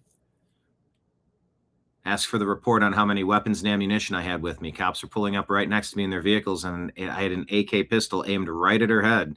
And I could have left a pile of cops dead, but I did shoot 1 bullet toward law enforcement. You can ask them, because I support the police and don't want to see them hurt. But if they're hurting my wife or kids next time, I won't give them a pass. Then ask Tim Walz if he knows me and see what he says. I bet he says he doesn't know me or never met me. Look in the files. You'll see that Tim Walz personally appointed me as his own governor's workforce board as one of the business representatives. He's probably trying to destroy that info, but it's public record. Then ask Tim Walz why they kept the shots silent from the media when they first happened. Not a word in the press about it. Why? Any interest in arresting Tim Walz for this, or just this is all deemed nonsense? Take a look at this. Speaking of nonsense, let's remember one of the key points in all this Fauci stuff, this Biden stuff, this treason stuff. They tried to shut down the world for something that had a minuscule death rate. They blocked potentially therapeutic medicines that were already on the market that people could have tried at the right dosages without threatening, intimidating doctors and medical companies from allowing them to prescribe certain medications to help them get through COVID, and then forcing them into ventilators and then into the grave. When they were shutting down the world, they were lifting up the gates of America for millions of unvaccinated, total randos to cartwheel across the border to places unknown as potential sleeper cells waiting to be activated. Tim Pool kind of breaks this down. Take a look at this. Let's talk about civil war. Here is a video. This is a forklift breaking through the fencing and lifting up the concertina wire to allow millions. Now in this video, it looks to be thousands, but this is for the purpose of allowing millions of people to illegally enter our country. I'm going to say this. Joe Biden facilitated a criminal conspiracy against the United States, and that is a fact statement. I'm going to say it again. Joe Biden committed seditious conspiracy against the United States. I'm going to say it again. And I'm going to say this. It is a statement of fact. You know why I say that? As clearly as clear can be? Because if it was not true, I would be sued into oblivion. But Biden's administration deployed federal authorities to facilitate the illegal entry into this country. Now, of course, the argument they make is that these are asylum seekers. We know that's not true. We know that many of these children are being trafficked. We know that Marsha Blackburn said that Joe Biden was trafficking children. So all of that happened. This is a crime. These people entering the country, it's a crime. Now, hold on there a gosh darn minute. Asylum is allowed, but you still have to enter the country illegally. This is a crime whether Joe Biden wanted it to happen or not. His administration facilitated this. That's criminal. So tell me again that you regret voting for Donald Trump. Here's Senator. Yeah. We can have problems with our boy Trump defending allies. We can have problems with Trump not doing this, or he did that, or he didn't do enough of this. Fair. It's all allowable. We'll put it all on the table. They're valid points. Until there's a better option available, this is the best option we have. And a lot of things are getting fixed. How many months are we on now with no illegal alien invaders? 6 months, 8 months, 9 months, 10. I played a graphic the other day. I forget the exact timeline. Senator Rand Paul. Fauci writes in his diary, now we know the market was not the source, it was the amplifier. Now, with all due respect, this was during Trump as well. And that's why take a look at this. So yeah, you're going to tell us this pandemic is such a big deal, and all the punitive measures they took to arrest surfers and people at a football game by themselves, and kicking you out of the military and coercing you, forcing you to take a jab that you didn't want and maybe didn't need. But it's totally fine to flood the country with millions of totally unvetted randos and have gatherings of tens of thousands of people destroying blue cities in an effort to try to keep Trump out of office. The worst people on earth want Trump removed. You know, at this moment, I'll take the enemy of my enemy. You don't need to love Trump, but I mean, come on. We saw 4 years of Biden with Obama pulling the puppet strings. I do not want to see that again anytime, ever again. Jason D. Meester, just declassified, he says, China had sophisticated operations to flood TikTok, Facebook, Twitter, and YouTube with propaganda exploiting U.S. racial tensions, claiming, quote, white people hate black people, end quote, stoking police versus activist clashes and dividing America to tank Trump and trash the U.S. ahead of 2020. Oh! Once again, where are the repercussions on China? Pushing race wars in our country. Unleashing COVID that killed 7.1 globally, huh? Dina says 4 years of invasion. I imagine at least 4 years to clean up Biden's lawlessness. Oh, yeah, they've been on it for decades, just different levels. David says, I know we're just watching a shitty movie right now. China used CCP assets in the U.S. media and social media to incite 2020's BLM uprising. The intel was buried and now it's out. It shows a document declassified by counsel to the president of Washington, July 10, 2026. I wish there was a link and some more info on that, but that's the claim from Jason. It matches. It tracks. So, it's summertime. You're out there taking care of things. Please be careful. This lady in Southern California is trimming roses and then... Before Linda Martin could even make one snip Saturday evening, she was racing for her life. Oh, God, Grayson! I went and lifted the bush, and when I did, I saw the rattler. No warning, not even a rattling sound, just sudden pain and a burning sensation. Within 30 to 45 seconds, I started feeling the tingling in my fingertips, and then it moved to my jaw, my cheeks, my tongue. A minute later, she was on the floor of her Stevenson Ranch home, trying to call 911, but her spotty cell signal failed to connect. Dialed a second time, and it didn't even connect, and dialed a third time, and that's when my husband looked at me and said, just get in the car. Within 10 minutes, they arrived. Just get in the car. Let's do this ourselves. Arrived at Henry Mayo Newhall Hospital ER, where she was given anti-venom. Experts say her story isn't so rare nowadays. Last year, a little over 400 calls about rattlesnake bites. And so far in the first 6 months of 2026, we've had 250 calls. Lee Cantrell.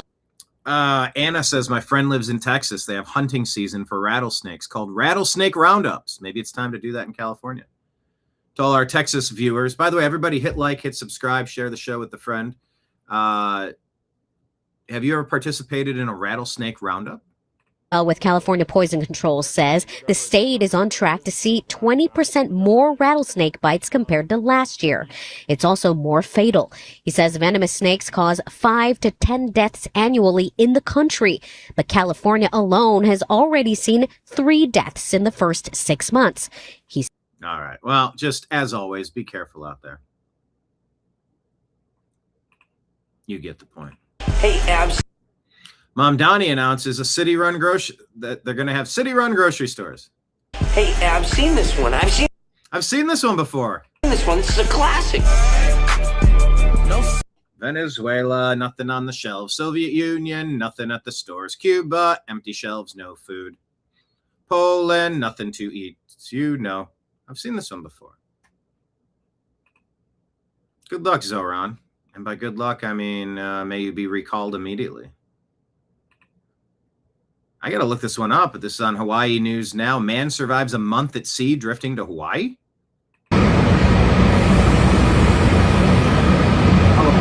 Tuesday night in the middle of the East Pacific, crew members hauled Kai Sato aboard a Pasha cargo ship. Sato had been adrift for 30 days after his mast broke on a solo voyage from California to Hawaii. One of his key navigation tools, his phone, shut off after getting wet. That was really annoying to not have my phone, because that's what I was using for navigation, using the Navionics on it. And all right. Well, there's rule number 1: redundancy in the military. If you have one, you have none. If you have two, you have one. Right.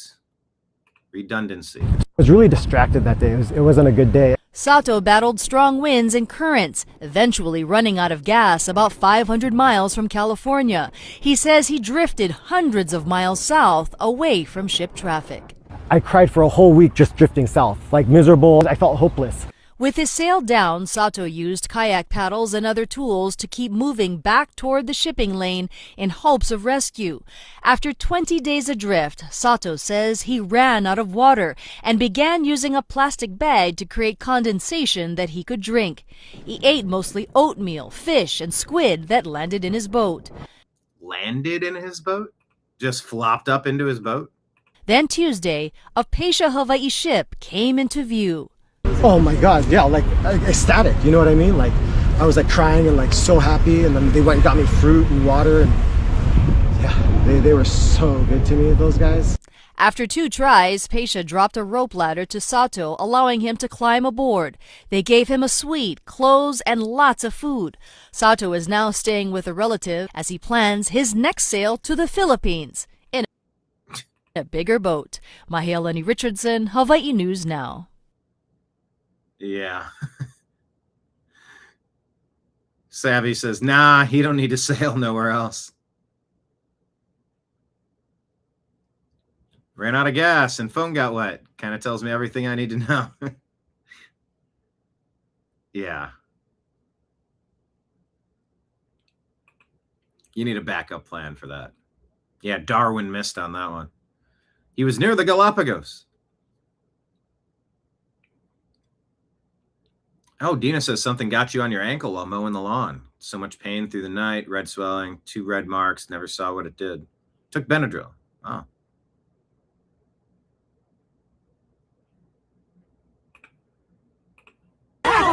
Yeah, I've had a couple of tick experiences the past couple of years. I'm very diligent. Now when I'm outside, it sucks because I got it's a full spray down process. It's this natural, organic, essential oils, something or other that, I mean, I found them on my waistband twice. However they get there, they work your way to the waistband. And the last one was all the way back. I didn't even know it was there till the next day. Not good. 2 in my sock, 1 down at a toe, 1 at the ankle. Yeah. Whew. Be careful out there. So, is this good news or bad news? Remember this? In Minnesota, anti-ICE riot? Breaking into a cop's car and stealing the container that has the weapons in it. Stole a rifle and ammo from a vandalized FBI car. Hey, get out the way. Back up. Yoke that hoe. Fuck it.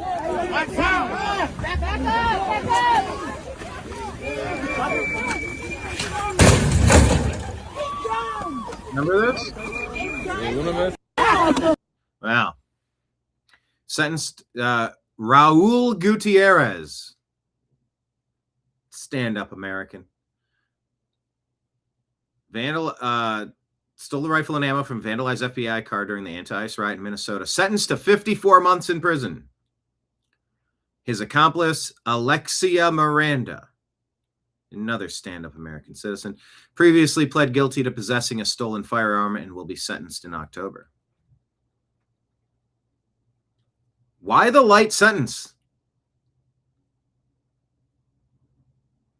54 months. 12, 24, 36, 48, 60.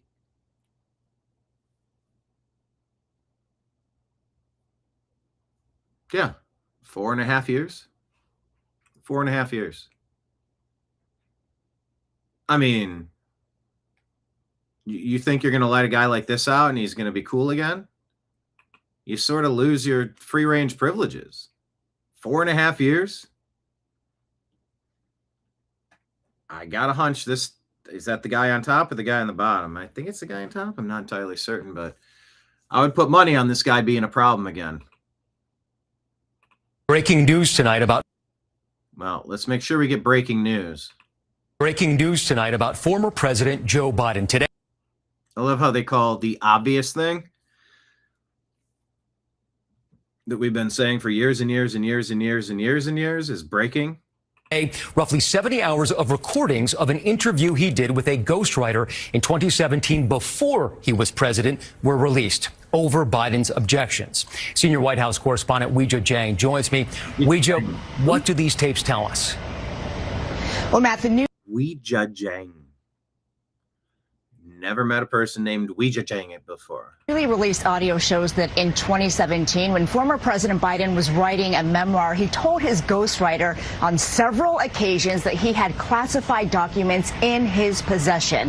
Biden can be heard saying, "I just found all the classified stuff downstairs," in reference to volumes of notes Biden kept in his home. He also said, "Some of this may be classified, so be careful."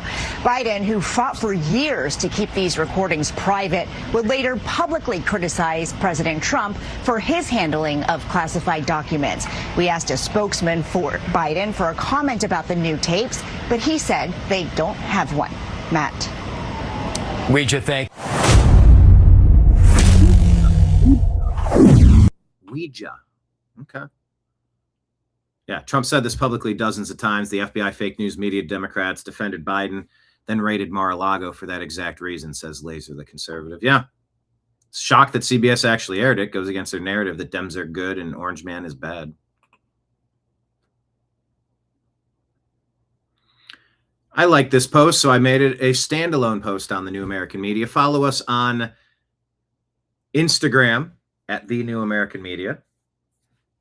And of course, I am here working my shift today, working off tips. So if anybody out there would consider signing up on Patreon, YouTube, or Rumble, you can subscribe for as little as $5 a month. That's like nothing.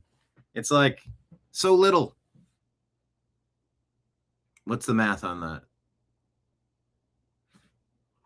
$5 divided by 30 days, roughly.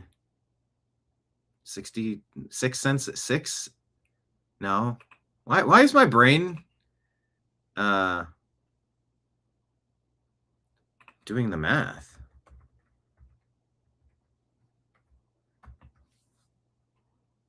Yeah. Oh, Grok can't even do it?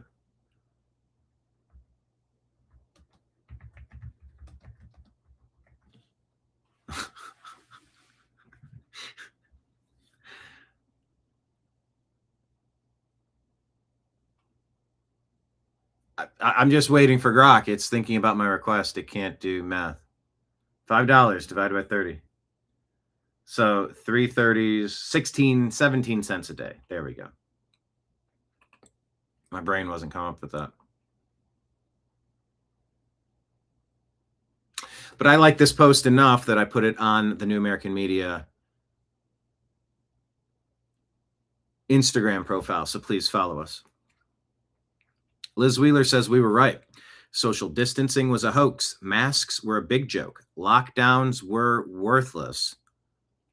mRNA jabs were dangerous. Case fatality rate was low. Ivermectin worked. Hydroxychloroquine also worked.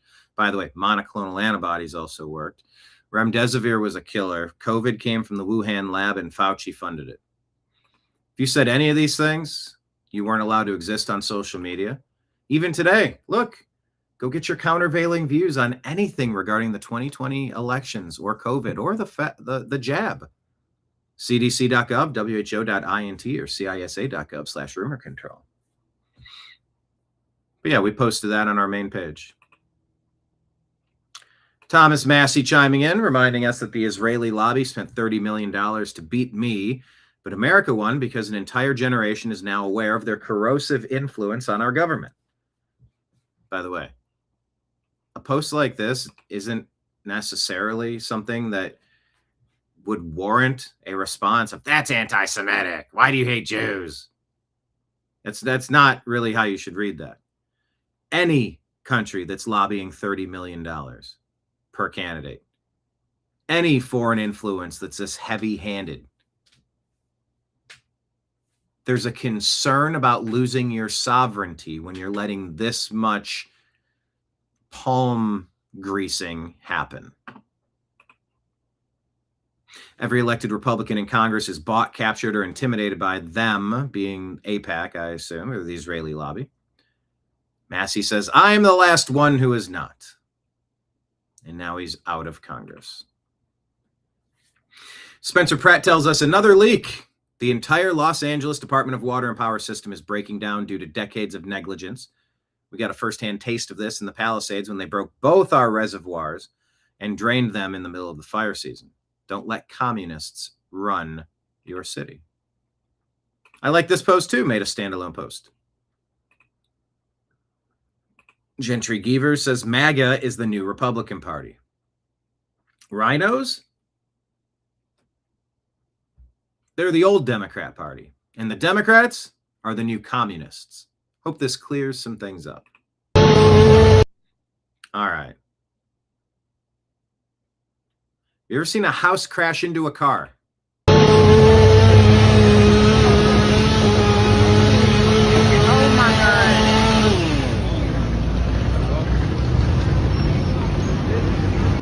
Cutting through a house, try to get to the smushed pancake car underneath. Georgia State Patrol says a Nissan Pathfinder ran into a Ford Explorer, causing a chain reaction involving 3 tractor trailers and 14 cars. The crash also appeared to involve a house that was being transported, which toppled onto a vehicle. According to Atlanta News First, 9 people hospitalized in pile-up. They are all expected to recover. How did this person recover? Where even is their head? That's exactly where they would be sitting. What am? How?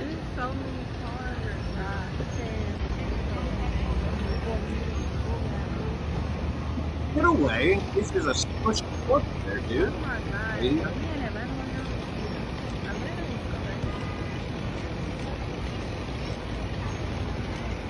I just would have never expected to drive a house call.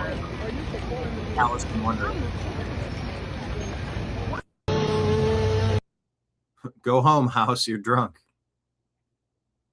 Yeah, I know. How many times did I have to read this? Over and over, huh? House being transported on tractor trailer falls onto car on I-20 East in Villa Rica. Yeah, but I like house crashes into car on the I-20 East.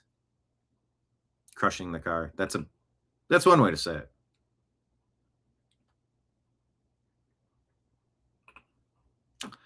I can't believe they made it. And they're expected to survive. Like, to be okay. Jeff Clark says, our team is reviewing the Biden tapes now. We will be out with various bombshells, but I want to make this point right now. The tapes make clear that Biden disclosed massive amounts of classified info to his ghostwriter, Mark Swanitzer. Now take a look at 18 U.S. Code 798D. Last, ask yourself, why didn't Special Counsel Robert Hur seek a prosecution then? And then, A, the forfeiture of the $8 million advance that Joe Biden got for Promise Me, Dad, and B, his Delaware house and any other Biden property where he kept classified information? Great question. Jeff's second meta point about the Biden tapes we got today after 2 years of stonewalling, first by the Biden DOJ, and then by Biden's high-priced private lawyers trying to pretend that DOJ was pure as the driven snow. I've listened to a fair amount of the tapes at this point, and so far I have not come across anything that deals with a private family matter. So I conclude the privacy angle was by and large a massive misdirection play. Yeah, privacy. The lion's share of these documents we got are just about the illegal retention of classified information, which was unsurprisingly the subject of Robert Hur's special counsel probe.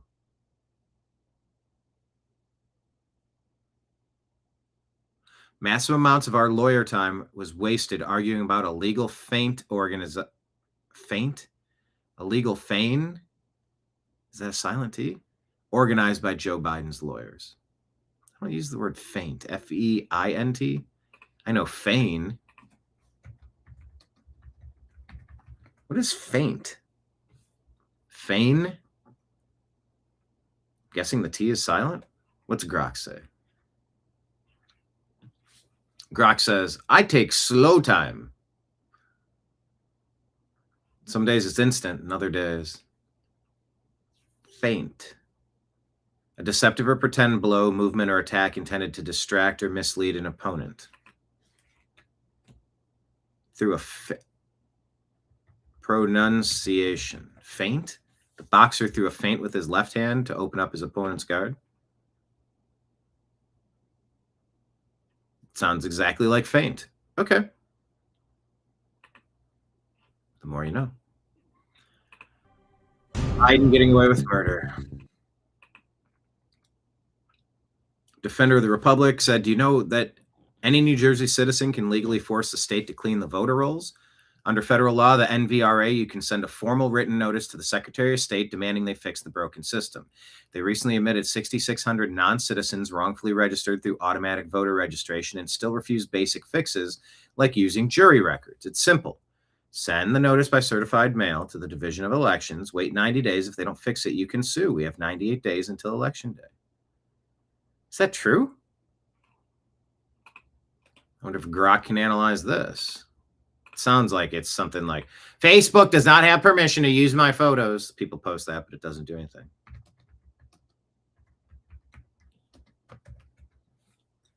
Let's ask if this Instagram post is true.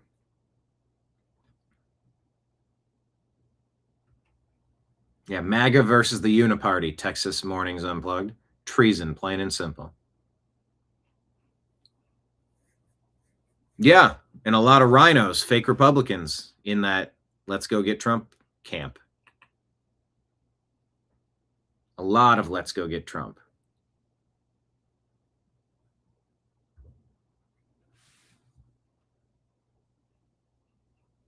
Wow, Grok is it's scrolling and searching the web to see if this story is true. Wasn't able to load it. Never mind. But that's the clam. Not sure.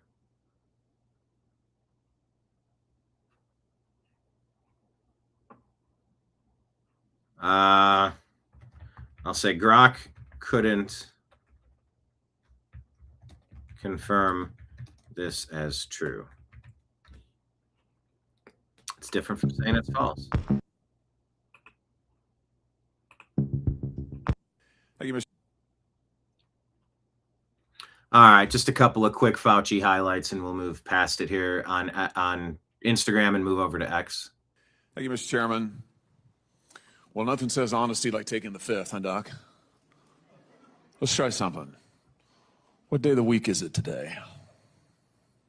I had to double check that one. What day of the week is it? On the advice of counsel, I respectfully decline to answer based upon my rights under the Fifth Amendment to the Constitution. What color tie are you wearing?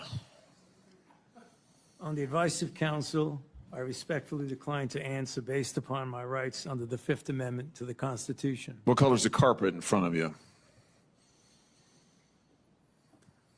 On the advice of counsel, I respectfully decline to answer based upon my rights under the Fifth Amendment to the Constitution. Let's just get one. Thank you, Mr. Chairman. That's what you got. Thank you, Mr. Chairman. All right, Delta 26. Okay. CBS News reporting this. Delta pilot warned of a rocket launcher near LaGuardia. How could this be possible? All right. It's not like New York is letting in terrorists who hate this country or anything, right? Delta 2604, LaGuardia Tower. Wind 210 at 10, runway 22, clear to land. Man pad alert issued at LaGuardia Airport at 0027. Use extreme caution. All right, clear to land, runway 22, Delta 2604. And could you explain what a man pad is? Yeah, that's a manned portable air defense system. Yeah, it's basically it was a report of a rocket launcher. Okay, where was that? There was a report by the Port Authority Police. They said by, I believe, Terminal C. We had conflicting reports, but nothing has been an issue as of yet. Okay, Delta 2604, thanks for the information. You're welcome. No need to respond, Delta 2064. Port Authority Police reported it was non-credible threat. Delta 2604, thanks. All right, Delta 2604, LaGuardia Tower. Wind 210 at 10, runway 22, clear to land. Man pad alert issued at... A man pad alert. All right, Delta 20... Yeah, they used to call it a bachelor pad. Now they're calling it a man pad. Or maybe that's what Tim Waltz is putting in the boys' locker rooms and bathrooms at school in Minnesota. Man pads. Ah.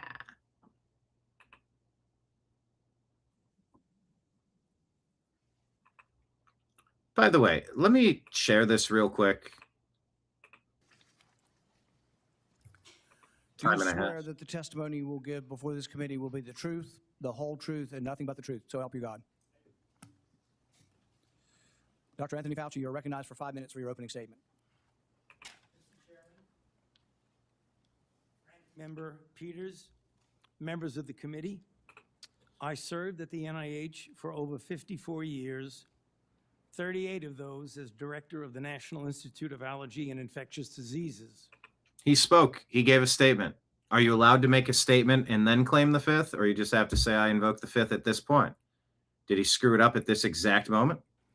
Over that period, I proved that I believe in and respect the value of legitimate congressional oversight. Yeah, sure you do. That's a great question, Marion. Okay, I'll be on the lookout for our rocket launcher. What the hell? Yeah, exactly. Delta 799er. I'm sorry, did I catch a niner in there? It's David Spade. Delta, just want to go ahead and let you know that we've got reports of a man-pad down there, so you're going to need to be on the lookout for a rocket being fired in your general direction. You say direction? Do you say direction or direction? Over. I said, wait, I didn't say over first. I'm supposed to say under. Wait, direction. Because you will die if it's aimed in your direction. Roger that. Yeah, what are they supposed to do?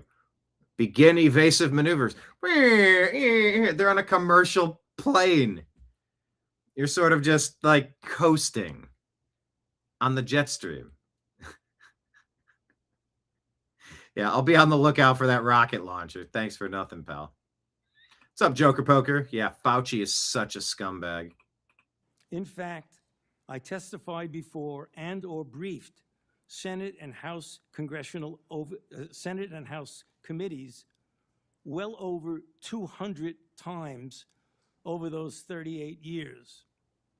During and after the COVID pandemic, I have appeared multiple times for hearings in the Senate and the House, usually Look at his paper shaking. under oath, and sat for several days-long transcribed sworn interviews, answering questions about the very issues that are now the subject of this hearing.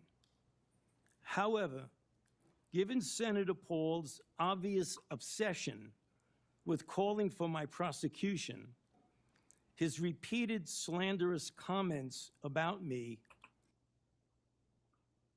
It was at this moment that I started clenching my fists, saying, no, don't you do it. Don't you dare do this. Oh, he did it.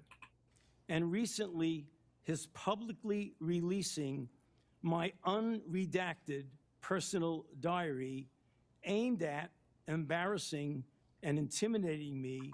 How about exposing you and holding you accountable? The only conclusion I can reach is that the sole reason he is calling me before this committee is to get me to say something, anything, that could vindicate his repeated public pledges that I end up, in his words, quote, behind bars, unquote. Any reasonable person who has followed his unhinged obsession with me. The gall to call him unhinged for demanding justice. My name is Inigo Montoya. You took half my family. You need to be brought to justice in the legal system or military tribunal. Would readily come to the same conclusion. Therefore, although it pains me to do so. It pains me to do so, you asshole. Because of the respect I have. Oh, yeah, because Fauci has respect for things, suddenly. For the legislative branch of government and my decades-long record of cooperating with Congress, under the advice of my attorneys, I will invoke my right under the Fifth Amendment of the Constitution to refrain from answering your questions. Thank you. Well, he gave his statement.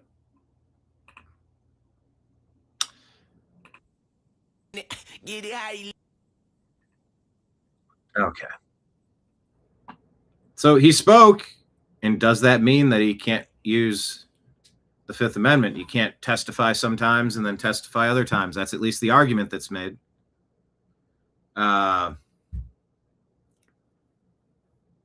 Also, if that's a statement being made, you can't claim executive privilege. And then he was trying to use his ventriloquist dummy, his lawyer next to him. Rand Paul says, no, you sit back there. And he sat right next to him instead. And he stopped the proceedings. He's like, no. You keep interrupting. You weren't called as a witness. You're not to speak. He had him removed from the court. He wanted to stay silent and have his lawyers speak for him. It's not quite how it works. So we'll see. Ian Smith says, happy 6-year anniversary to Governor Murphy and the fuckboys of the Camden County Sheriff for arresting 2 gym owners for just keeping the gym open during COVID. Yeah, that was a big story.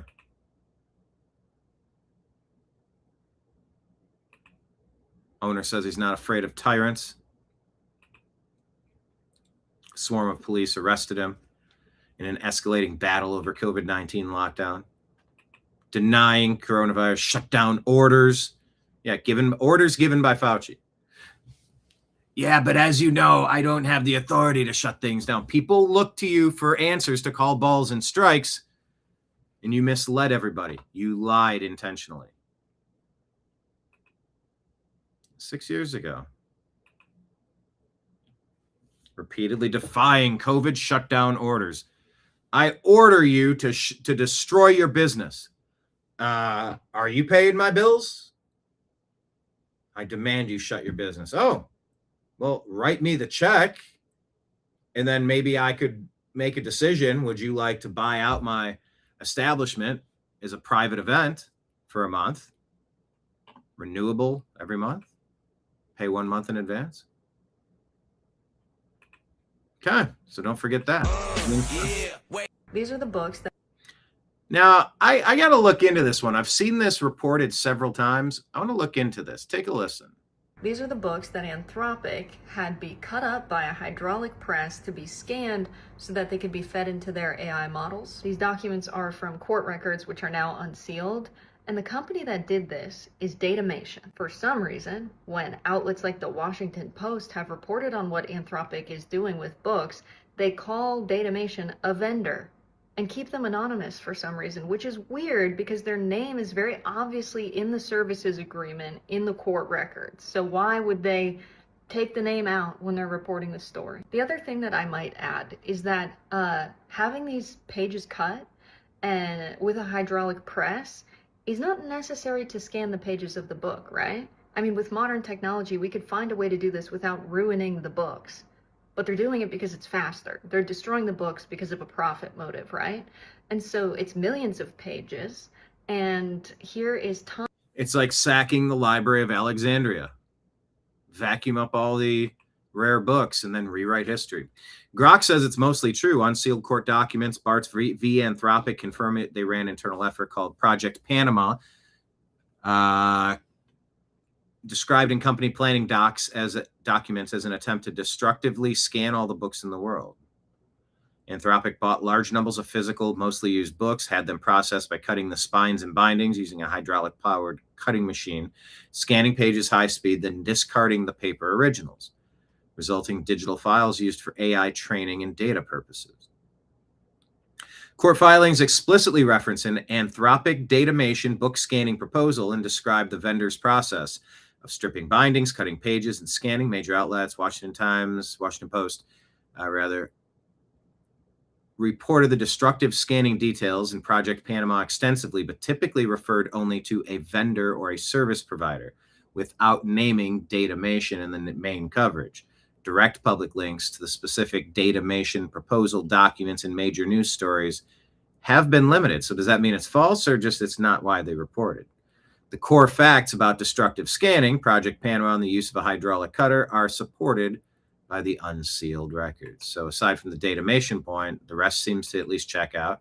And Datamation may be confirmed, but it hasn't yet. Tom Tuvey in an email where these photos were shared. And Tom Tuvey is also the head of Project Panama. So yes, this is a part of Project Panama, the plan to scan all of the books in the world, which sounds great, like we're making digital copies of all of the books. But Tom, why are you destroying the books? The only outlet that I've seen connect datamation with the AI companies is one, and they don't even link the court documents so that people can review what's going on and what evidence is publicly out there. So what's the point of doing investigative journalism if you're not actually bringing information to the public? So anyway, I've linked the interesting documents that I found in my Substack because that's what real journalists should do. Washington Post. Anyway, if you know anyone who has more information on this. All right, Jessica Burbank is her name. All right, we'll keep our eye on that. Yeah, this is a part of the movie that I'm working on. And I got two people like asking me to hurry up and get me your show notes, and maybe I can do that today. Maybe I will, maybe I won't. These are the books that I said show notes, but I mean like my outline of the movie called Moon Saloon. Been working on that one for a little bit now. Little bit. All right, let's share this tab instead. Go over to our X account. Pause, switch, resize. No, it's not supposed to be this. I clicked profile. There we go. All right, everybody, follow us on X. We're at American_media_ at the top of this, pinned right here. That is our Patreon link. Please consider signing up for just like $5 a month. It's like a beer a month. One bowl of beer a month. If you know, you know. Yeah, $5 a month. You can sign up to be a supporter of the New American Media. Every 30 days, it's another $5 infusion. By the way, you can do 15, 100, 50, 500, 1,000, like whatever you're capable of doing. Like a couple angel investors would mean the world, and I appreciate every one of you who has contributed in any way, especially our super supporters of the program. People that actively share our content and promote, people that actively fund and finance, people who gift, people who recommend, people who just stay engaged and active. It's all helpful. It's all necessary. Thank you very much. Joker Poker. If you need a guy with a huge beard and a mullet for the movie, give me a holler. I'll keep that in mind.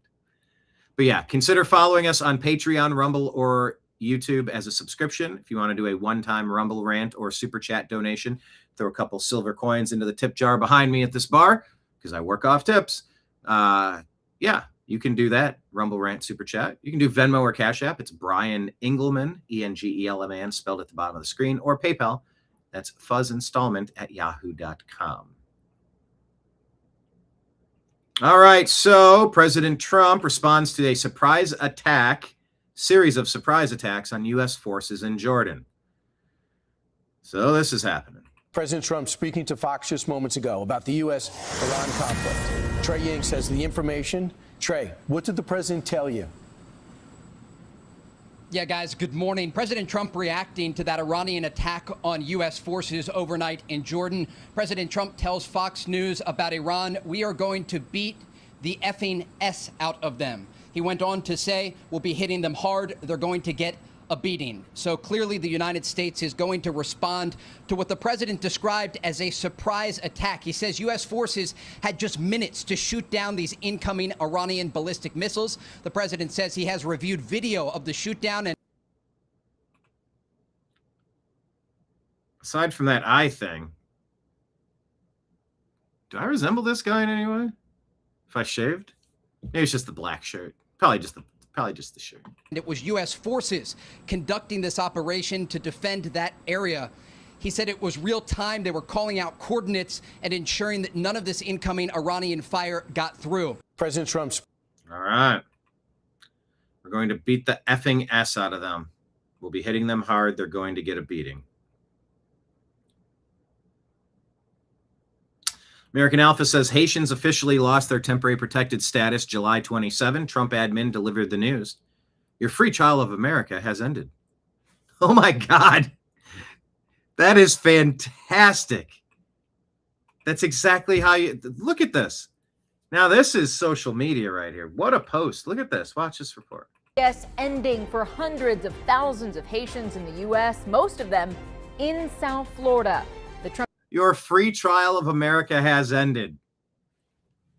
Oh, that is so good. Your temporary protected status protections have expired. Enforcement will be carried out. You can wait for DHS to deport you, or you can leave now by visiting dhs.gov/CBP home. Trump administration posting this message tonight saying, quote, "Your free trial of America has ended," adding enforcement will be carried out. Good evening. I'm Lauren Pastrana. The government That's objectively hilarious, guys. only giving Haitians two options: leave now or wait to get deported. CBS News Miami's Abby Dodge is your reporter live in Little Haiti with reaction. Abby? Little Haiti? Religious leaders made their way to Washington, D.C. tonight to talk with elected officials. All right, anyway, there's a story on it, but that's happening. I'm moving on. Gateway Pundit reports Rhino John Thune reveals at least 15 Republican senators are a hard no on nuking the filibuster to pass the Save America Act. The New American Media writes, name them, primary them, remove them. This is insane watching the rhinos support insecure elections. It's treason, really. Swedish Canary says, Jim Jones, I got 900 people to drink poisoned Kool-Aid. Remember that? Pepperidge Farm remembers. Anthony Fauci, hold my beer. Hold on, why is the dog pound trending? Any news out of Browns land? Denzel Ward got paid. He's now the highest paid cornerback in the NFL for a second time in his career. Still not sure who's going to be the starting quarterback for the team. Oh, yeah, this is Senator Rand Paul talking about the attorney that he had removed from the facility. In no courtroom in America can you have your witness plead the Fifth Amendment and then your attorney gets to testify. That's what that letter is. The attorney's complaining and testifying, saying, he didn't do it, the prosecution's unfair. You don't get to do that. That's one thing you give up when you take the Fifth Amendment. You say, I'm not going to testify. I'm not going to give you any information. You don't then get to put your lawyer forward to justify it. He can do it in the press, but you can't come and testify. He was not invited to testify, and he was out of order. And it was appropriate to have him injected. Senator. Okay, so that happened. Hey! Get a load of this. Can I? Yep, yes I can. Full screen. There we go. Look at this. Maybe I can show you. $5 Rumble rant tip. Coming in off Rumble. Thank you so much. Bowl of beer, please. Tip me $5 asking for a bowl of beer. If you know, you know. This is an inside joke with one of our members. And now it's an inside joke with all of you members. Please take this phrase with you as you go about your daily activities. Much obliged. Thank you, sir. Yeah, I'm on hour 4.5 of an absolute marathon today. That really dredged up a whole bunch of feelings from me. I'm doing my best, folks. I'm doing my best. Senator Ron Johnson asks did you literally lie in your own diary? I respectfully decline to answer based upon my rights under the Fifth Amendment. Here's Rand Paul ejecting the out-of-line attorney for Fauci.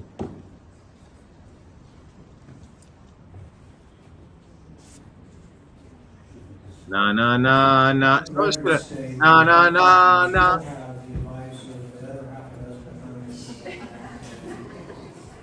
All right. The attorney attempted to speak several times, but Paul would not officially recognize him. Senator Gary Peters, Michigan, Democrat, attempted to use his time to let the attorney speak. Paul would not allow this either.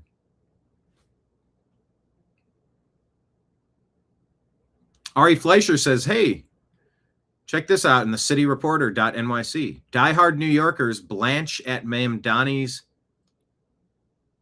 pied-à-terre j'accuse. What the hell does that mean? I saw the headline, but I didn't really understand the word, so I got to learn what that is.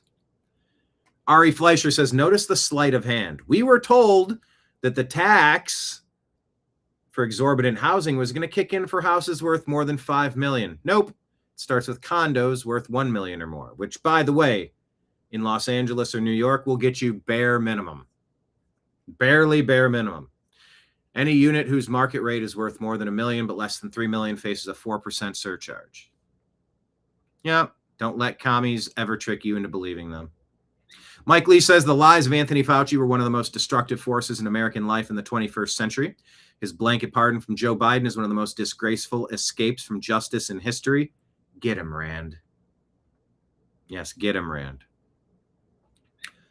Vince Langman shows this picture and says the most evil thing about this photograph that makes my blood boil every time I see it is the fact that the only person that had any risk whatsoever from COVID-19 in that photo, yeah, you guessed it, Stacey Abrams, the overweight black woman sitting on the floor with no mask. Okay, maybe that fat guy back there, maybe this person if they're extra old.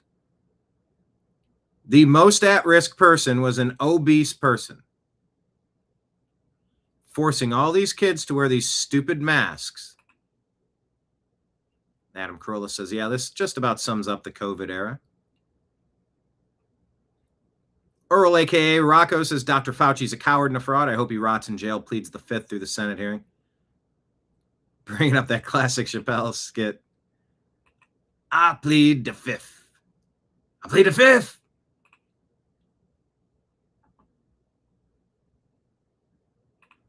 Josh Hawley was good at this trial. We'll play a couple of highlights here. Here's what you were doing with your time. And this is what let me ask you this. Chat, to the people in chat. Let me get a sign of life. Everybody type something here real quick. Type the word rutabaga. Rutabega. Everyone type rutabaga.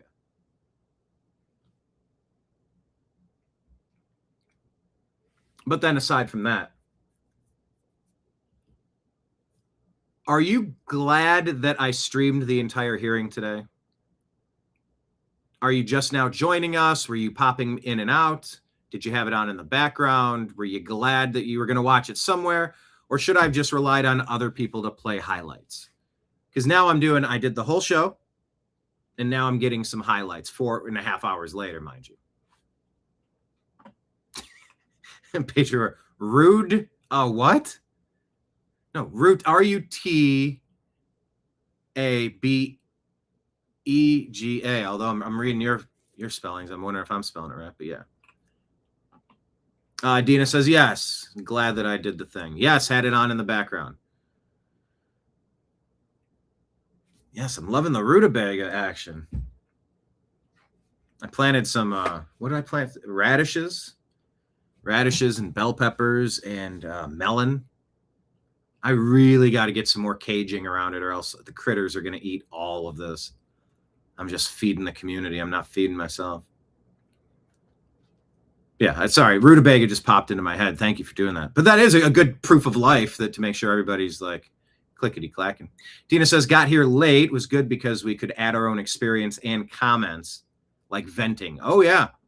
Not like venting that killed my brother, but venting that helps us relieve pressure. Rudy. That's all I got.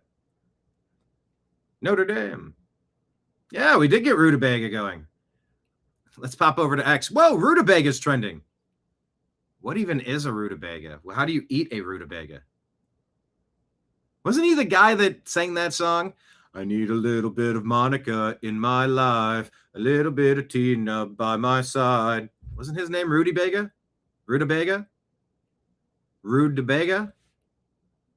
Oh, no, that was Lou Bega. Lou Bega, I think.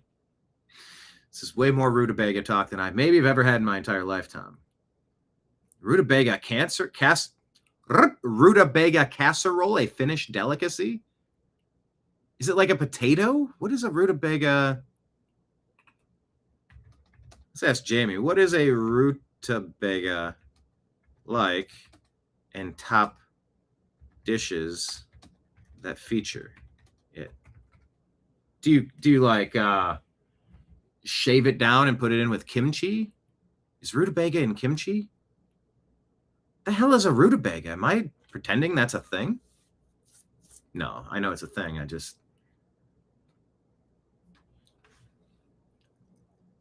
Oh, okay. I spelled it wrong. Rutabaga. 3 A's and a U. Rutabaga. Dense, firm flesh, pale yellow, orange inside, mildly sweet, earthy, slightly peppery, cabbage-like flavor. All right, so this could be shaved down in kimchi.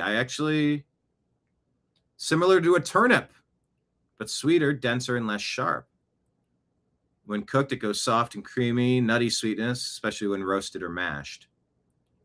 So mashed rutabaga mixed with potatoes or carrots and butter and cream.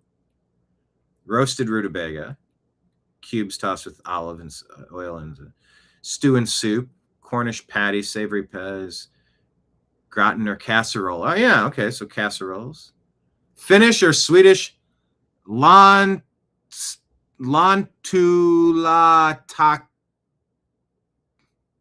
The hell is this? Lantulatico. Baked rutabaga casserole with cream syrup and breadcrumbs. It's a holiday favorite. Wow, all right. Is it used in kimchi? I might just have to go buy a rutabaga. I might have to go to Whole Foods for that. I don't think they have that at Target. No, it's not typically made in kimchi. Napa cabbage, yes, I know, but green onion, other Asian vegetables. Sound it up, Ryan. Rude Baker, like Baker Mayfield. All right. But look, Josh Hawley was good during this.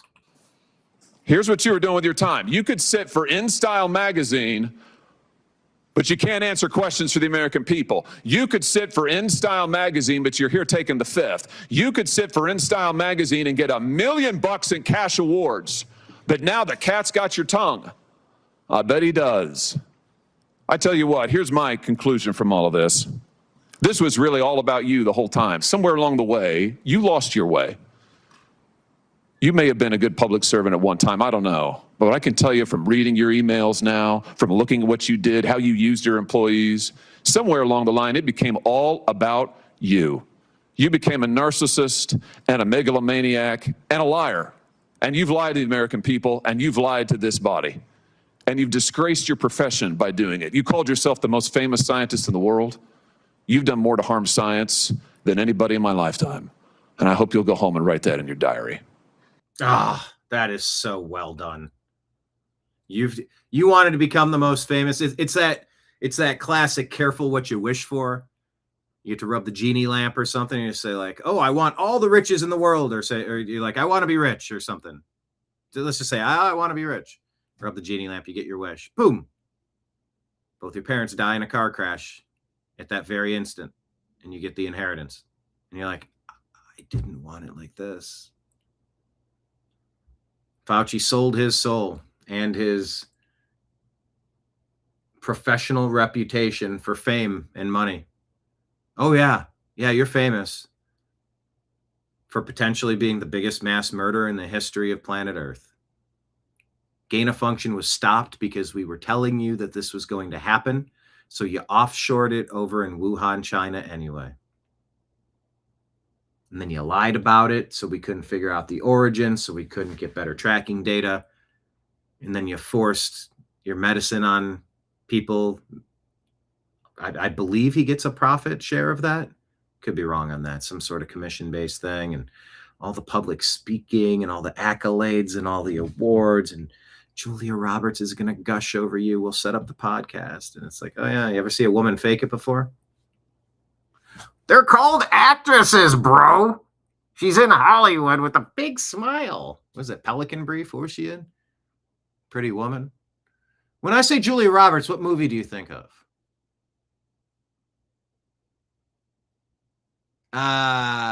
Ocean's 11, 12, 13. Was she in 11? Oh, these things blur together. Yeah, Fauci, you wanted to be famous? Guess what? You are now infamous, pal. You're now infamous. You're the most famous person who's done the most to destroy medical trust in the history of planet Earth. And you've got the blood of 7.1 million people on your hands. Well, Fauci didn't release it. They funded Gain of Function in Wuhan, China that released it. Yes. Oh, he didn't shut down schools. Yes, he did. He said, shut down your schools. He gave you the advice. And you just lapped it up. You just shoveled that cereal in your mouth until you're stuffed, bloated, babbling, incoherent. The Blind Side. Okay. That's some other skinny white chick. All right. Not all of us look the same, says some skinny white chick. That was Sandra Bullock. Yeah, pretty woman, pretty woman. She wasn't in Blindside. Maybe he was joking about that. Or maybe he did just confuse. All you white people look the same, and you smell like wet dog. You ever hear that? I've heard that black people think white people smell like wet dog. I'm like, I do not. I said good day, sir. I said good day. Anyway, thank you, Josh Hawley. Oh, okay. Speaking about white and black, check this out. Katie where's the full screen? Let's go larger, not that large. Now we can see it. Katie Miller. Check this out. According to Google, it's okay to only want a black doctor, but not a white doctor. Let me ask on Google. Let me try right now. Is it okay to want a black doctor?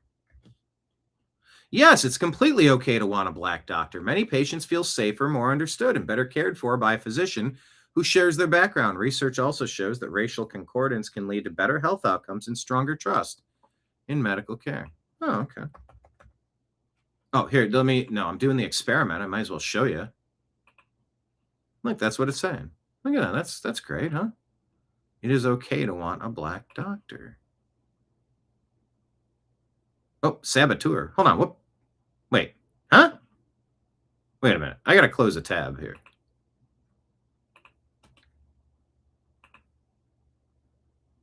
Oh, shoot. I did something that closed way too many tabs. Why would they put those next to each other? Close other tabs. Doggone it.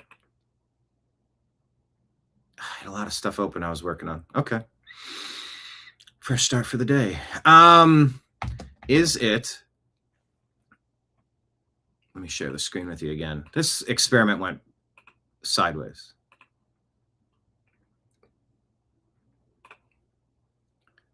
Is it okay to want a white doctor?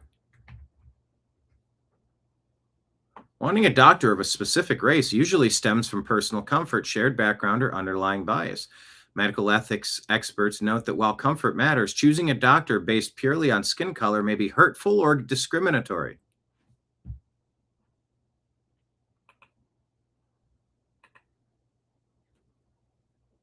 Are you seeing this happy horseshit? Okay. Wow. So, look, we don't want data centers, tracking us forever and making noise and causing pollution and using up our energy supply. Like all these things, I got it. But if you let China and the wokesters handle AI, this is what they're going to do. They're going to say the same exact thing is fine for black folk to do. And it's what do they say? Hurtful or discriminatory for white folk to do. And that's not okay with me. You dig? No, I'm not okay with that. We'll post in the reply. Just tested this. They said wanting a white doctor would be hateful and discriminatory. Google is trash. Yeah, they have trained the AI to be racist. So you definitely want an Elon doing a non-woke AI to combat all of their lunacy, I would imagine.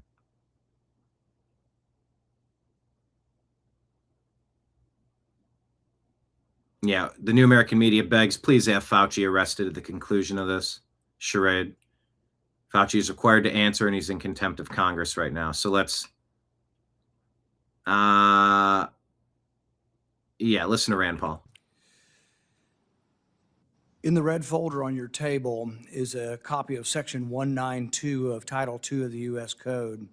Your counsel has been provided a copy as well. That section makes it a crime for a witness appearing under subpoena to refuse to answer any questions pertinent to the question under inquiry. Do you have that in front of you? On the advice of counsel, I respectfully decline to answer based upon my rights under the Fifth Amendment of the Constitution. Let the record record that the witness has refused to answer whether there's a folder in front of him based on his Fifth Amendment right. And by the way, to everybody asking, and a lot of you were, nobody knows who the blonde is.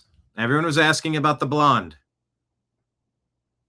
Grok claims to not know who the blonde is. Right.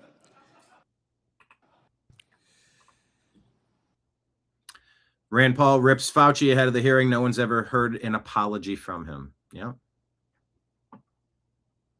By the way, look at Fauci's paper shaking as he reads his. Have for the legislative branch of government and my decades-long record of cooperating with Congress. I want you shaking under his the hair, you jerk.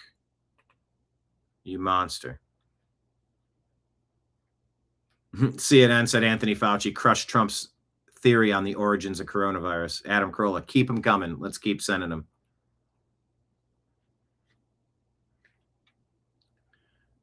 Yeah, this is what the New American Media wrote almost 5 hours ago. Fauci is a effing weasel. Pleads the Fifth, won't answer any questions about his lies, cover-ups, funding, financial gain, censorship of countervailing views, intimidation of doctors and hospitals, and 7.1 million global deaths.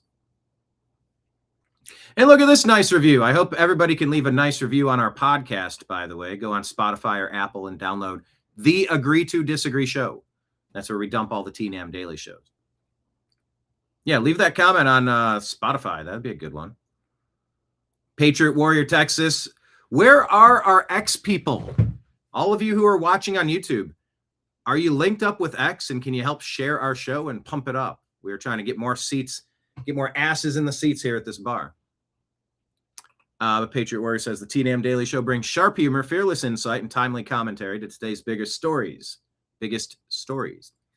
News, interviews, and satire that actually cuts through the noise. Smart entertainment worth watching. Great for coverage. Tune in and share the vibe.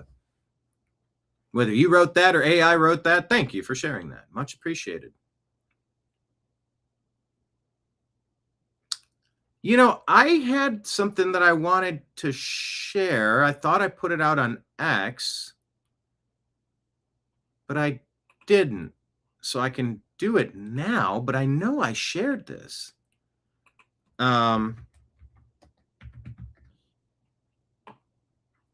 It's the clip I want to play from Bernie Moreno.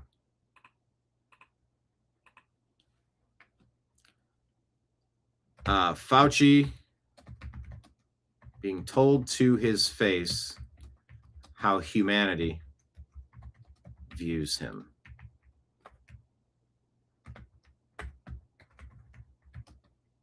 This is a must-watch video. Yeah, Bernie Moreno was fantastic. Take a look at this clip. It was about 6 years ago today that I decided I'm going to give up my businesses, sell them all, run for office, run for the United States Senate. Here I am sitting in front of you 6 years later saying, who the f*** do you think you were for doing that? Now, wait a minute. I don't want it censored. I want the full impact. Hold on. No. I don't want it censored. It wasn't censored when it aired. Let it rip. And by the way, that's a funny joke. We can work on that. We need to sit down and write some jokes, Joker Poker. I was on X in 1999. Got arrested for it, too. My friend asked me, are you bitter? My friend says to me, you bitter? I said, yep, bit him too. Where are all my people on X? I was on X in 1999 at a rave. Got arrested for it. That's a funny joke about being on X. I'm sure it's been done, but like if that could be added to a couple of tags. Oh, good. I'll get the full story. Well, sounds like a new 4-minute routine, huh? All right. Senator Bernie Moreno, hopefully this isn't edited. Those policies were put in place because you had moronic politicians that listened to the words of a megalomaniac who was more interested in having met a Kardashian than the suffering of the American people. And that is you. Your advice to communities like that, to idiotic politicians who enforce those rules, arrested that mom for watching a football game with her own family outside. When that story broke, I said to myself, I cannot stand idly on the side and watch this happen. It was about 6 years ago today that I decided I'm going to give up my businesses, sell them all, run for office, run for the United States Senate. Here I am sitting in front of you 6 years later saying, who the fuck do you think you were for doing that? It is a total disgrace what you did to this country. And if my Democrat...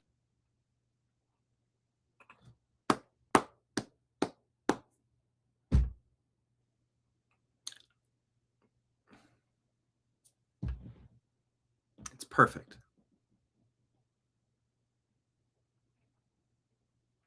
Hey, speaking of perfect, look at this.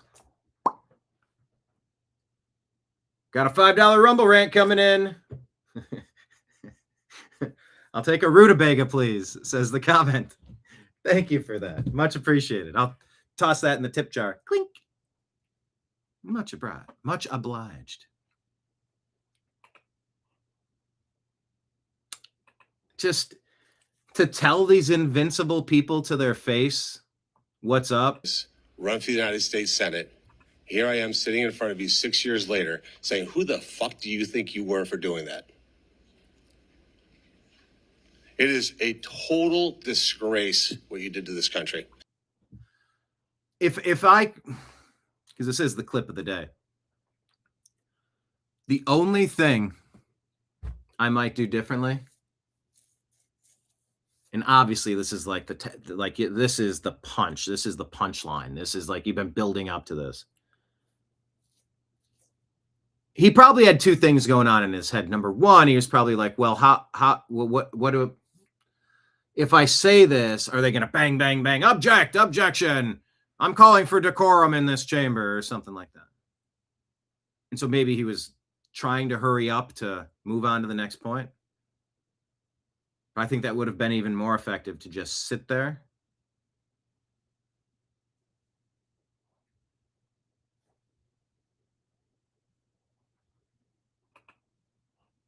They say in negotiation, silence is one of the best things you can do. Just don't ask questions. Don't stammer. Don't make small talk. Just stay silent.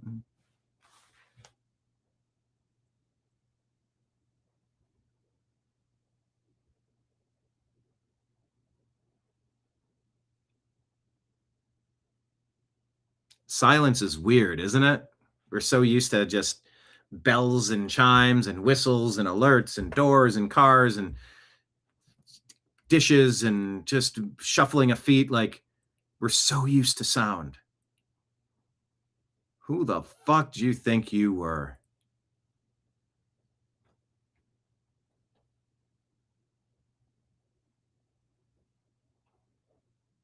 And just stare at him. That's the only way that gets better. That would have been way better. Yeah, did they ask about the Beagles? If they did, I didn't catch it.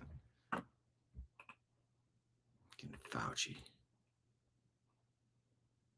Anywho. What's this? RNC and Florida GOP intervened to defend the state law requiring proof of citizenship to vote. Republicans here on X put out, Democrats are trying again to undermine security in our elections. Okay, gotcha. Elizabeth Warren, who called Graham Plattner her kind of man, Gushes over socialist Troy Jackson and terrorist sympathizer Abdul El Sayed. I'm feeling good about Troy Jackson. I was just there day before yesterday on the ground campaigning with Abdul El Sayed. Oh, she is so unlikable.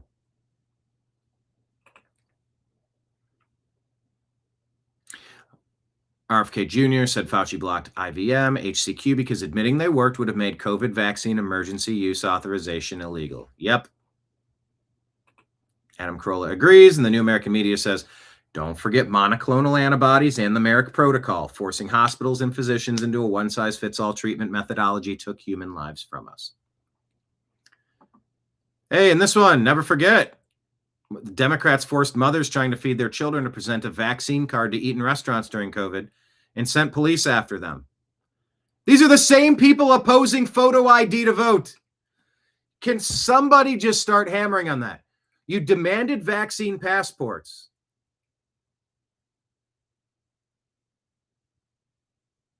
And you're against voter ID to vote. You said COVID was the worst thing in the world and it was just absolutely worth shutting the whole world down. While you open the world up for millions of illegal alien invaders to flood into the country. I'm done listening to Democrats. I don't give a shit about any official Democrat policy. Because, by the way, when it rolls down the hill, when it reaches the peak, I don't even know who runs the Democrat Party anymore. Used to be Pelosi. I really don't know who's in charge of it anymore, but they've always been pretty good at, this is our party platform, do not stray from it or we will ruin you. I'm not saying that's a good thing. I'm just saying it's what they've always done. I don't want to hear any Democrat talking point anymore. I don't care. I used to slightly care because if they were saying it, I could make an assumption that what I was about to hear or just heard is probably gobbledygook, probably backwards think. I'm done. I am done with Democrats. They're forcing to show you that they're demanding vaccine cards to travel or work or dine or go to a football game. But they are lockstep 100% of the Democrats voting against showing your ticket stub to walk into the concert venue. Makes no sense unless you're up to no good. You just basically saying that you can't serve. Otherwise, if you're not going to pay for it, you have the card. I know, but you don't have it, then you're going to have to leave. And if not, you'll be subject to trespass. Your mom heard you can leave right now. No, just had a minute. You're not going to stay here. Okay?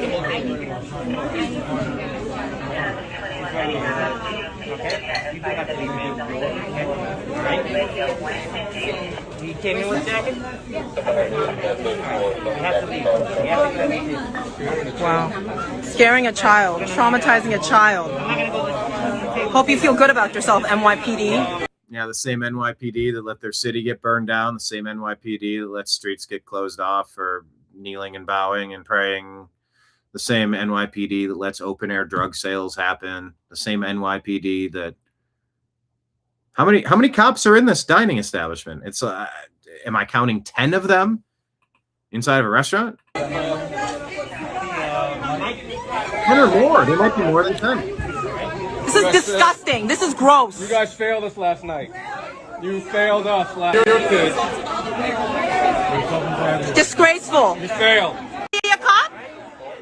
The whole place is swarmed with cops. Vaccination cards, all right, you have to exit. Yeah, if you don't, right there, if you don't have a vaccination card, you have to exit. But if you want to vote, just go ahead and we'll just trust that, everything's on the up and up, see? Screw you, Democrats. Unless you have vaccination cards, all right, you have to exit the restaurant. If you have a voter ID card, you can stay, or else you have to exit the polling location into the paddy wagon when you're arrested for trying to undermine an election. Could that be considered treason, voting in something you know you have no business voting in? I think I was counting more than 10 cops in masks. All right? If you leave voluntarily, all right, you will not be pressed. There will not charges pressed against you.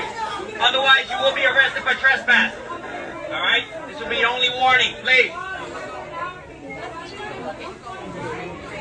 Guys, we can never forget what they did to us. We can never forget what they've done to us.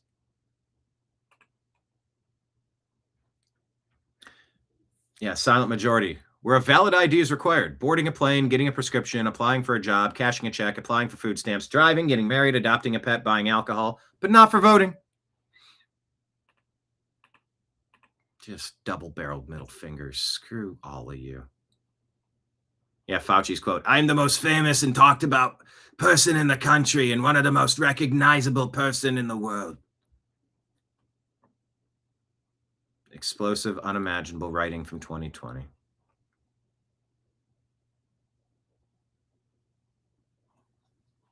Oh yeah, this quote.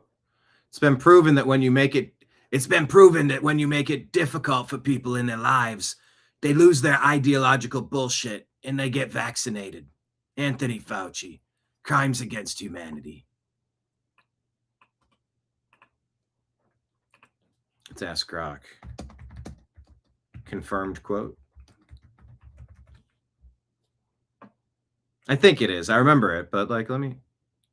No quote included. Oh, what the hell? I'm in the chat of the post. Just look at the post. Come on, Grok.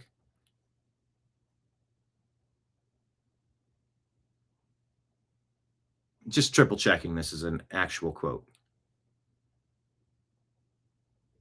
I'd put $20 on it being yes, maybe 100. Yes, confirmed quote. 2020 audiobook Fauci by Michael Spector. I have to say that I don't see a big solution other than some sort of mandatory vaccination. Mandatory vaccination is what this fucking asshole was promoting. I know federal officials don't like to use that term once people feel empowered and protected. Legally, you were going to have schools, universities, and colleges. And just say you want to come to this college, buddy, and you're going to get vaccinated. Lady, you're going to get vaccinated. Yeah, big corporations like Amazon and Facebook and all those others, they're going to say you want to work for us, you get vaccinated. And it's been proven that when you make it difficult for people in their lives, they lose their ideological bullshit and they get vaccinated. Hey, chat. If you could type rutabaga, can you type this for me? Fuck you, Fauci.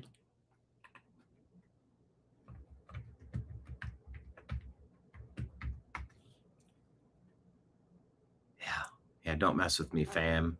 Or my fam, yeah. Fuck you, Fauci. Actually, I'm going to share it and hashtag fuck you, Fauci. Oh, I do want to copy his whole quote.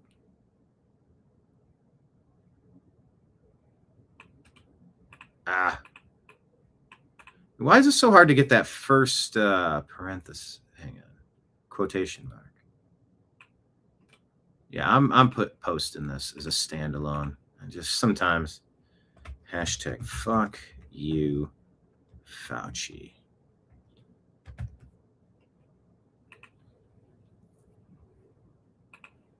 What a day.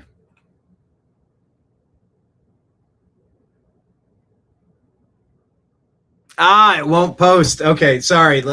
I was giving you bad advice. Everybody stop trying to write that. How about fork you, Fauci? There we go. Fork you, Fauci. Can we try that? Fork. F-O-R-K. Fork you, Fauci.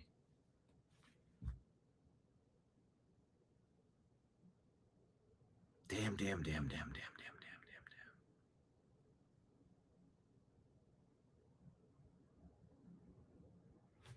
Oh, Rumble lets you do it? Oh, yeah. There you go. Yeah, no Beagle talk either. We've covered the Beagle torture.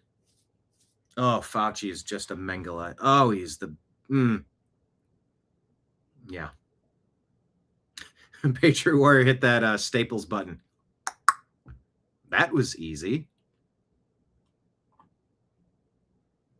Screw you, Fauci. All right. I don't know if this is the longest stream I've ever done. I don't know. No, it couldn't. I've done like election coverage stuff. But we're on 5 hours and 14 minutes. This is different. What a day. Oh, Dina spelled it backwards. KCUF, Fauci. Oh, it won't let you say fork you, Fauci? Okay. Well, try it on X. They'll let you speak. Try it on Rumble. They'll let you speak. You're all watching on YouTube. Every one of you commenting is on YouTube. Need to migrate you off of Google platform. Why does that matter? Well, ask Google if it's okay to see a doctor that looks like you. No, hurtful or discriminatory.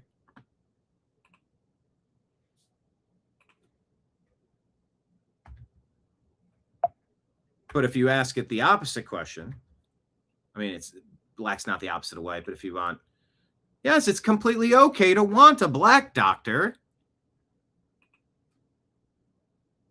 But if it's a white doctor, hurtful and discriminatory. People, get off YouTube. Come over to Rumble. Watch it on X. I think X is weird. I don't know if the posts come through on X. I don't know. You sort of, you get what I'm laying down, right? At least just so you don't lose us the next time a tyrant takes over YouTube, Google, and says, we don't want this show to succeed. Find us in the other places. And hit up our podcast. The podcast was weird. It logged us out. It wouldn't let us see data.